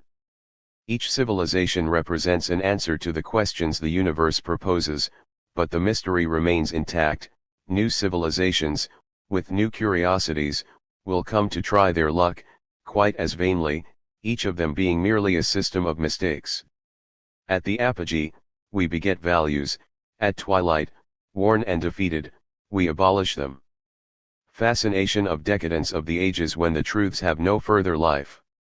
When they pile up like skeletons in the desiccated, pensive soul, in the boneyard of dreams. How dear to me that Alexandrian philosopher named Olympius, who hearing a voice singing the Hallelujah in the Serapeon, went into exile forever. This was toward the end of the 4th century, already the lugubrious stupidity of the cross was casting its shadows across the mind. Around the same period, Paulidas the grammarian could write, "We Greeks are no more than ashes today. Our hopes are buried like those of the dead." And this is true for all intellects of that time. Vainly a Celsus, a Porphyry, a Julian the Apostate strives to halt the invasion of that nebula sublime which overflows the catacombs. The apostles have left their stigmata in men's souls and multiplied their ravages in the cities. The age of the great ugliness begins, hysteria without quality spreads over the world. St. Paul, the most considerable vote canvasser of all time, has made his tours, infesting the clarity of the ancient twilight with his epistles. An epileptic triumphs over 5 centuries of philosophy. Reason is confiscated by the fathers of the Church. And if I were to look for the most mortifying date for the mind's pride, if I were to scan the inventory of intolerances, I would find nothing comparable to the year 529, when, following Justinian's decree, the school of Athens was closed. The right to decadence being officially suppressed, to believe became an obligation. This is the most painful moment in the history of doubt. When a nation no longer has any prejudice in its blood, its sole resource remains its will to disintegrate. Imitating music, that discipline of dissolution, it makes its farewells to the passions, to lyric waste, to sentimentality, to blindness. Henceforth it can no longer worship without irony, the sense of distances will be its lot forever. Prejudice is an organic truth, false in itself but accumulated by generations and transmitted. We cannot rid ourselves of it with impunity. The nation that renounces it heedlessly will then renounce itself until it has nothing left to give up. The duration of a collectivity and its consistency coincide with the duration and consistency of its prejudices. The Oriental nations owe their everlastingness to their loyalty to themselves. Having failed to develop, they have not betrayed themselves, and they have not lived in the sense in which life is conceived by civilizations on the run, the only ones history is concerned with. For history, discipline of dawns and of gasping deathbeds, history is a novel laying claim to rigor and which draws its substance from the archives of the blood. Alexandrianism is a period of skillful negations, a style of inutility and refusal, a display of erudition and sarcasm above the confusion of values and beliefs. Its ideal space would be at the intersection of Hellas and bygone Paris, the meeting place of the agora and the salon. A civilization evolves from agriculture to paradox.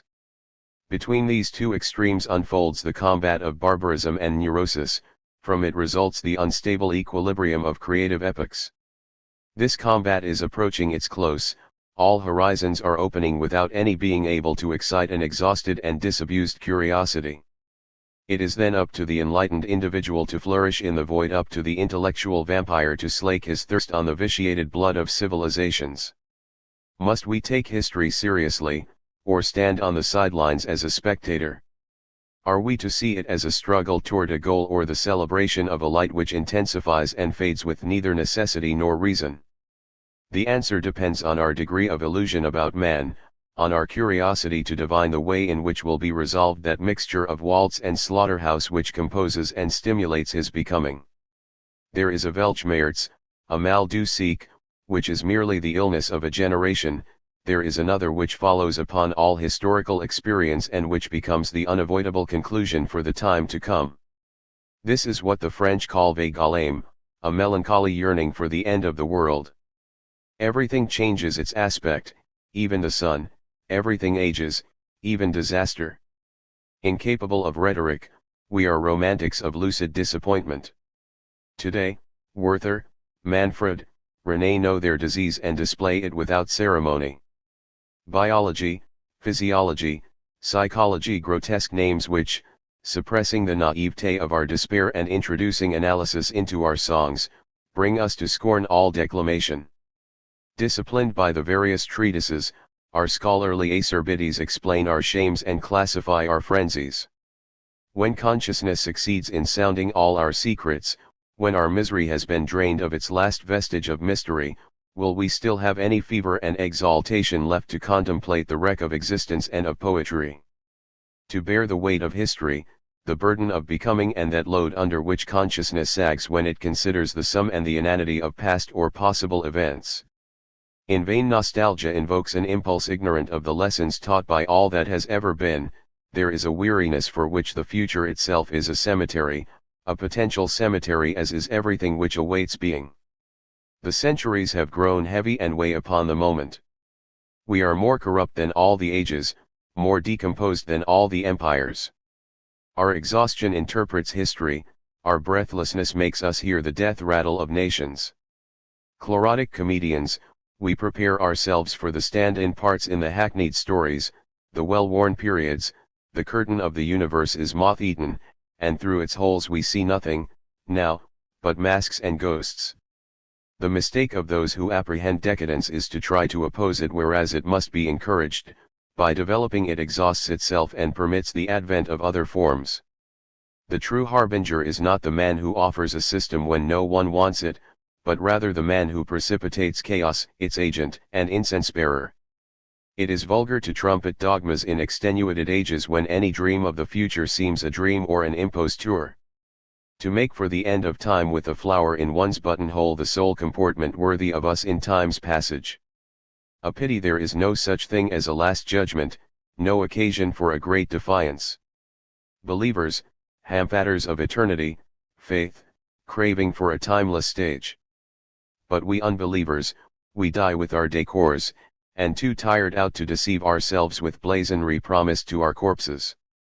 According to Meister Eckhart, divinity precedes God, being his essence, his unfathomable depth. What should we find at man's inmost core which defines his substance in opposition to the divine essence? Neurasthenia, which is to man what divinity is to God. We live in a climate of exhaustion. The act of creation, of making and producing, is less significant in and of itself than in relation to the void, to the fall which follows. For our invariably compromised efforts, the divine and inexhaustible depths are situated outside the field of our concepts and our sensations. Man was born with the vocation of fatigue. When he adopted the vertical posture and thereby diminished his possibilities of support, he was doomed to weaknesses unknown to the animal he was. To carry on two legs so much substance and all the disgusts related to it. The generations accumulate weariness and transmit it. Our fathers bequeath to us a patrimony of anemia, reserves of discouragement, resources of decomposition, and an energy in dying which becomes more powerful than our instincts to live. And it is in this fashion that the habitude of disappearing, propped on our capital of fatigue, will permit us to realize, in the prolix flesh, neurasthenia our essence. No need to believe in a truth to sustain it, nor to love a period to justify it, every principle being demonstrable and every event legitimate. The sum of phenomena, whether fruits of the mind or of time, can be embraced or denied according to our mood of the moment. Arguments, proceeding from our rigor or from our whims, are of equal weight on each point. Nothing is indefensible from the absurdest proposition to the most monstrous crime. The history of ideas, like that of deeds, unfolds in a meaningless climate. Who could in good faith find an arbiter who would settle the litigations of these anemic or bloodthirsty guerrillas? This earth, a place where we can confirm anything with an equal likelihood, here axioms and frenzies are interchangeable, impulses and collapses are identified, exaltations and depravities participate in the same movement. Show me a single case in support of which nothing can be found. The advocates of hell have no fewer claims on the truth than those of heaven, and I should plead the cause of madman and sage with the same fervor. Time deals corruption to all that manifests itself, all that acts, an idea or an event, becoming real, assumes a countenance and disintegrates.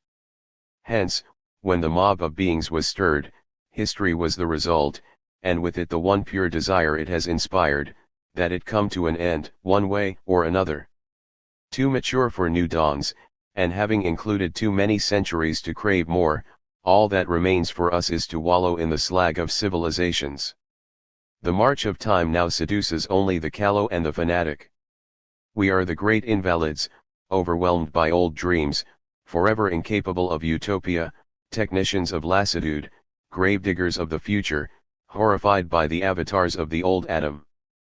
The tree of life will no longer have spring as one of its seasons, so much dry wood, out of it will be made coffins for our bones, our dreams, and our griefs. Our flesh inherited the smell of lovely carrion scattered in the millennia. Their glory fascinated us, we exhausted it. In the mind's graveyard lie the principles and the formulas, the beautiful is defined, and interred there. And like it the true, the good, knowledge, and the gods, they are all rotting there. History, a context in which the capital letters decompose, and with them, the men who imagine and cherish them. I stroll there. Under this cross truth sleeps its last sleep, beside it, charm, further on, rigor, and over a host of slabs covered with deliriums and hypotheses rises the mausoleum of the Absolute, in it lie the false consolations and the deceptive zeniths of the soul. But, still higher, crowning this silence, soars error and halts the steps of the funereal sophist. Since man's existence is the most considerable and the strangest venture nature has known, it is inevitable that it should also be the shortest. Its end is foreseeable and desirable, to extend it indefinitely would be indecent. Having entered upon the risks of his exception, the paradoxical animal will still play, for centuries and even for millennia, his last card. Must we complain of that? No question that he will never equal his past glories. Nothing suggests that his possibilities will someday provoke a rival. For Bach or for Shakespeare, decadence is first manifest in the arts, civilization survives their decomposition a certain time. Such will be man's case. He will continue his exploits, but his spiritual resources will have dried up, as will his freshness of inspiration. The thirst for power and domination has taken over too much of his soul. When he is master of all, he will be none the more so of his own end. Not yet being the possessor of all the means to destroy and to destroy himself, he will not perish forthwith, but it is indubitable that he will create for himself an instrument of total annihilation before discovering a panacea, which moreover does not appear to be one of nature's possibilities. He will annihilate himself as a creator. Are we to conclude that all men will vanish from the earth? We must not look at the situation through rose-colored glasses.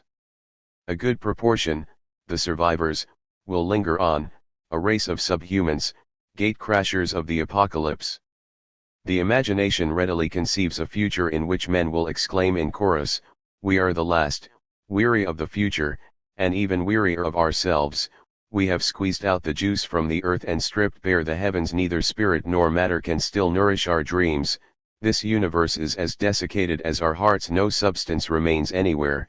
Our ancestors bequeathed us their tattered soul and their worm-eaten marrow. The venture is at an end, consciousness is expiring, our songs have fallen still, there gleams the sun of the dying. If, by accident or miracle, words were to disappear, we should be plunged into an intolerable anguish and stupor. Such sudden dumbness would expose us to the crudest torment. It is the use of concepts which makes us masters of our fears. We say, death, and this abstraction releases us from experiencing its infinity, its horror.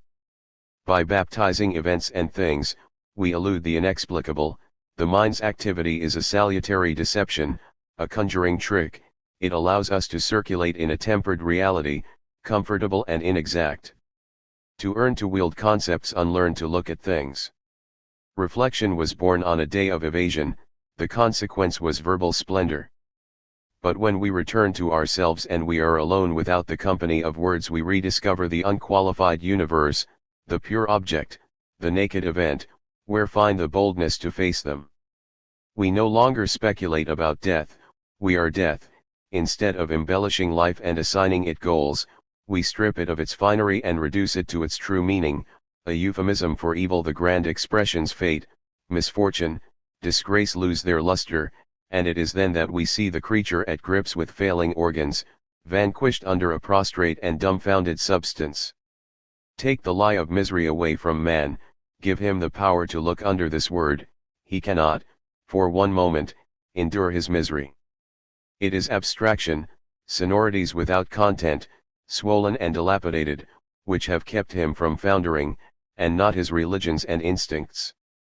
When Adam was expelled from paradise, instead of vituperating his persecutor, he busied himself baptizing things. This was his sole way of accommodating himself to them and forgetting them. The basis of idealism was established. And what was only a gesture, a defense reaction in the first stammerer, became theory in Plato, Kant, and Hegel. In order not to be overwhelmed by our accident, we convert even our name into an entity. How can we die when we are called Peter or Paul? Each of us, more attentive to the immutable appearance of his name than to the fragility of his being, gives himself up to an illusion of immortality. Once the articulation blurs, we are quite alone. The mystic who weds silence has renounced his creature condition. Imagine him, further, without faith, a nihilist mystic, and we have the disastrous consummation of the earthly venture. It is only too natural to think that man, weary of words, impatient with the iterations of time, will debaptize things and cast their names and his own into a great auto-da-fe that will engulf his hopes. We all race toward this final model, toward man mute and naked. Asterisk. I feel life's age, its old age, its decrepitude. For incalculable epochs, life has circled the surface of the globe by the miracle of that false immortality which is inertia. It has lingered in the rheumatisms of time, in that time older than itself, exhausted by a senile delirium, by the endless sifting of its moments, of its doting duration. And I feel all the weight of the race, and I have assumed all its solitude. If only it would vanish, but its agony extends toward an eternity of corruption. I leave each moment the latitude to destroy me. Not to blush at breathing is the act of a cad. No more pacts with life, no more pacts with death. Having unlearned being, I consent to be effaced. Becoming what a crime. Having passed through so many lungs, the air no longer renews itself. Every day vomits up its tomorrow, and I vainly try to imagine the image of a single desire. Everything is an ordeal, broken down like a beast of burden harnessed to matter. I drag the planets. Give me another universe or I succumb.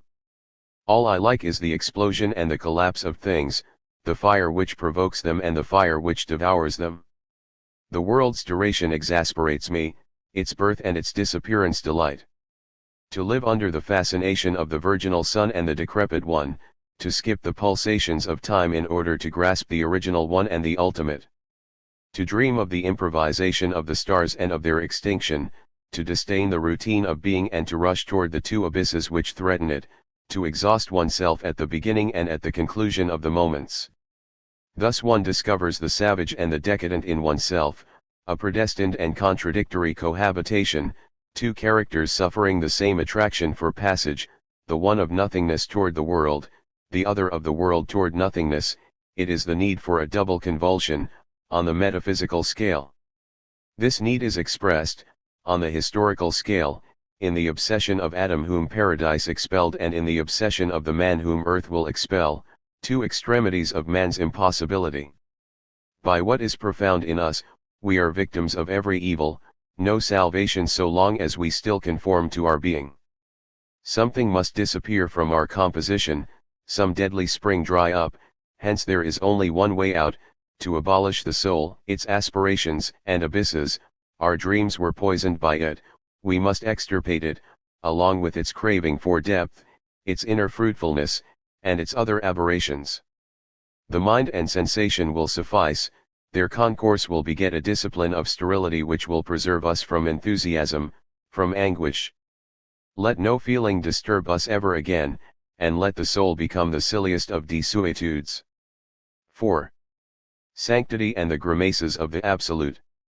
The refusal to procreate, the aesthete hagiographer, the disciple of certain saints, wisdom and sanctity woman, and the absolute Spain hysteria of eternity, stages of pride, heaven and hygiene on certain solitudes, oscillation thread of sanctity, the tilting cross theology, the metaphysical animal genesis of melancholy divagations in a monastery, exercise of insubmission.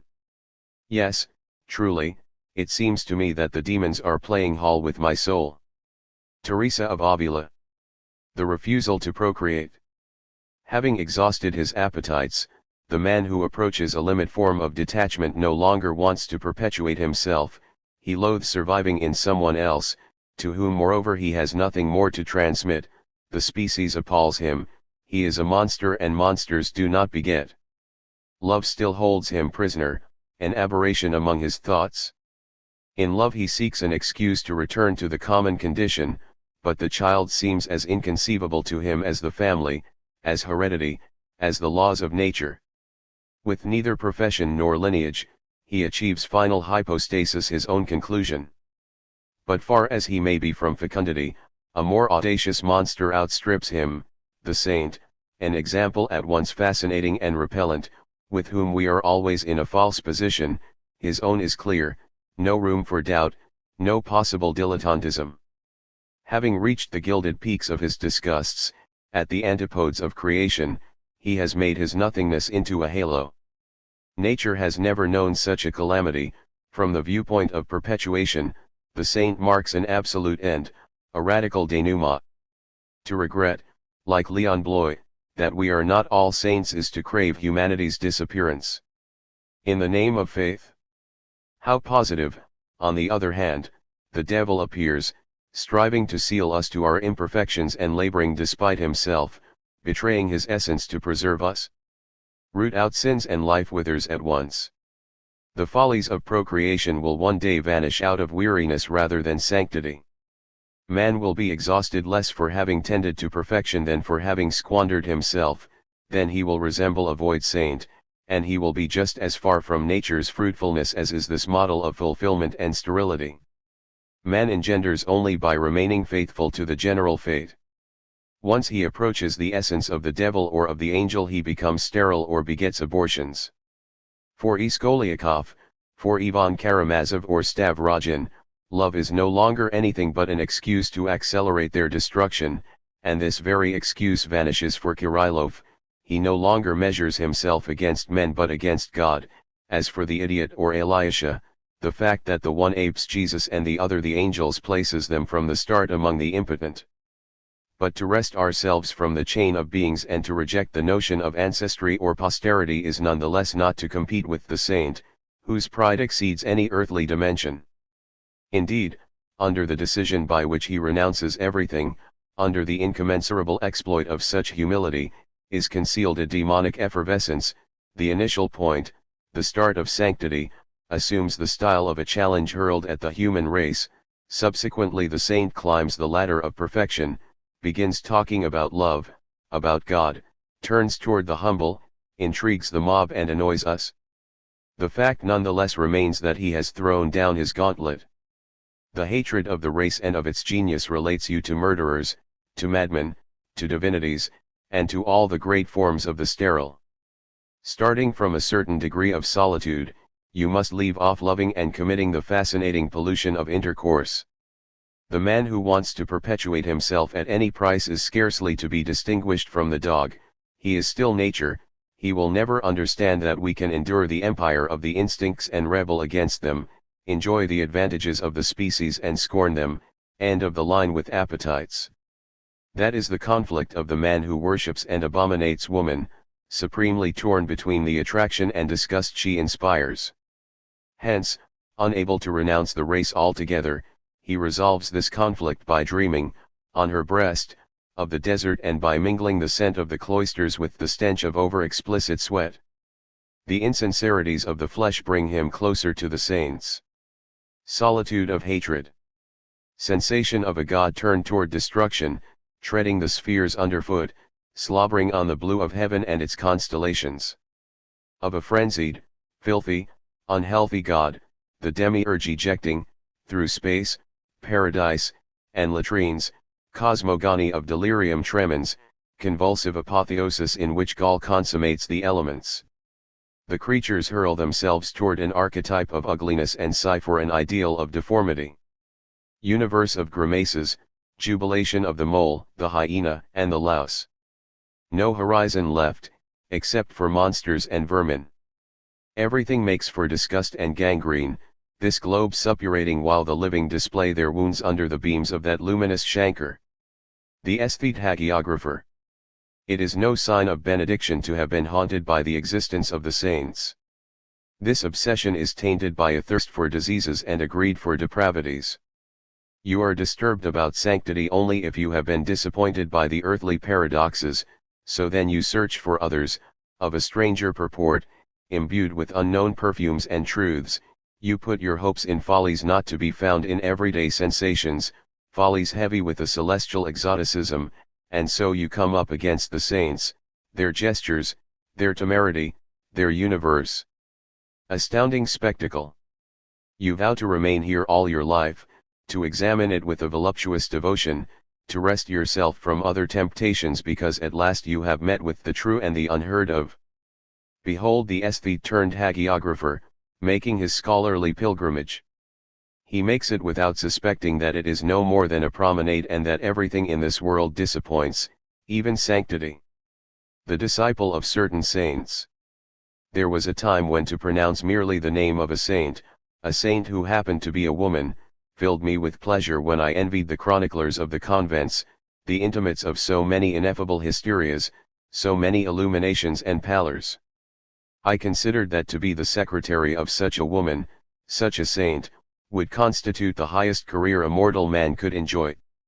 And I would covet the confessor's role among these blessed enthusiasts, and all the details, all the secrets of Peter of Alvestra kept from us about Saint Bridget of Sweden, Henry of Nordlingen about Mechtild of Magdeburg, Raymond of Capua about Catherine of Siena, Brother Arnold about Angela of Foligno, Johann of Marienwerder about Dorothea of Montaut, Clemens Brentano about Catherine Emmerich. It seemed to me that a Diodata degli Adamari or a Diana of Andolo rose up to heaven by the simple glamour of their names. They gave me the sensual taste for another world. When I mused on the ordeals of Rose of Lima, of Lidwina of Schiedam, of Catherine dei Ricci, and of so many others, when I thought of their refinement of cruelty toward themselves, of the deliberate mortification of their charms and graces, one detested the parasite of their pangs, the unscrupulous bridegroom, insatiable and celestial Don Juan who had the right of first tenant in their hearts. Exasperated by the sighs and sweats of earthly love, I turned to these women, if only for their pursuit of another mode of loving. If but one drop of what I feel, said Catherine of Genoa, were to fall into hell, it would forthwith transform hell into paradise. I waited for that drop which, had it fallen, would have found me at the end of its trajectory. Murmuring over the exclamations of Teresa of Avila, I heard her crying at the age of 6, "Eternity, eternity," then followed the development of her deliriums, of her devotions, of her desiccations. Nothing more captivating than the private revelations which disconcert the dogmas and embarrass the Church. I should have liked to keep a journal of those equivocal avowals, to browse on all those suspect nostalgias. It is not in a bed that the peaks of voluptuous pleasure are to be scaled. How find in mere sublunary ecstasy what the saints let you suspect in their ravishment, in their transports? Bernini has shown us the quality of their secrets in his statue of the Spanish saint in Rome, where Teresa incites us to so many considerations as to the ambiguity of her swoons. When I think again about my debts for an awareness of these extremities of passion, these darkest yet purest raptures, and that kind of absence when the nights catch fire, when the merest blade of grass, like the stars themselves, dissolves into a voice of tonic intensity, instantaneous infinity, incandescent and sonorous as a radiant and demented god might conceive it. When I think again about all this, a single name haunts me, Teresa of Avila, and the words of one of her revelations I used to repeat to myself daily: you must no longer speak with men but with angels. I lived for years in the shadow of these women, these saints, believing that no poet, sage, or madman would ever equal them. I expended, in my fervor for them, all my powers of worship, my vitality in desire, my ardor in dreams. And then I stopped loving them. Wisdom and sanctity. Of all the great sufferers, the saints are best at profiting from their sickness. Willful, unbridled natures, they exploit their own disequilibrium with violence and skill. The Savior, their model, was an example of ambition and audacity, a matchless conqueror. His insinuating force, his power to identify himself with the soul's flaws and insufficiencies allowed him to establish a kingdom beyond the reach of any mere sword. Ardent with method, it is this ability which was imitated by those who took him for their ideal. But the sage, scornful of drama and display, feels quite as remote from the saint as from the reveler, knows nothing of the histrionic, and forges for himself an equilibrium of disillusion and unconcern. Pascal is a saint without temperament. Sickness has made him a little more than a sage, a little less than a saint. Which accounts for his oscillations and the skeptical shadow that follows his fervors. A bel esprit in the incurable. From the sage's viewpoint, there can be no one more impure than the saint; from the saint's, no one emptier than the sage. Here we have the whole difference between the man who understands and the man who aspires. Woman and the absolute. While our Lord spoke to me and I contemplated his marvelous beauty, I noticed the sweetness and at times the severity with which his lovely and divine lips uttered the words. I desired ardently to know the color of his eyes and the proportions of his stature, that I might be able to speak of them, but never have I deserved to have such knowledge. All effort to that end is of no avail. Saint Teresa. The color of his eyes. Impurities of female sanctity. To carry the indiscretion of her sex up to heaven itself, that is of a nature to console and compensate any man, and better still, any woman who has remained outside the divine adventure. The first man, the first woman, that is the essence of the fall which nothing, genius, nor sanctity, will ever redeem. Who has ever seen a new man totally superior to the one he was? For Jesus himself, the transfiguration may have meant only a fugitive event, a development without consequences. Between Saint Teresa and other women, then, there is no more than a difference in capacity for delirium, a question of the intensity and direction of caprice. Love human or divine levels human beings; to love a girl or to love God presupposes the same movement. In both cases, you follow a creaturely impulse. Only the object changes, but what interest does it offer? Once it is merely a pretext for the need to worship, once God is merely one outlet among so many others.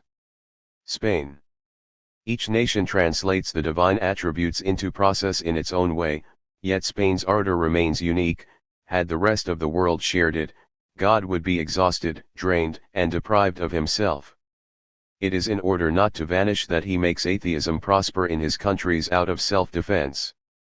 Fearing the flames he has inspired, he reacts against his sons, against their frenzy which diminishes him. Their love undermines his power and his authority, only unbelief leaves him intact. It is not doubts which erode God, but faith. For centuries the Church has trivialized his prestige, and by making him accessible, is preparing for him, thanks to theology, a death without enigmas, a glossed, enlightened agony, overwhelmed by the weight of prayers. How could he help being still more so by that of explanations? He dreads Spain as he dreads Russia and multiplies atheists in both. Their attacks at least let him retain the illusion of omnipotence, still an attribute preserved. But the believers? Dostoevsky, El Greco, has he ever had more feverish enemies? And how could he keep from preferring Baudelaire to John of the Cross? He fears those who see him and those through whom he sees. All sanctity is more or less Spanish. If God were a cyclops, Spain would be his eye. Hysteria of eternity. I can concede a certain relish for the cross, but to reproduce, and daily, the stale event of Calvary that partakes of the wondrous, the inane, and the stupid. For after all the Savior, if we abuse his prestige, is as tiresome as anyone else. The saints were great perverts, the women among them magnificent voluptuaries. All of them frenzied by a single idea transformed the cross into a vice. Depth is the dimension of those who cannot vary their thoughts and their appetites, and who explore a single region of pleasure and of pain. Attentive to the fluctuation of the moments, we cannot admit an absolute event. Jesus cannot cut history in two, nor the raising of the cross break the impartial course of time. Religious thought, a form of obsessive thought, subtracts a temporal portion from the sum of events and invests it with all the attributes of the unconditioned. This is how the gods and their sons were possible. Life is the site of my infatuations, everything I wrest from indifference I give back almost at once. This is not the saints' method, they choose once and for all. I live in order to leave off whatever I love, they, in order to commit themselves to a single object. I savor eternity, they sink themselves into it. The wonders of the earth and a fortiori those of heaven result from a durable hysteria. Sanctity, earthquake of the heart, annihilation by dint of belief, culminating expression of fanatic sensibility, transcendent deformity. Between the saved and the simple-minded there is more correspondence than between the saved and the skeptic. That is the entire distance which divides faith from knowledge without hope, from existence without results. Stages of pride. Frequenting the saint's madness, you happen to forget your limits, your chains, your burdens, and you exclaim, I am the soul of the world, I color the universe with my flames. There will be no night from now on, I have prepared the eternal banquet of the stars, the sun is superfluous, everything shines, and the stones are lighter than angels' wings.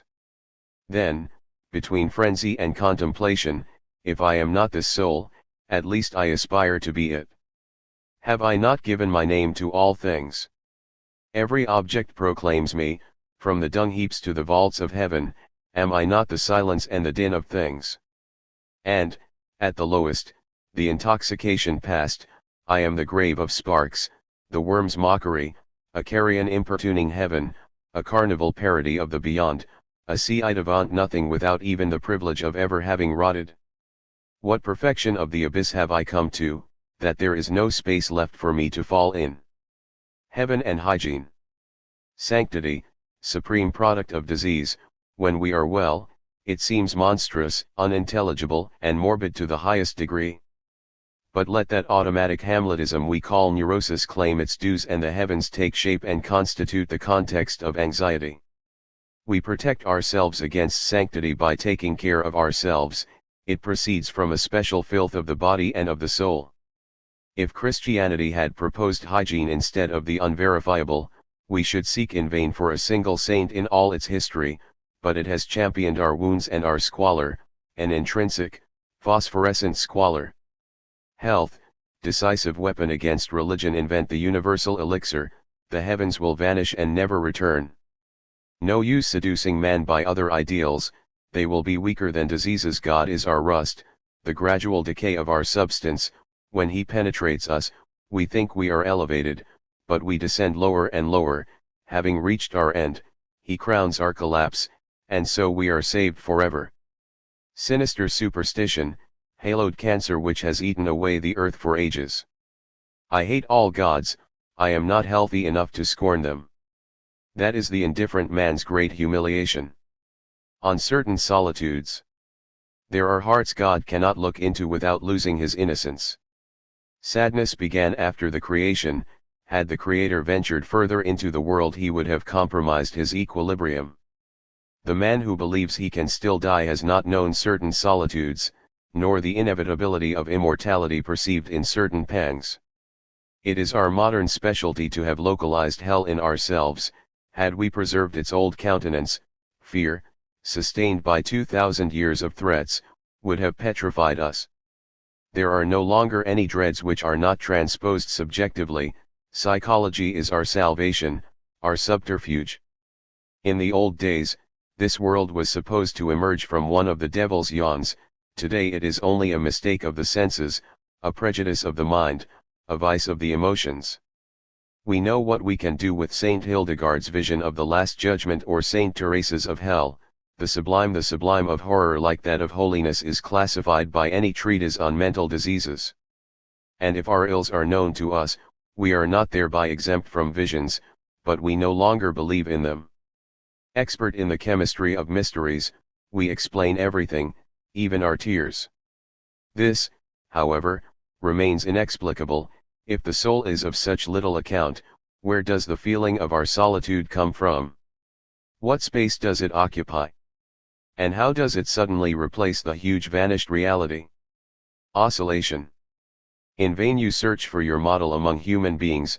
From those who have gone farther than you, you have borrowed only the compromising and harmful aspect. From the sage, sloth; from the saint, incoherence; from the aesthete, rancor; from the poet, profligacy; and from all, disagreement with yourself, ambiguity in everyday things, and hatred for what lives simply to live.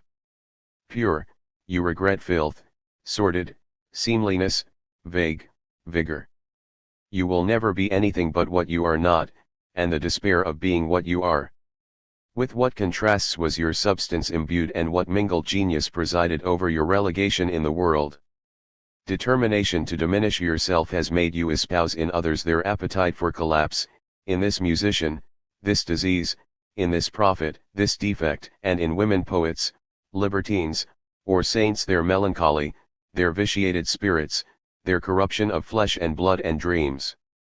Bitterness, principle of your determination, your mode of action, and understanding, is the one fixed point in your oscillation between disgust for the world and self-pity. Thread of sanctity. Able to live only beyond or short of life, man is a prey to two temptations, imbecility and sanctity, subman and superman, never himself. But whereas he does not suffer from the fear of being less than what he is, the prospect of being more terrifies him. Committed to pain, he dreads its conclusion.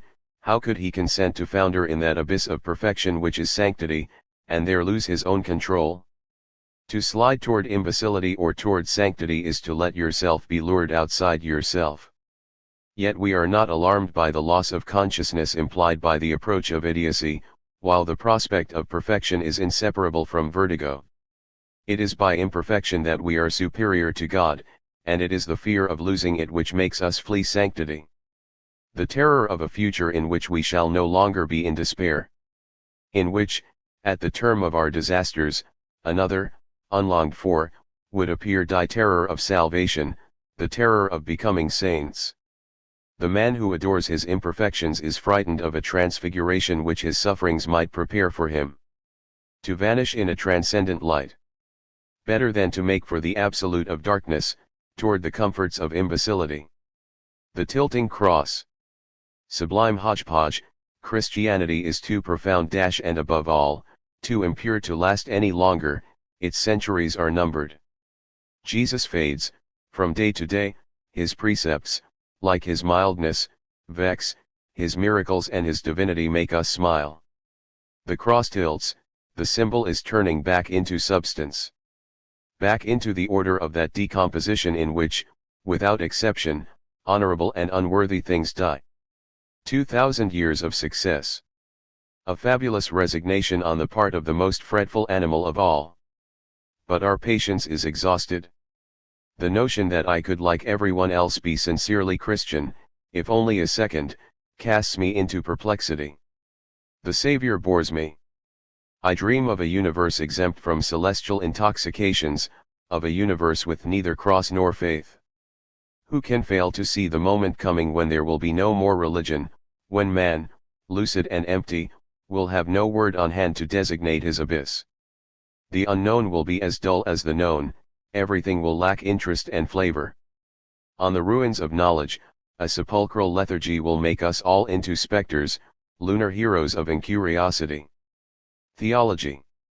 I am in a good mood, God is good; I am sullen, God is wicked; I am indifferent, he is neutral. My states confer upon him corresponding attributes. When I love knowledge, he is omniscient, and when I worship power, omnipotent.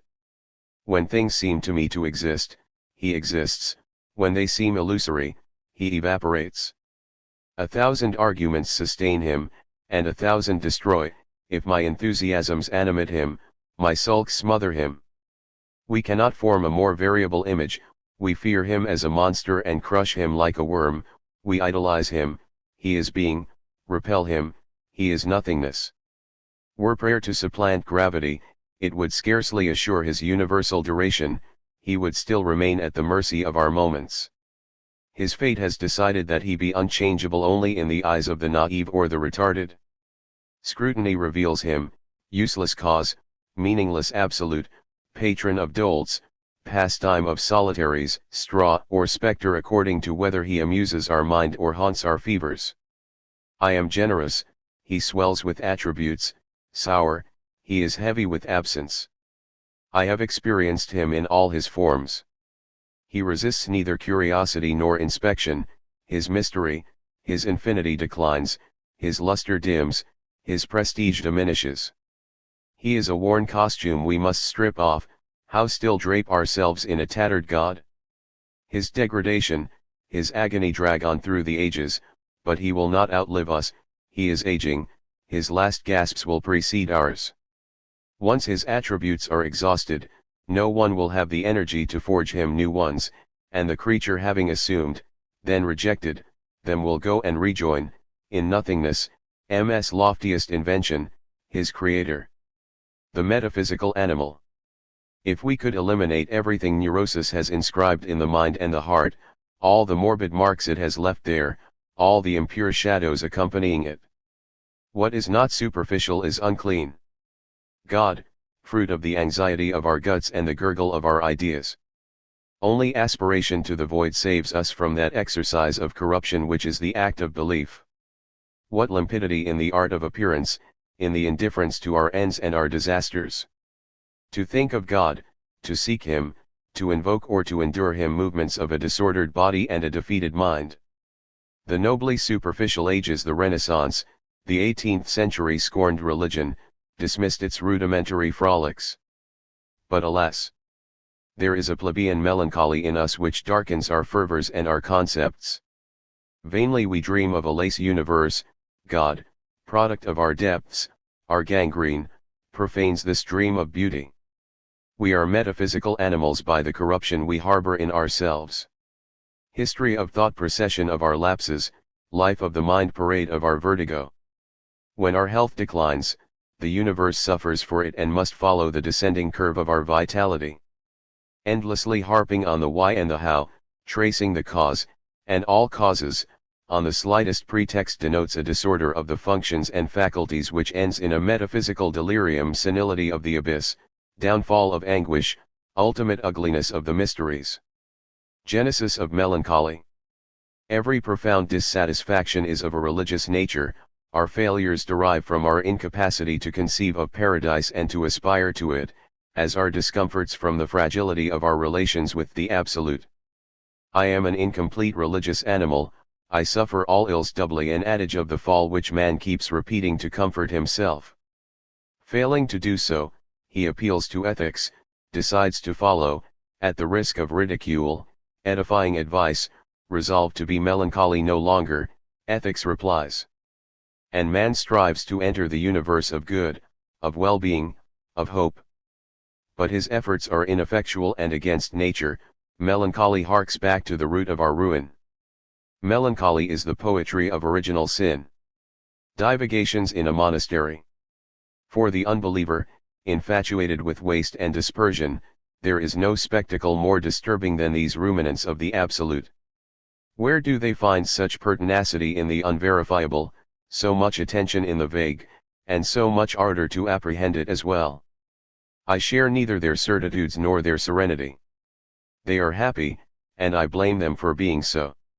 If at least they hated themselves. But they prize their soul more than the universe. This false evaluation is the source of sacrifices and renunciations of an imposing absurdity, whereas our experiences have neither sequence nor system. Being at the mercy of chance and our moods, they have but one experience, always the same, of a monotony and a profundity which are profoundly disheartening. It is true that God is its object, but what interest can they still take in him? Always equal to himself, infinitely of the same nature, he never renews himself. I could reflect upon him in passing, but to fill the hours with him. It is not yet daylight. From my cell, I hear voices, and the age-old refrains, offerings to a banal Latin heaven. Earlier in the night, steps hasten toward the chapel. Matins. Even if God himself were to attend his own celebration, I would not get out of bed on a night this cold. But in any case he has to exist, otherwise these sacrifices of creatures of flesh, shaking off their sloth to worship him, would be of such insanity that reason could not endure the thought. The proofs of theology are futile compared to this exertion which perplexes the unbeliever and obliges him to attribute a meaning and a use to such efforts. Unless he resigns himself to an aesthetic perspective of these deliberate insomnias, and in the vanity of these vigils sees merely the most gigantic adventure, the quest of a beauty of non-meaning and dread. The splendor of a prayer addressed to no one. But something has to be, when this probable changes into certitude. Felicity is no longer a mere word, so true is it that the only answer to nothingness lies in illusion. How have they acquired this illusion, labeled, on the absolute level, grace? By what privilege were they led to hope what no hope in this world lets us glimpse? By what right do they install themselves in an eternity which everything denies us? By what subterfuge do these possessors, the only true possessors I have ever encountered, arrogate the mystery to themselves in order to delight in it thereby? God belongs to them. To attempt to sneak him away would be futile. They themselves know nothing of the method by which they have taken possession. One fine day, they believed. This one was converted by a simple appeal. He believed without being conscious of it. When he assumed the habit. That one suffered every torment. They ceased before a sudden light. One cannot will faith. Like a disease, it insinuates itself in you or strikes you down. No one can command it, and it is absurd to long for it if you are not predestined to it. You are a believer or you are not. The way you are crazy or normal, I can neither believe nor want to believe. Faith, a form of madness to which I am not at all subject. The unbeliever's position is quite as impenetrable as the believer's. I devote myself to the pleasure of being disappointed. This is the very essence of the world. Above doubt, I rank only the delight which derives from it. And I answer all these pink or chlorotic monks, you insist to no purpose. I too have gazed upon the heavens, but I have seen nothing there. Give up trying to convince me. If I have sometimes been able to find God by deduction, I have never found him in my heart. If I found him there, I could not follow you on your path or in your grimaces, still less in those ballets which are your masses and complines. Nothing surpasses the pleasures of idleness. If the end of the world were to come, I would not leave my bed at an ungodly hour, so how would I go running in the middle of the night to immolate my sleep on the altar of the uncertain? Even if grace beclouded me and ecstasies made me quiver unceasingly, a few sarcasms would be enough to distract me. Oh no, you see, I would be afraid to sneer in my prayers and thereby to damn myself much more by faith than by incredulity. Spare me any further effort. In any case, my shoulders are too weary to prop heaven. Exercise of insubmission. How I detest, Lord, the turpitude of your works and these syrupy ghosts who burn incense to you and resemble you. Hating you, I have escaped the sugar mills of your kingdom, the twaddle of your puppets. You are the damper of our flames and our rebellions, the fire hose of our fevers, the superintendent of our senilities. Even before relegating you to a formula, I trampled your arcana, scorned your tricks and all those artifices which produce your toilette of the inexplicable. You have generously endowed me with the gall your pity spared your slaves. Since there is no rest but in the shadow of your nullity, the brute finds salvation by just handing himself over to you or your counterfeits.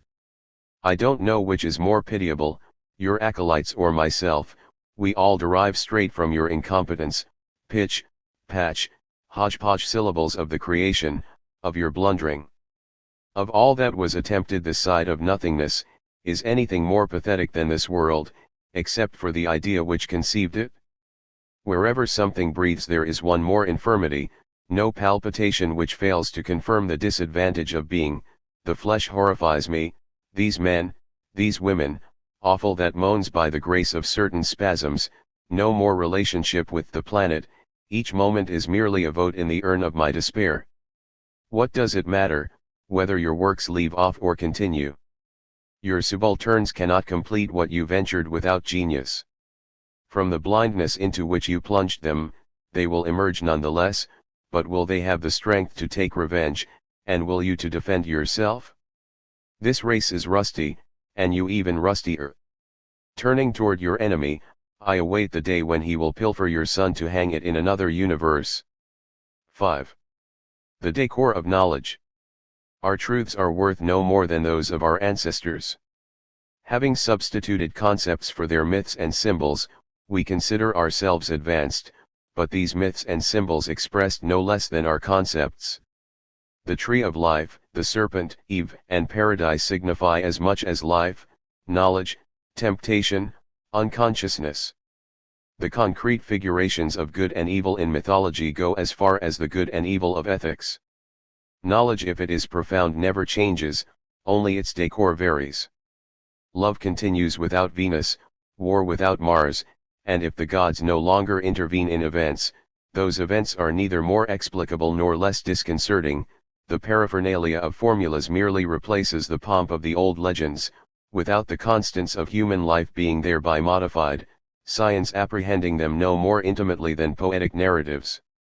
Modern complacency is limitless, we suppose ourselves more enlightened, more profound than all the centuries behind us, forgetting that the teaching of a Buddha confronted thousands of beings with the problem of nothingness, a problem we imagine we have discovered because we have changed its terms and introduced a touch of erudition into it. But what Western thinker would survive a comparison with a Buddhist monk? We lose ourselves in texts and terminologies. Meditation is a datum unknown to modern philosophy. If we want to keep some intellectual decency, enthusiasm for civilization must be banished from our mind, as well as the superstition of history. As for the great problems, we have no advantage over our ancestors or our more recent predecessors. Men have always known everything, at least in what concerns the essential. Modern philosophy adds nothing to Chinese, Hindu, or Greek philosophy. Moreover, there cannot be a new problem, despite our naivete or our infatuation which would like to persuade us to the contrary. In the play of ideas, whoever equaled a Chinese or a Greek sophist, who was ever bolder in abstraction? All the extremities of thought were reached from the first and in all civilizations. Seduced by the demon of the unpublished, we forget too quickly that we are the epigones of the first pithecanthropus who bothered to reflect. Hegel is chiefly responsible for modern optimism. How could he have failed to see that consciousness changes only its forms and modalities, but never progresses? Becoming excludes an absolute fulfillment, a goal. The temporal adventure unfolds without an aim external to itself, and will end when its possibilities of movement are exhausted. The degree of consciousness varies with the ages, such consciousness not being aggrandized by their succession. We are not more conscious than the Greco-Roman world, the Renaissance, or the 18th century. Each period is perfect in itself and perishable. There are privileged moments when consciousness is exasperated, but there was never an eclipse of lucidity such that man was incapable of confronting the essential problems. history being no more than a perpetual crisis, even a breakdown of naivete. Negative states, precisely those which exasperate consciousness, are variously distributed, nonetheless they are present in every historical period, balanced and happy. They know ennui, the natural name for happiness; unbalanced and tumultuous, they suffer despair and the religious crises which derive from it. The idea of an earthly paradise was composed of all the elements incompatible with history, with the space in which the negative states flourish. All means and methods of knowing are valid: reasoning, intuition, disgust, enthusiasm, lamentation. A vision of the world propped on concepts is no more legitimate than another which proceeds from tears, arguments, or sighs, modalities equally probing and equally vain. I construct a form of universe, I believe in it, and it is the universe, which collapses nonetheless under the assault of another certitude or another doubt. The merest illiterate and Aristotle are equally irrefutable and fragile. The absolute and decrepitude characterize the work ripened for years and the poem dashed off in a moment. Is there more truth in the phenomenology of mind than in epipsychedion? Lightning-like inspiration, as well as laborious investigation, offers us definitive results and ridiculous ones. Today I prefer this writer to that one, tomorrow will come the turn of a work I detested quite recently. The creations of the mind and the principles which preside over them follow the fate of our moods, of our age, of our fevers, and our disappointments. We call into question everything we once loved, and are always right and always wrong, for everything is valid and nothing has any importance. I smile, a world is born; I frown, it vanishes, and another appears. No opinion, no system, no belief fails to be correct and at the same time absurd, depending on whether we adhere to it or detach ourselves from it. We do not find more rigor in philosophy than in poetry, nor in the mind than in the heart. Rigor exists only so long as we identify ourselves with the principle or thing which we confront or endure. From outside, everything is arbitrary, reasons and sentiments. What we call truth is an error insufficiently experienced, not yet drained, but which will soon age, a new error, and which waits to compromise its novelty. Knowledge blooms and withers along with our feelings. And if we are in a position to scrutinize all truths, it is because we have been exhausted together and because there is no more sap in us than in them. History is inconceivable outside of what disappoints. Which accounts for the desire to submit ourselves to melancholy, and to die of it. True knowledge comes down to vigils in the darkness. The sum of our insomnias alone distinguishes us from the animals and from our kind. What rich or strange idea was ever the work of a sleeper? Is your sleep sound? Are your dreams sweet? You swell the anonymous crowd. Daylight is hostile to thoughts, the sun blocks them out, they flourish only in the middle of the night. Conclusion of nocturnal knowledge: every man who arrives at a reassuring conclusion about anything at all gives evidence of imbecility or false charity. Who ever found a single joyous truth which was valid? Who saved the honor of the intellect with daylight utterances? Happy the man who can say to himself, knowledge turned sour on me. History is irony on the move, the minds jeer down through men and events. Today this belief triumphs, tomorrow, vanquished, it will be dismissed and replaced. Those who accepted it will follow it in its defeat. Then comes another generation, the old belief is revived, its demolished monuments are reconstructed. Until they perish yet again. No immutable principle rules the favors and severities of fate, their succession participates in the huge farce of the mind, which identifies, in its play, impostors and enthusiasts, ardors and devices. Consider the polemics of each age, they seem neither motivated nor necessary. Yet they were the very life of that age: Calvinism, Quietism, Port Royal, the Encyclopedia, the Revolution, Positivism, etc. What a series of absurdities! Which/tie to be, what a futile and yet fatal expense! From the ecumenical councils to the controversies of contemporary politics, orthodoxies and heresies have assailed the curiosity of mankind with their irresistible non-meaning. Under various disguises there will always be pro and con, whether apropos of heaven or the bordello. Thousands of men will suffer for subtleties relating to the Virgin and the Son, thousands of others will torment themselves for dogmas less gratuitous but quite as improbable. All truths constitute sects which end by enduring the destiny of a Port Royal, by being persecuted and destroyed, then, their ruins, beloved now and embellished with the halo of the iniquity inflicted upon them, will be transformed into a pilgrimage site.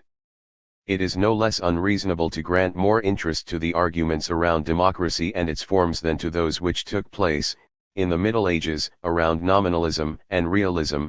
Each period is intoxicated by an absolute, minor, and tiresome, but in appearance unique.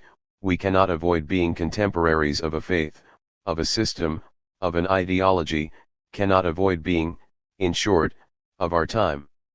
In order to be emancipated from that, we would require the coldness of a God of scorn. That history has no meaning is what should delight our hearts. Should we be tormenting ourselves for a happy solution to process, for a final festival paid for by nothing but our sweat, our disasters? For future idiots exulting over our labors, frolicking on our ashes? The vision of a paradisiac conclusion transcends, in its absurdity, the worst divagations of hope. All we can offer in excuse for time is that in it we find some moments more profitable than others, accidents without consequence in an intolerable monotony of perplexities. The universe begins and ends with each individual, whether he be Shakespeare or Hodge, for each individual experiences his merit or his nullity in the absolute. By what artifice did what seems to be escape the control of what is not? A moment of inattention, of weakness at the heart of nothingness, the grabs took advantage of it, a gap in its vigilance, and here we are. And just as life supplanted nothingness, life in its turn was supplanted by history, existence thereby committed itself to a cycle of heresies which sapped the orthodoxy of the void. 6. Abdications. The rope underside of an obsession epitaph secularization of tears fluctuations of the will theory of goodness making allowances wonders of vice the corrupter the architect of the caves discipline of atone supreme erosion at the obsequies of desire irrefutable disappointment in the secret of moralists monastic fantasy in honor of madness my heroes the simple-minded poverty, mental stimulant invocation to insomnia profile of the wicked man views on tolerance sartorial philosophy among the dregs. On an entrepreneur of ideas truths of temperament flayed alive incompatibilities restoration of occult we troglodytes physiognomy of a failure procession of sub menquisque idem. The rape. I no longer remember how I happened to become the recipient of this confidence, possessing not property, projects, or even memories, I have given over future and philosophy alike, owning merely a cot on which to unlearn the sun and size. I remain stretched out there, and spin out the hours, around me, utensils, objects which suggest suicide, every one. The nail whispers, stick me through your heart, the trickle of blood need not alarm you.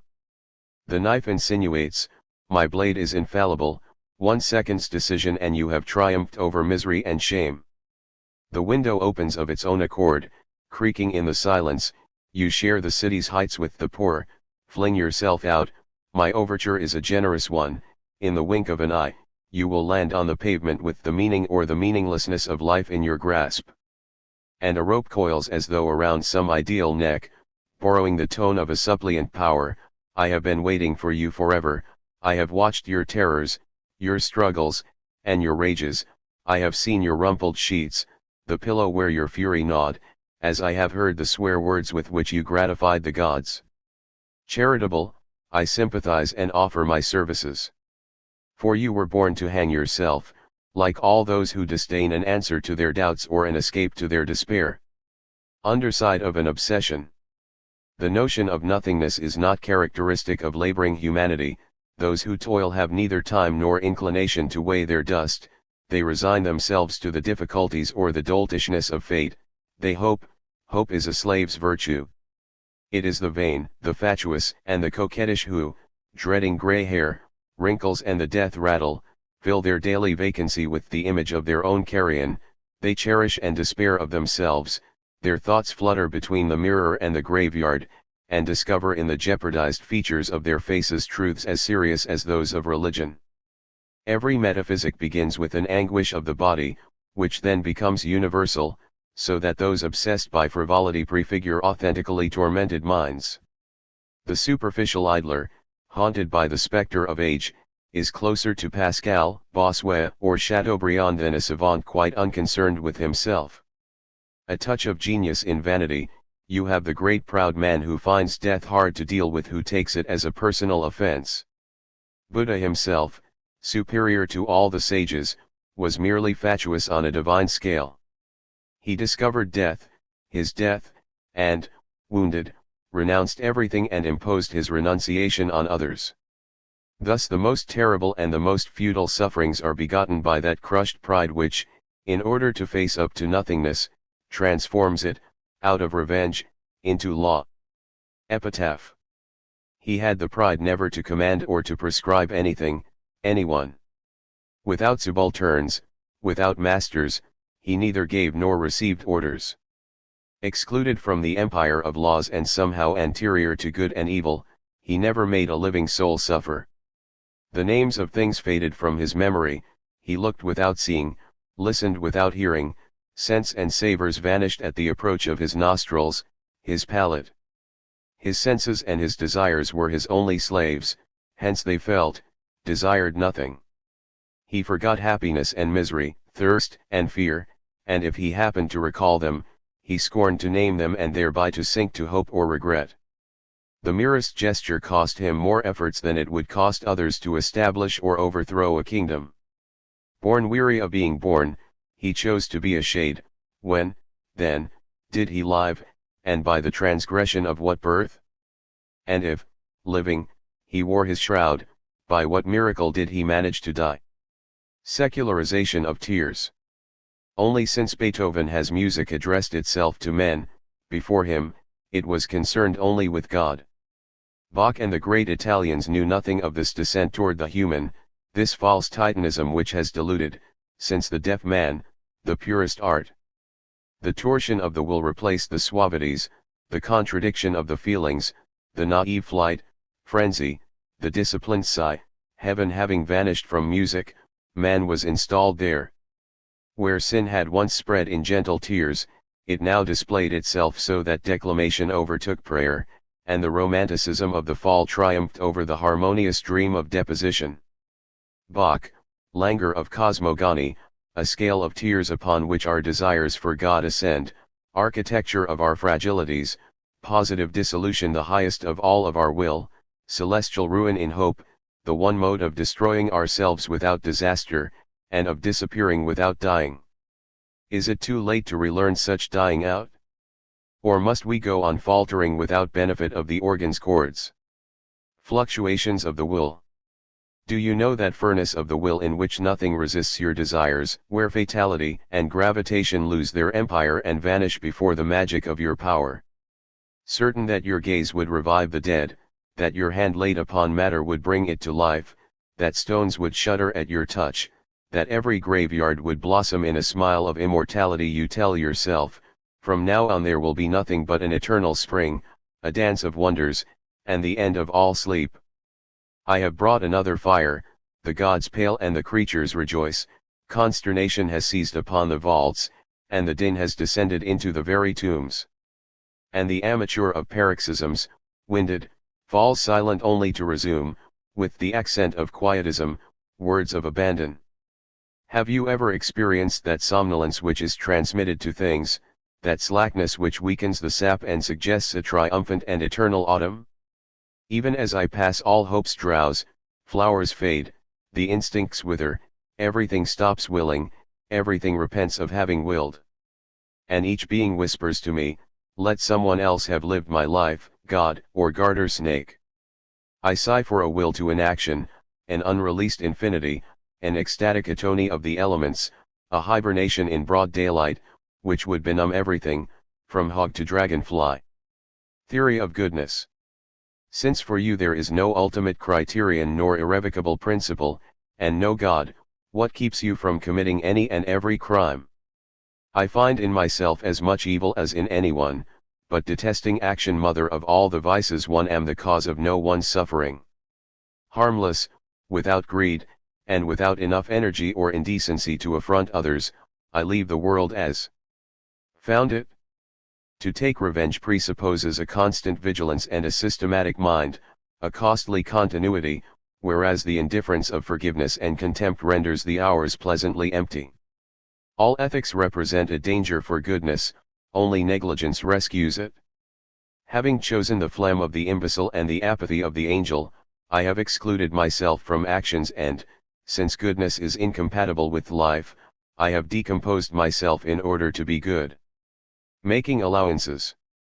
It requires a considerable amount of unconsciousness to devote oneself unreservedly to anything. Believers, lovers, disciples perceive only one face of their deities, their idols, their masters. The worshipper remains ineluctably naive. Is there a pure feeling which fails to betray the mixture of grace and imbecility, a blissful admiration without an eclipse of the intelligence? The man who glimpses simultaneously all the aspects of a being or a thing remains forever undecided between impulse and stupor.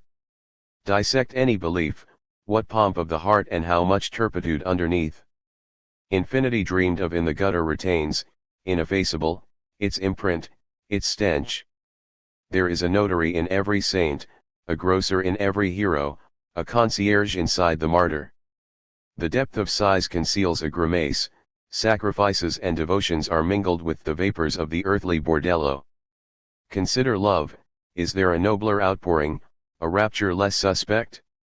Its shudders rival music, compete with the tears of solitude and of ecstasy, sublime, but a sublimity inseparable from the urinary tract, transports bordering upon excretion, a heaven of the glands, sudden sanctity of the orifices. It takes no more than a moment of attention for this intoxication, shaken, to cast you back into the ordures of physiology, or a moment of fatigue to recognize that so much ardor produces only a variety of mucus. The waking state in our ravishments alters their flavor and transforms their victim into a visionary trampling ineffable pretexts. We cannot love and know at the same time, without love suffering and expiring under the mind's gaze. Search your admirations, scrutinize the beneficiaries of your worship and the profiteers of your abandons, under their most disinterested thoughts you will discover self-love, the spur of fame, the thirst for domination and power. All thinkers are actions eunuchs who take revenge for their failure by the intermediary of concepts. Born this side of the deed, they exalt or decry it, depending on whether they aspire to humanity's gratitude or that other form of fame, its hatred. They unduly erect their own deficiencies, their own miseries to the rank of laws, their futility to the level of a principle. Thought is as much of a lie as love or faith. For the truths are frauds and the passions odors, and ultimately there is no choice except the one between what lies and what stinks. Wonders of vice. Whereas a thinker requires to dissociate himself from the world an enormous labor of interrogations, the privilege of a flaw confers from the start a singular destiny. Vice bestower of solitude offers the man marked out by it the excellence of a separate condition. Consider the invert, he inspires two contradictory sentiments, disgust and admiration. His failure makes him at once inferior and superior to the others, he does not accept himself, constantly justifies himself, invents reasons, torn between shame and pride, yet enthusiasts of the fatuities of procreation we go with the herd. Woe to those who have no sexual secrets. How could we divine the fetid advantages of the aberrations? Shall we remain forever the progeniture of nature, victims of her laws, nothing but human trees? The individual's deficiencies determine a civilization's flexibility and subtlety. Rare sensations are conducive to the mind and its vitality, the distracted instinct is located at the antipodes of barbarism. Consequently an impotent man is more complex than a brute with undisturbed reflexes, and realizes better than anyone the essence of mankind, that deserter from zoology, and is enriched by all its inadequacies, all its impossibilities. Suppress vices and flaws, take away carnal disorders, and you will meet no more souls, for what we call by that name is merely a product of inner scandals, a designation of mysterious shames, an idealization of abjection. In the depths of his naivete, The thinker envies the possibilities of knowledge open to whatever is contra naturam. He believes not without repulsion in the privileges of monsters. Vice being a suffering and the sole form of celebrity worth the trouble, the vicious man has to be deeper than the common run, since unspeakably separated from the rest, he begins where the others leave off. A natural pleasure, taken in what is obvious, cancels itself out, destroys itself in its own means, expires in its actuality, whereas an unwanted sensation is a thought-out sensation, a reflection in the reflexes. Vice attains the highest degree of consciousness without the intermediary of philosophy, but the thinker requires a whole lifetime to arrive at this effective lucidity by which the pervert begins. Yet they resemble one another in their propensity to wrest themselves from the others, though the one strives to do so by meditation while the other merely follows the wonders of his inclination. The corrupter. Where have the hours gone?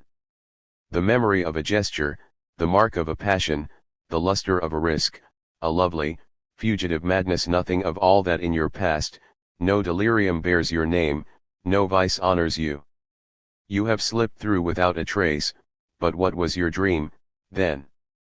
I should have liked to sow doubt into the entrails of the globe, to imbue its substance with doubt, to enthrone doubt where the mind never penetrated, and before reaching the marrow of mankind, to shake the calm of stones, to introduce there the insecurity and the anguish of the heart. Architect, I would have built a temple to ruin. Preacher, revealed the farce of prayer. King, hoisted the flag of rebellion. As men cherish a secret craving to repudiate themselves, I should have provoked self-betrayal everywhere, plunged innocence into stupor, multiplied disloyal ties, kept the multitude from wallowing in the compost heap of certitudes. The architect of the caves.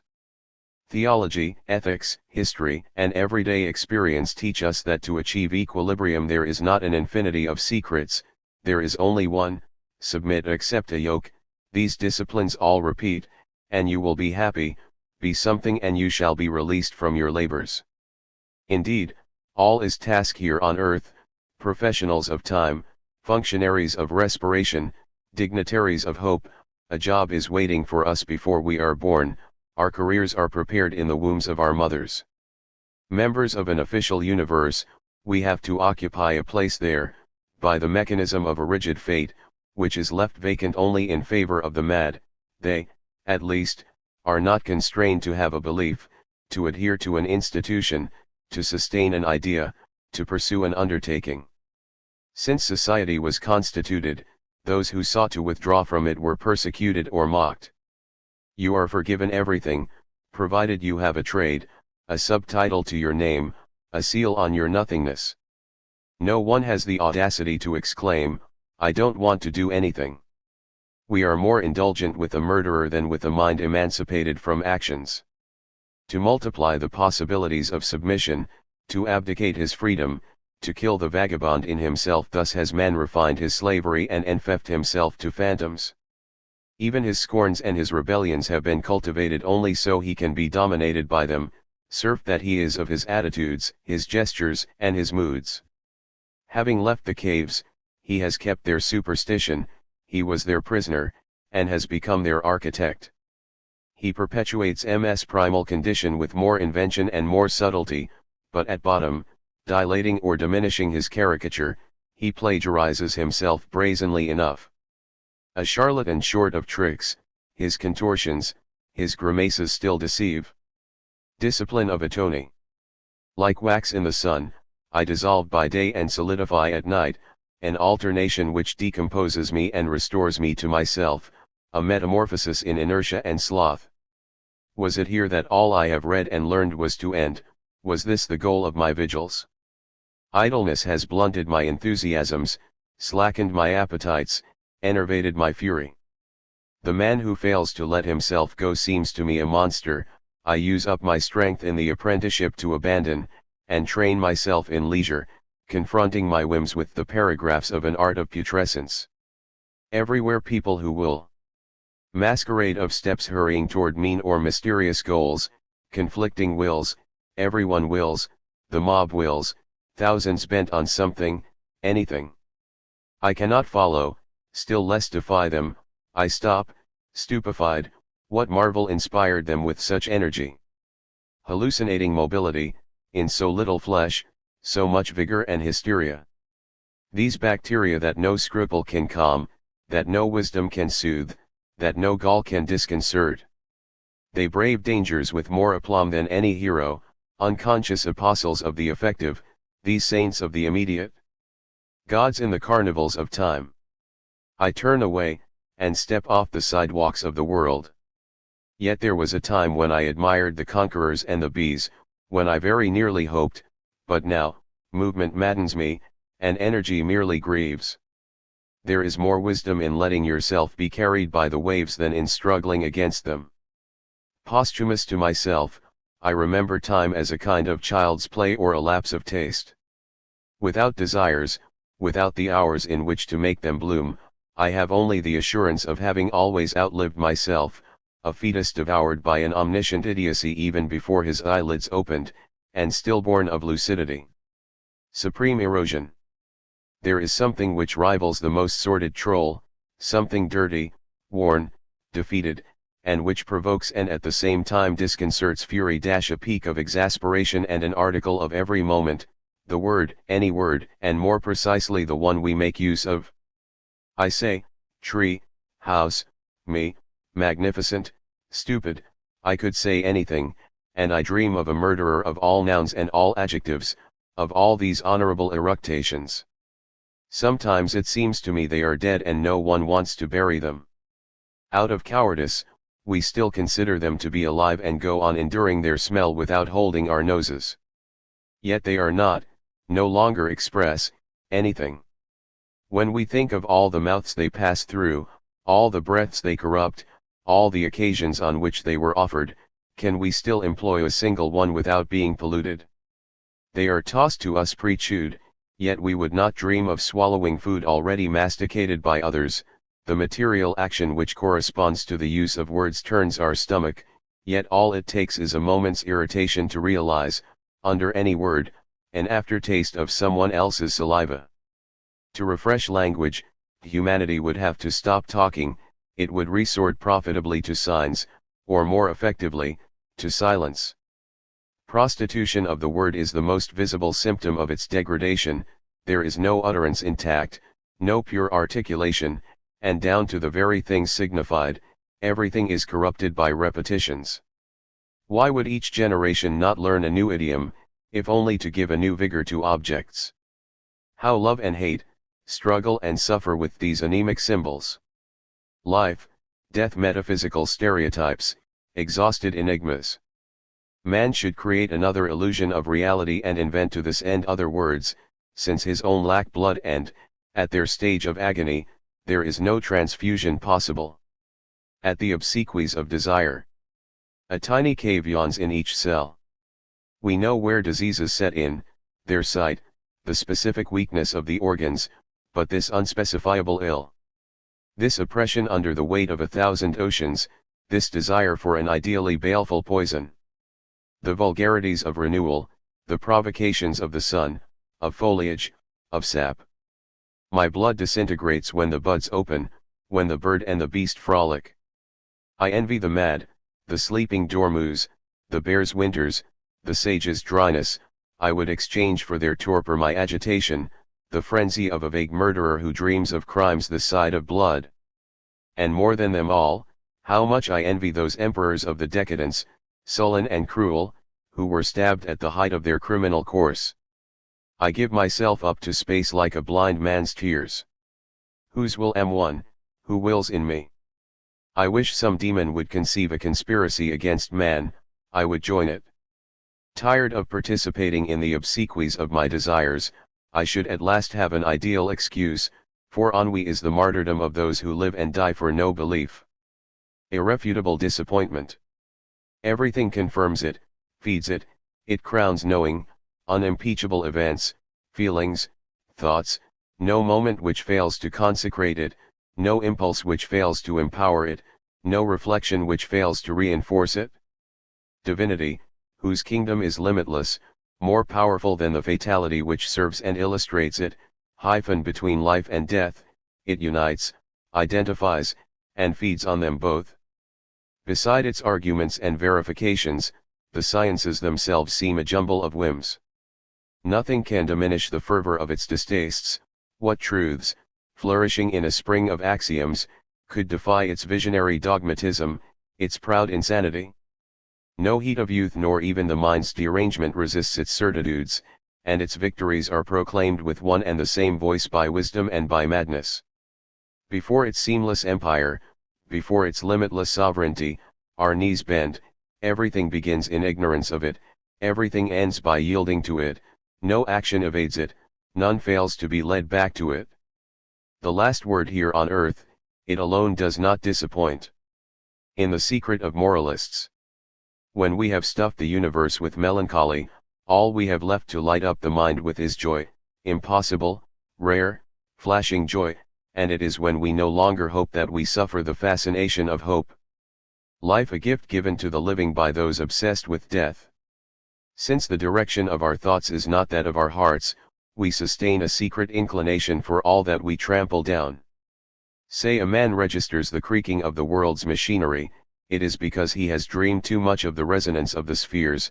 Failing to hear them, he abases himself to hear only the din around him. Bitter words emanate from a wounded sensibility, from an offended delicacy. The venom of a La Rochefoucauld, a Chamfort, was the revenge they took on a world designed for brutes. All gall conceals a revenge and is translated into a system, pessimism, that cruelty of the conquered who cannot forgive life for having deceived their expectations.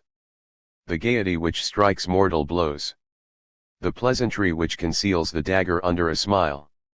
I think of certain ironies of Voltaire, certain retorts of Rivarol, the stinging words of Madame du Deffand, the jeers which show through so much elegance, the aggressive frivolity of the salons, the sallies which entertain and slaughter, the bitterness contained in an excess of civility. And I think of an ideal moralist, a combination of cynicism and lyric ardor, exalted and icy, vague and incisive, as close to Rousseau's reveries as to Lacio's liaisons, or uniting in himself Vauvenargues and Sada, tact and torment. Observer of mores in himself, having no need to seek elsewhere, the least attention on home grounds would show him the contradictions of life, all of whose aspects he would reflect so well that, ashamed of duplication, it would disappear. No attention whose exercise fails to lead to an act of annihilation. This is the fatality of observation, with all the disadvantages which derive from it for the observer, from the classical moralist down to Proust. Everything dissolves under the searching eye.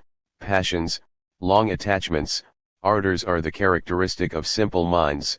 Faithful to others and to themselves, a touch of lucidity in the heart makes it the seat of feigned feelings and turns the lover into Adolphe and the discontent into René. Loving, we do not examine love; acting, we do not meditate upon action. If I study my neighbor, it is because he has ceased to be my neighbor, and I am no longer myself. If I analyze myself, I become an object along with all the rest. The believer who weighs his faith ends by putting God in the scales, and safeguards his fervor only out of fear of losing it. Placed at the antipodes of naivete, of integral and authentic existence, the moralist exhausts himself in a vis-a-vis with himself and with others. Comedian, microcosm of second thoughts, he does not endure the artifice which men, in order to live, spontaneously accept and incorporate in their nature. Everything seems convention. He divulges the motives of feelings and actions. He unmasks the simulacra of civilization, because he suffers at having glimpsed and gone beyond them, for these simulacra give life, they are life, whereas his existence, in contemplating them, strays into the search for a nature which does not exist and which, if it did, would be as alien to him as the artifices which have been added to it. All psychological complexity reduced to its elements, explained and dissected, involves an operation much deadlier to the operator than to the victim.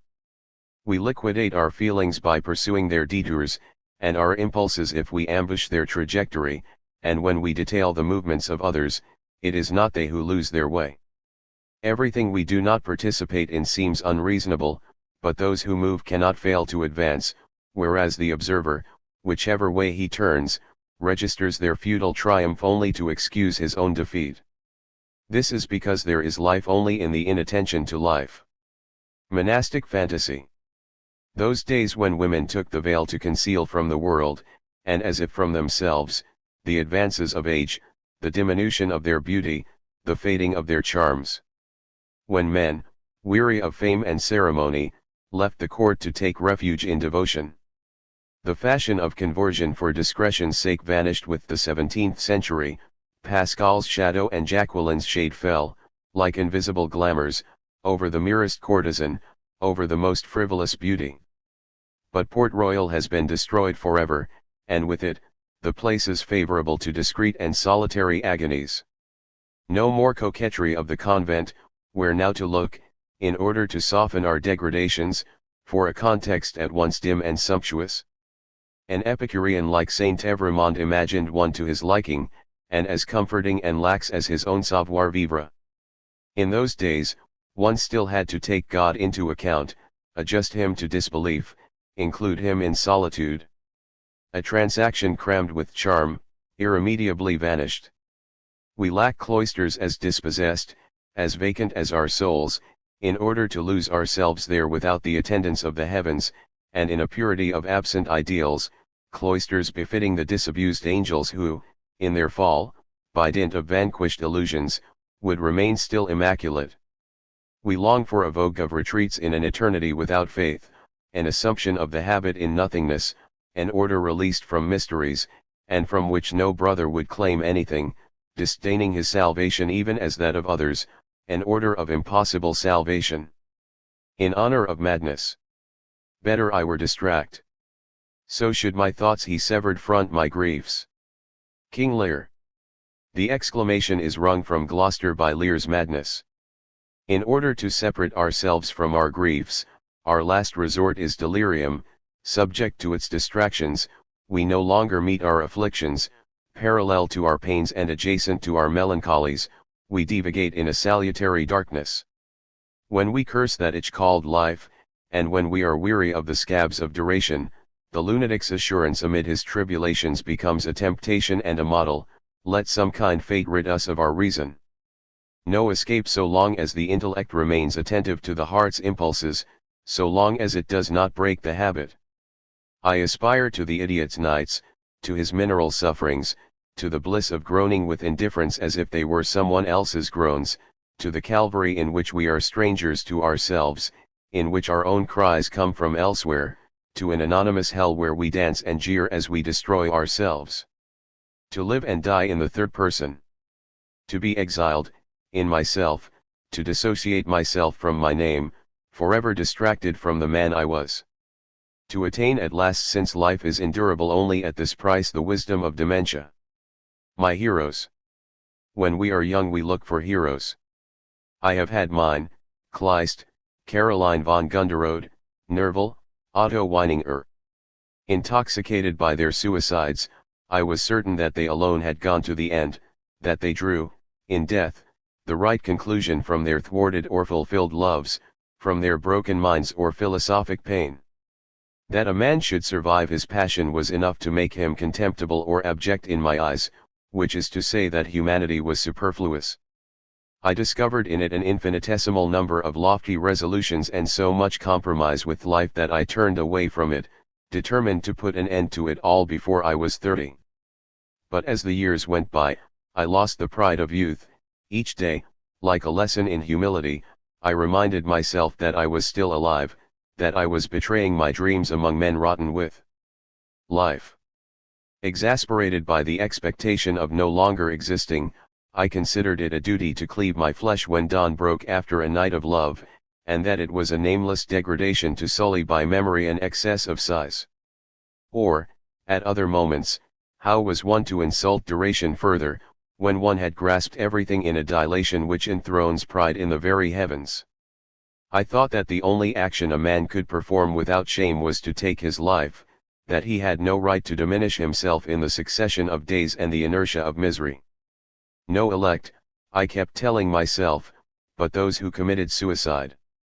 Even now, I have more esteem for a concierge who hangs himself than for a living poet. Man is provisionally exempt from suicide, that is his one glory, his one excuse.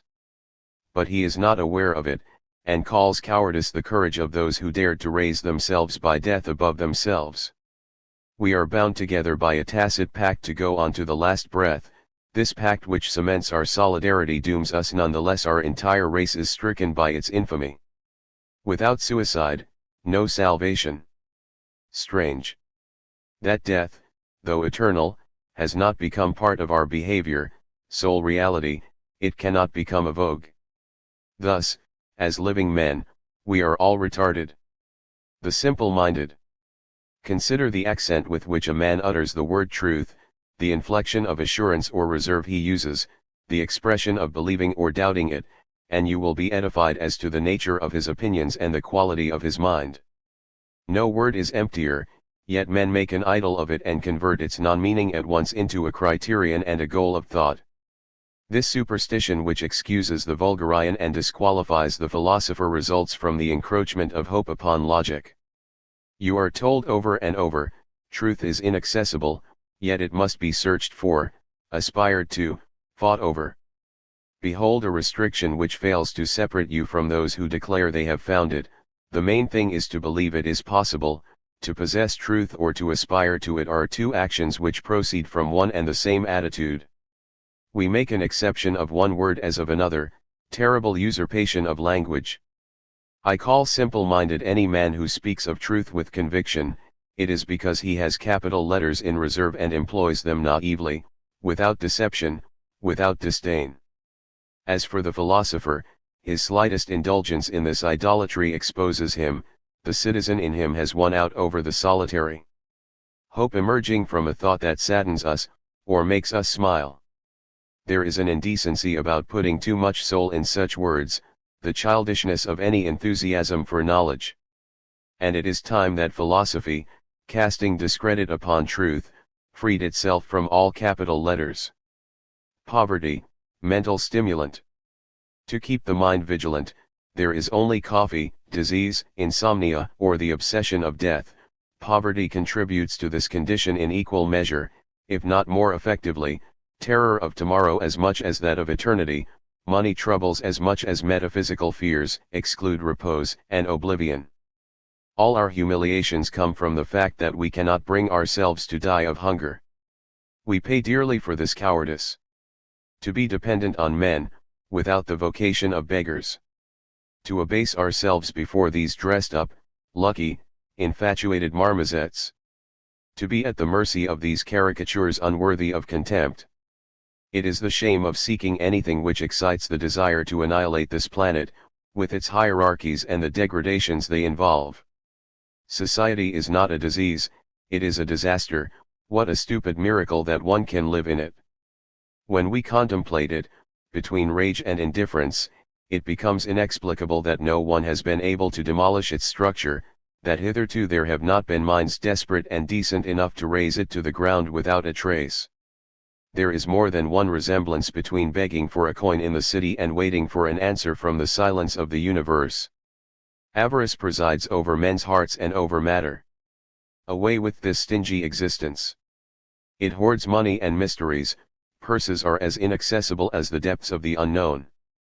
But maybe someday that unknown will reveal itself and open its treasuries. Never, so long as there is blood in his veins, will the rich man unearth his wealth. He will confess his shames, his vices, his crimes. He will lie about his fortune. He will make you every confidence, hand you his life. You will not share his last secret, his pecuniary secret. Poverty is not a transitory state. It coincides with the certainty that, whatever happens, you will never have anything, that you are born on the wrong side of the circuit of goods, that you must struggle for even a breath, and conquer air itself, and hope, and sleep, and that even when society disappears, nature will be no less inclement, no less perverted. No paternal principle watched over the creation. Everywhere, buried treasures. Behold the miser as demiurge, the god on high as sly-skin-flint. It is he who implanted in you the terror of tomorrow. It is scarcely surprising that religion itself should be a form of this terror. For the paupers of eternity, poverty is a kind of stimulant they have taken once and for all. without the possibility of an antidote, or a kind of innate awareness which, before any knowledge of life, could describe its inferno. Invocation to insomnia. I was 17, and I believed in philosophy. What did not relate to philosophy seemed to me either a sin or slops, poets. Jugglers good for the amusement of trivial women, action. Imbecility in delirium, love, death. Low excuses rejecting the honor of concepts. Foul odors of a universe unworthy of the mind's perfume. The concrete, what an abomination. Delight or suffering, what shames. Only abstraction seemed to palpitate with life. I gave myself up to ancillary exploits lest some nobler object might make me infringe my principles and submit to the degradations of the heart. I told myself over and over, only the brothel is compatible with metaphysics, and I coveted to escape poetry the eyes of housemaids, the sighs of whores. When you came, insomnia, to shake my flesh and my pride, you who transform the childish brute, give nuance to the instincts, focus to dreams, you who in a single night grant more knowledge than days spent in repose, and, to reddened eyelids, reveal yourself a more important event than the nameless diseases or the disasters of time. You made me hear the snore of health, human beings plunged into sonorous oblivion, while my solitude engrossed the surrounding dark and became huger than the night. Everything slept, slept forever. There was no dawn. I shall lie awake this way until the end of time. They will wait for me then to ask me to account for the blank space of my dreams. Each night was like the others, each night was eternal. And I felt one with all those who cannot sleep, with all those unknown brothers. Like the corrupt and the fanatical, I had a secret. Like them I belonged to a clan to which everything could be excused, given, sacrificed, the clan of the sleepless. I granted genius to the first comer whose eyelids were heavy with fatigue, and admired no mind that could sleep, were it the glory of the state, of art, or of letters. I would have worshipped a tyrant who to take revenge on his knights would have forbidden rest, punished oblivion, prescribed disaster and fevers. And it was then that I appealed to philosophy, but there is no idea which comforts in the dark, no system which resists those vigils. The analyses of insomnia undo all certainties. Weary of such destruction, I came to the point of telling myself, no more vacillation, sleep or die. Reconquer sleep or disappear. But this reconquest is no easy matter. When you come close to it, you realize how deeply you have been marked by the nights you love. Your impulses will be forever corrupted. You will emerge from each ecstasy like a scarecrow of pleasure. You will confront the glances of your too immediate companion with a criminal countenance. You will answer her sincere gestures with the irritations of an envenomed pleasure, her innocence with a guilty poetry, for everything for you will become poetry, but a poetry of transgression. Crystalline ideas, happy sequence of thoughts? You will not think any more, it will be an explosion, a lava of concepts, without consequence and without order, a vomit of aggressive concepts spewed from your guts, punishments the flesh inflicts upon itself, the mind being a victim of the humors and out of the question. You will suffer from everything, and to excess, the winds will seem gales, every touch a dagger, smiles, slaps, trifles, cataclysms. Waking may come to an end, but its light survives within you. One does not see in the dark with impunity, one does not gather its lessons without danger. There are eyes which can no longer learn anything from the sun, and souls afflicted by nights from which they will never recover. Profile of the wicked man. What is responsible for his not having done more evil than he might or must, for his not committing murder, wreaking subtler vengeances, for not having obeyed the injunctions of the blood rushing to his head? His moods, his education? Certainly not, and still less a native goodness, but merely the presence of the idea of death. Inclined to forgive no one anything, he pardons all. The slightest insult arouses his instincts, he forgets it the next moment. Enough for him to imagine his own corpse and to apply this method to others in order to be suddenly soothed. The figure of what decomposes makes him good and cowardly, no wisdom, nor charity, without macabre obsessions. The healthy man, proud of existing, takes his revenge, listens to his blood and his nerves, heeds his prejudices, answers, blow for blow, and kills. But the mind undermined by the fear of death no longer reacts to external solicitations, it sketches out actions and leaves them unfinished, reflects upon honor, and loses it. Tries out passions, and dissects them. This dread which accompanies its gestures enervates their vigor, its desires expire before the vision of universal insignificance.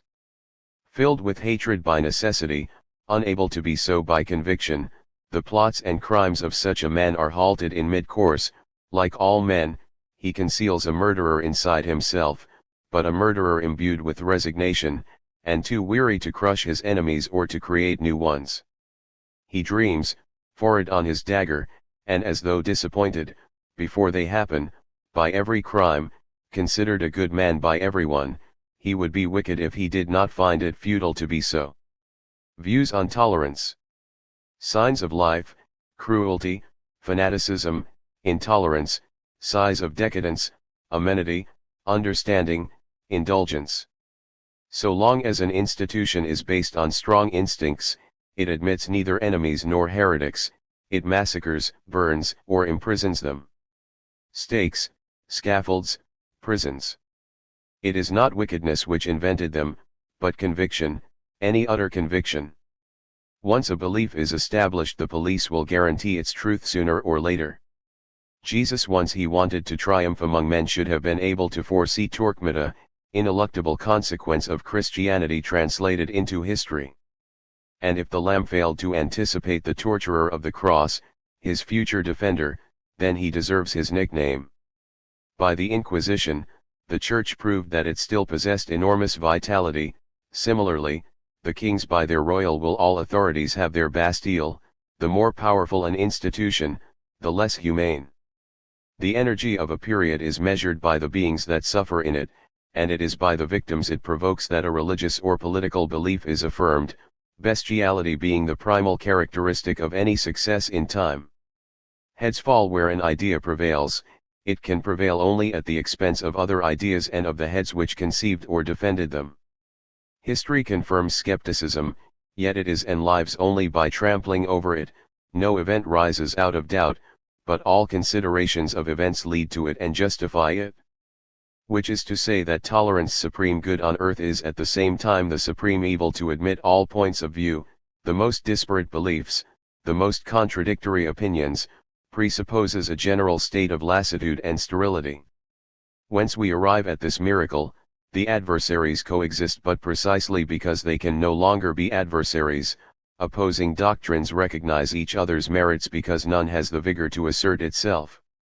A religion dies when it tolerates truths which exclude it, and the God in whose name one no longer kills is dead indeed. An absolute perishes, a vague glow of earthly paradise appears, a fugitive gleam, for intolerance constitutes the law of human affairs. Collectivities are reinforced only under tyrannies, and disintegrate in a regime of clemency. Then, in a burst of energy, they begin to strangle their liberties and to worship their jailers, crowned or commoners. The periods of fear predominate over those of calm. Man is much more vexed by the absence than by the profusion of events. Thus history is the bloody product of his rejection of boredom. Sartorial philosophy. With what tenderness, and what jealousy, my thoughts turn toward the desert fathers and toward the cynics. The abjection of owning the merest object, this table, this bed, these rags. Clothes get between us and nothingness. Look at your body in a mirror, you will realize that you are mortal. Run your fingers over your ribs as though across a guitar, and you will see how close you are to the grave. It is because we are dressed that we entertain immortality. How can we die when we wear a necktie? The corpse that decks itself out fails to recognize itself, and imagining eternity, appropriates that illusion. Flesh covers the skeleton, clothes cover the flesh, subterfuge of nature and of man, instinctive and conventional deceptions. A gentleman cannot be kneaded of clay and dust. Dignity, decency, so many escapes in the face of the irremediable. And when you put on a hat, who would say that you have sojourned among entrails or that the worms will gorge on your fat? This is why I shall abandon these rags and, casting away the mask of my days, flee the time when, in collusion with the others, I strive to betray myself. There was a time when solitaries stripped themselves of everything, in order to identify with themselves, in the desert or in the street, delighting in their nakedness, they attained to the supreme fortune, they were the equals of the dead. Among the dregs. To console myself for the remorse of sloth, I take the path to the lower depths, impatient to degrade myself and identify with the gutter. I know these grandiloquent, stinking, sneering bums, engulfed in their filth, I take my pleasure in their fetid breath no less than in their verve. Pitiless for those who succeed, their genius for doing nothing compels admiration, though the spectacle they afford is the saddest in the world. Poets without talent, whores without clients, businessmen without a penny, lovers without glands, inferno of women no one wants. Behold then, I tell myself, man's negative fulfillment, behold, laid bare, this being who pretends to a divine lineage, pathetic counterfeiter of the absolute. Here is where he was to end, in this spitting image of himself, mud God never laid a hand on, beast no angel has a part in, infinity begotten in moans, soul risen out of a spasm. I contemplate that dim despair of spermatozoa that have reached their end, these funeral countenances of the race. I am reassured, I have a way to go still. Then I am frightened, shall I too fall so low? And I hate that toothless crone, this rhymer without verses, these impotents of love and affairs, these models of the dishonor of the mind and the flesh. The man's eyes overwhelm me, I wanted to reap, on contact with these wrecks, a harvest of pride. I take away a shudder like the one a living man would experience who, to delight in not being dead, pilfered a coffin. On an entrepreneur of ideas. He tries everything, and for him everything succeeds, nothing of which he is not the contemporary. So much vigor in the artifices of the intellect, so much readiness to confront all the realms of the mind and of fashion from metaphysics to movies must dazzle. No problem resists him, no phenomenon is foreign to him, no temptation leaves him indifferent. He is a conqueror, and has but one secret, his lack of emotion. Nothing keeps him from dealing with anything, since he does so with no accent of his own. His constructions are magnificent, but without salt. Categories swell with intimate experiences, classified as in a file of disasters or a catalogue of anxieties. Here are ranged the tribulations of man, as well as the poetry of his laceration. The irremediable has turned into a system, even a sideshow, displayed like an article of common commerce, a true mass product of anguish. The public delights in it, the nihilism of the boulevard and the bitterness of the café feed on it. Thinker without fate, infinitely empty and marvelously ample, he exploits his thought, wants it to be on every mouth. No destiny pursues him, born in the age of materialism, he would have followed its facility and given it an unimaginable extension. Out of romanticism he would have constituted a summa of reveries. Appearing in the world of theology, he would have wielded God like any other concept. His skill in confronting the great problems is disconcerting, everything is remarkable, except authenticity. Basically non-poet, if he speaks of nothingness, he lacks its shudder, his disgusts are pondered, his exasperations controlled and invented after the fact, but his will, supernaturally effective, is at the same time so lucid, that he could be a poet if he wanted to, and I should add, a saint, if he insisted. Having neither preferences nor oppositions, his opinions are accidents, one regrets that he believes in them, only the movement, the method, of his thought is of interest. Were I to hear preach from the pulpit I would not be surprised, so true is it that he locates himself beyond all truths, masters them, so that none is necessary or organic to him. Advancing like an explorer, he conquers realm after realm, his steps no less than his thoughts are enterprises, his brain is not the enemy of his instincts, he rises above the rest, having suffered neither fatigue nor that vehement mortification which paralyzes desire. Son of a period, he expresses its contradictions, its futile dilation, and when he flung himself forward in its conquest, he employed so much pertinacity and stubbornness that his success and his renown equal those of the sword and rehabilitate the mind by means which, hitherto, were hateful or unknown to it. Truths of temperament. Confronting thinkers without pathos, character, and intensity, who model themselves on the forms of their time, appear others of whom we feel that appearing whenever, they would have been the same, themselves, unconcerned by their age, drawing their thoughts from their own depths, from the specific eternity of their flaws. They take from their environment only the surface, a few peculiarities of style, a few characteristic turns of a given development.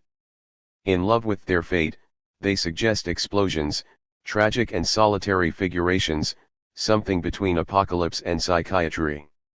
A Kierkegaard, a Nietzsche, had they appeared in the most anodyne age, would have had no less tremulous, no less incendiary an inspiration. They perished in their flames, a few centuries earlier, they would have perished in those of the stake, vis-a-vis general truths.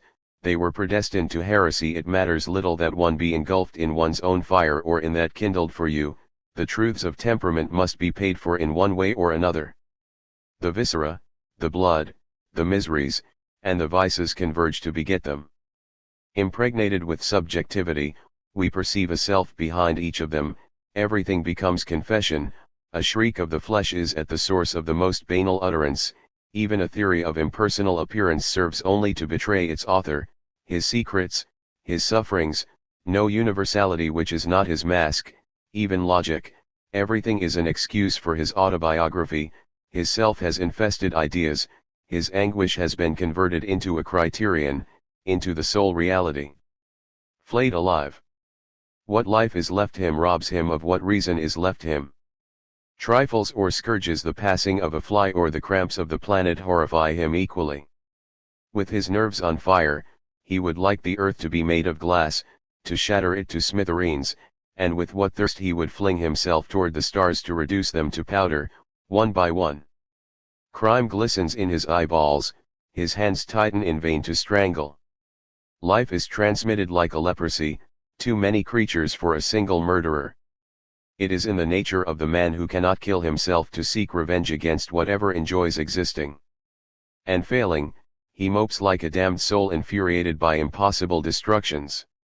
A discarded Satan, he weeps, pounds his breast, bows his head, the blood he wanted to shed fails to redden his own cheeks, whose pallor reflects his disgust with that secretion of hopes produced by the advancing species. His great dream was to destroy the days of creation. He renounces his dream, collapses into himself, and yields to the elegy of his own failure. Another order of excess is the result. His skin burns, fever fills the universe, his brain is on fire, the air is inflammable. His ills fill sidereal space, his griefs make the poles tremble. And whatever is allusion to existence, the most imperceptible breath of life, rings from him a cry which compromises the music of the spheres and the movement of the stars. Incompatibilities. A mind compels us only by its incompatibilities, by the tension of its movements, by the divorce of its opinions from its inclinations. Marcus Aurelius, engaged on remote expeditions, tends more toward the idea of death than toward that of the empire. Julian, made emperor, regrets his contemplative life, envies the sages, and wastes his nights polemicizing against the Christians. Luther, with the Vandal's vitality, sinks and mopes in the obsession of sin, and without finding an equilibrium between his delicacies and his crudities. Rousseau, who mistakes his instincts, lives only in the idea of his sincerity. Nietzsche, whose entire oeuvre is nothing but a hymn to power, drags out a sickly existence of a poignant monotony. For a mind matters only to the degree that it deceives itself as to what it wants, what it loves, or what it hates. Being several, it cannot choose itself. A pessimism without raptures, an agitator of hopes without bitterness, deserves only scorn. Only the man who has no regard for his past, for propriety, logic, or consideration is worthy of our attachment. How can we love a conqueror if he fails to plunge into events with a suspicion of failure, or a thinker if he has not conquered his instinct for self-preservation. Man fallen back on his futility is no longer concerned with the desire to have a life. If he were to have one, or were not, would concern the others. Apostle of his fluctuations, he no longer encumbers himself with an ideal identity, his temperament constitutes his sole doctrine, and the whim of the moment his sole knowledge. Restoration of a cult. Having eroded my quality as a man, nothing is any longer of any value. Everywhere all I see are animals with an ideal that herd together to bleat their hopes. Even those who did not live together are constrained to do so like ghosts, or else to what end have we conceived the communion of saints? In pursuit of a true solitary, I scrutinize the ages, and I find there, and envy there, only the devil. Reason banishes him, the heart craves him. Spirit of lies, prince of darkness, the evil one, the enemy, how sweet it is to murmur the names that flayed his solitude. And how I cherish him since his daily relegation. If only I could re-establish him in his primal state. I believe in him with all my incapacity to believe. His company is necessary to me, a lonely being tends toward the loneliest being toward the one. I owe it to myself to tend toward him, my power to admire fearing to remain unemployed compels me to it. Behold me confronting my model, attaching myself to him, I punish my solitude for not being total, I forge out of it another which transcends it, it is my way of being humble. We replace God as best we can, for every God is good, provided he perpetuates in eternity our desire for a crucial solitude. We troglodytes. Values do not accumulate, a generation contributes something new only by trampling on what was unique in the preceding generation. This is even more the case in the succession of centuries. The Renaissance could not save the depth, the phantoms, the genre of savagery of the Middle Ages. The Enlightenment in its turn preserved only the sense of the universal from the Renaissance, without the pathos which marked its physiognomy. The modern illusion has plunged man into the swoons of becoming, he has lost his footing in eternity, his substance. Every conquest, spiritual or political, implies a loss, every conquest is an affirmation. But a murderous one. In the realm of art, the only one in which we can speak of the life of the mind, an ideal is established only on the ruins of its predecessor. Each true artist is a traitor to his forebears. There is no superiority in history, republic, monarchy, romanticism, classicism, liberalism, autocracy, naturalism, abstraction, irrationalism, intellectualism. Institutions, like currents of thought and feeling, are of equal worth. No form of mind can assume another, we are something only by exclusion, no one can reconcile order and disorder, abstraction and immediacy, impulse and fatality. The periods of synthesis are not creative, they summarize the fervor of the others, a confused, chaotic resume, every eclecticism being an indication of an ending. Every step forward is followed by a step back, this is the unfruitful oscillation of history as stationary. Becoming. That man should have let himself be duped by the mirage of progress is what renders his claims to subtlety absurd. Progress. Perhaps we can find it in hygiene. But anywhere else? In scientific discoveries? After all, no more than deadly glories. Who, in good faith, could choose between the Stone Age and the age of modern weapons? As close to the ape in one as in the other, we scale the clouds for the same reasons we shinnied up trees, the means of our curiosity, pure or criminal, are all that have changed, and with disguised reflexes we are more diversely rapacious. A mere whim to accept or reject a period, we must accept or reject history en bloc.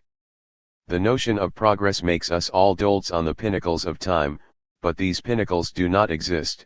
The troglodyte who trembled with fear in the caves still trembles in the skyscrapers. Our capital of misery remains intact down through the ages, yet we have one advantage over our ancestors, that of having invested our capital better, since our disaster is better organized. Physiognomy of a failure. Monstrous dreams inhabit groceries and churches. I have come across no one who did not live in delirium. Since the merest desire conceals a source of insanity, it is enough to conform to the instinct of self-preservation to deserve the asylum. Life a fit of lunacy throttling matter. I breathe, enough to be put away. Incapable of attaining to the lucidities of death, I crawl in the shadow of the days, and I yet am only by the will no longer to be. Once I thought I could crush space with a blow of my fist, play with the stars, halt time, or wield it according to my whim. The great captains seemed to me the great cowards, the poets, wretched stammerers, not knowing the resistance things, men, and words offer us, and supposing I felt more than the universe allowed, I gave myself up to a suspect infinity, to a cosmogony resulting from a puberty unfit to end itself. How easy it is to believe yourself a god by the heart, and how hard it is to be won by the mind. And with how many illusions must I have been born in order to be able to lose one every day. Life is a miracle bitterness destroys. The interval separating me from my corpse is a wound, yet I aspire in vain to the seductions of the grave, unable to rid myself of anything, to cease breathing either. Everything in me suggests that the worms will be out of work when they get to my instincts as incompetent in life as in death. I loathe myself, and in this loathing I dream of another life, another death. And for having sought to be a sage such as never was, I am only a madman among the mad. Procession of sub-men. Committed beyond his means, beyond his instincts, man has ended up in an impasse. He has burned his bridges. To catch up with his conclusion, animal without a future, he has foundered in his ideal, he has worst himself at his own game. Having ceaselessly sought to transcend himself, he is paralyzed, and his only remaining resource is to recapitulate his follies, to expiate them, and to commit a few more. Yet there are some to whom even this resource remains forbidden. Unaccustomed to being men, they murmur, do we still belong to a tribe, a race, a breed? So long as we had the prejudice of life, we espoused an error which kept us on a footing with the others. But we have escaped the race. Our lucidity, crumbling our skeleton, has reduced us to a limp existence, invertebrate rabble stretching out on matter to corrupt it with slobber. Behold us among the slime, behold us at that laughable end where we pay for having misused our faculties and our dreams. Life was not our lot. At the very moments when we were drunk with life, all our joys came from our transports above it. Taking revenge, life lugs us toward its lower depths, procession of sub-men toward a sub-life. Quisque idem. Forever be accursed the star under which I was born, may no sky protect it, let it crumble in space like a dust without honor. And let the traitorous moment that cast me among the creatures be forever erased from the lists of time. My desires can no longer deal with this mixture of life and death in which eternity daily rots. Weary of the future, I have traversed its days, and yet I am tormented by the intemperance of unknown thirsts. Like a frenzied sage, dead to the world and frantic against it, I invalidate my illusions only to irritate them the more. This exasperation in an unforeseeable universe where nonetheless everything repeats itself, will it never come to an end? How long must I keep telling myself, I loathe this life I idolize? The nullity of our deliriums makes us all so many gods subject to an insipid fatality. Why rebel any longer against the symmetry of this world when chaos itself can only be a system of disorders? Our fate being to rot with the continents and the stars, we drag on, like resigned sick men, and to the end of time, the curiosity of a denouement that is foreseen, frightful, and vain.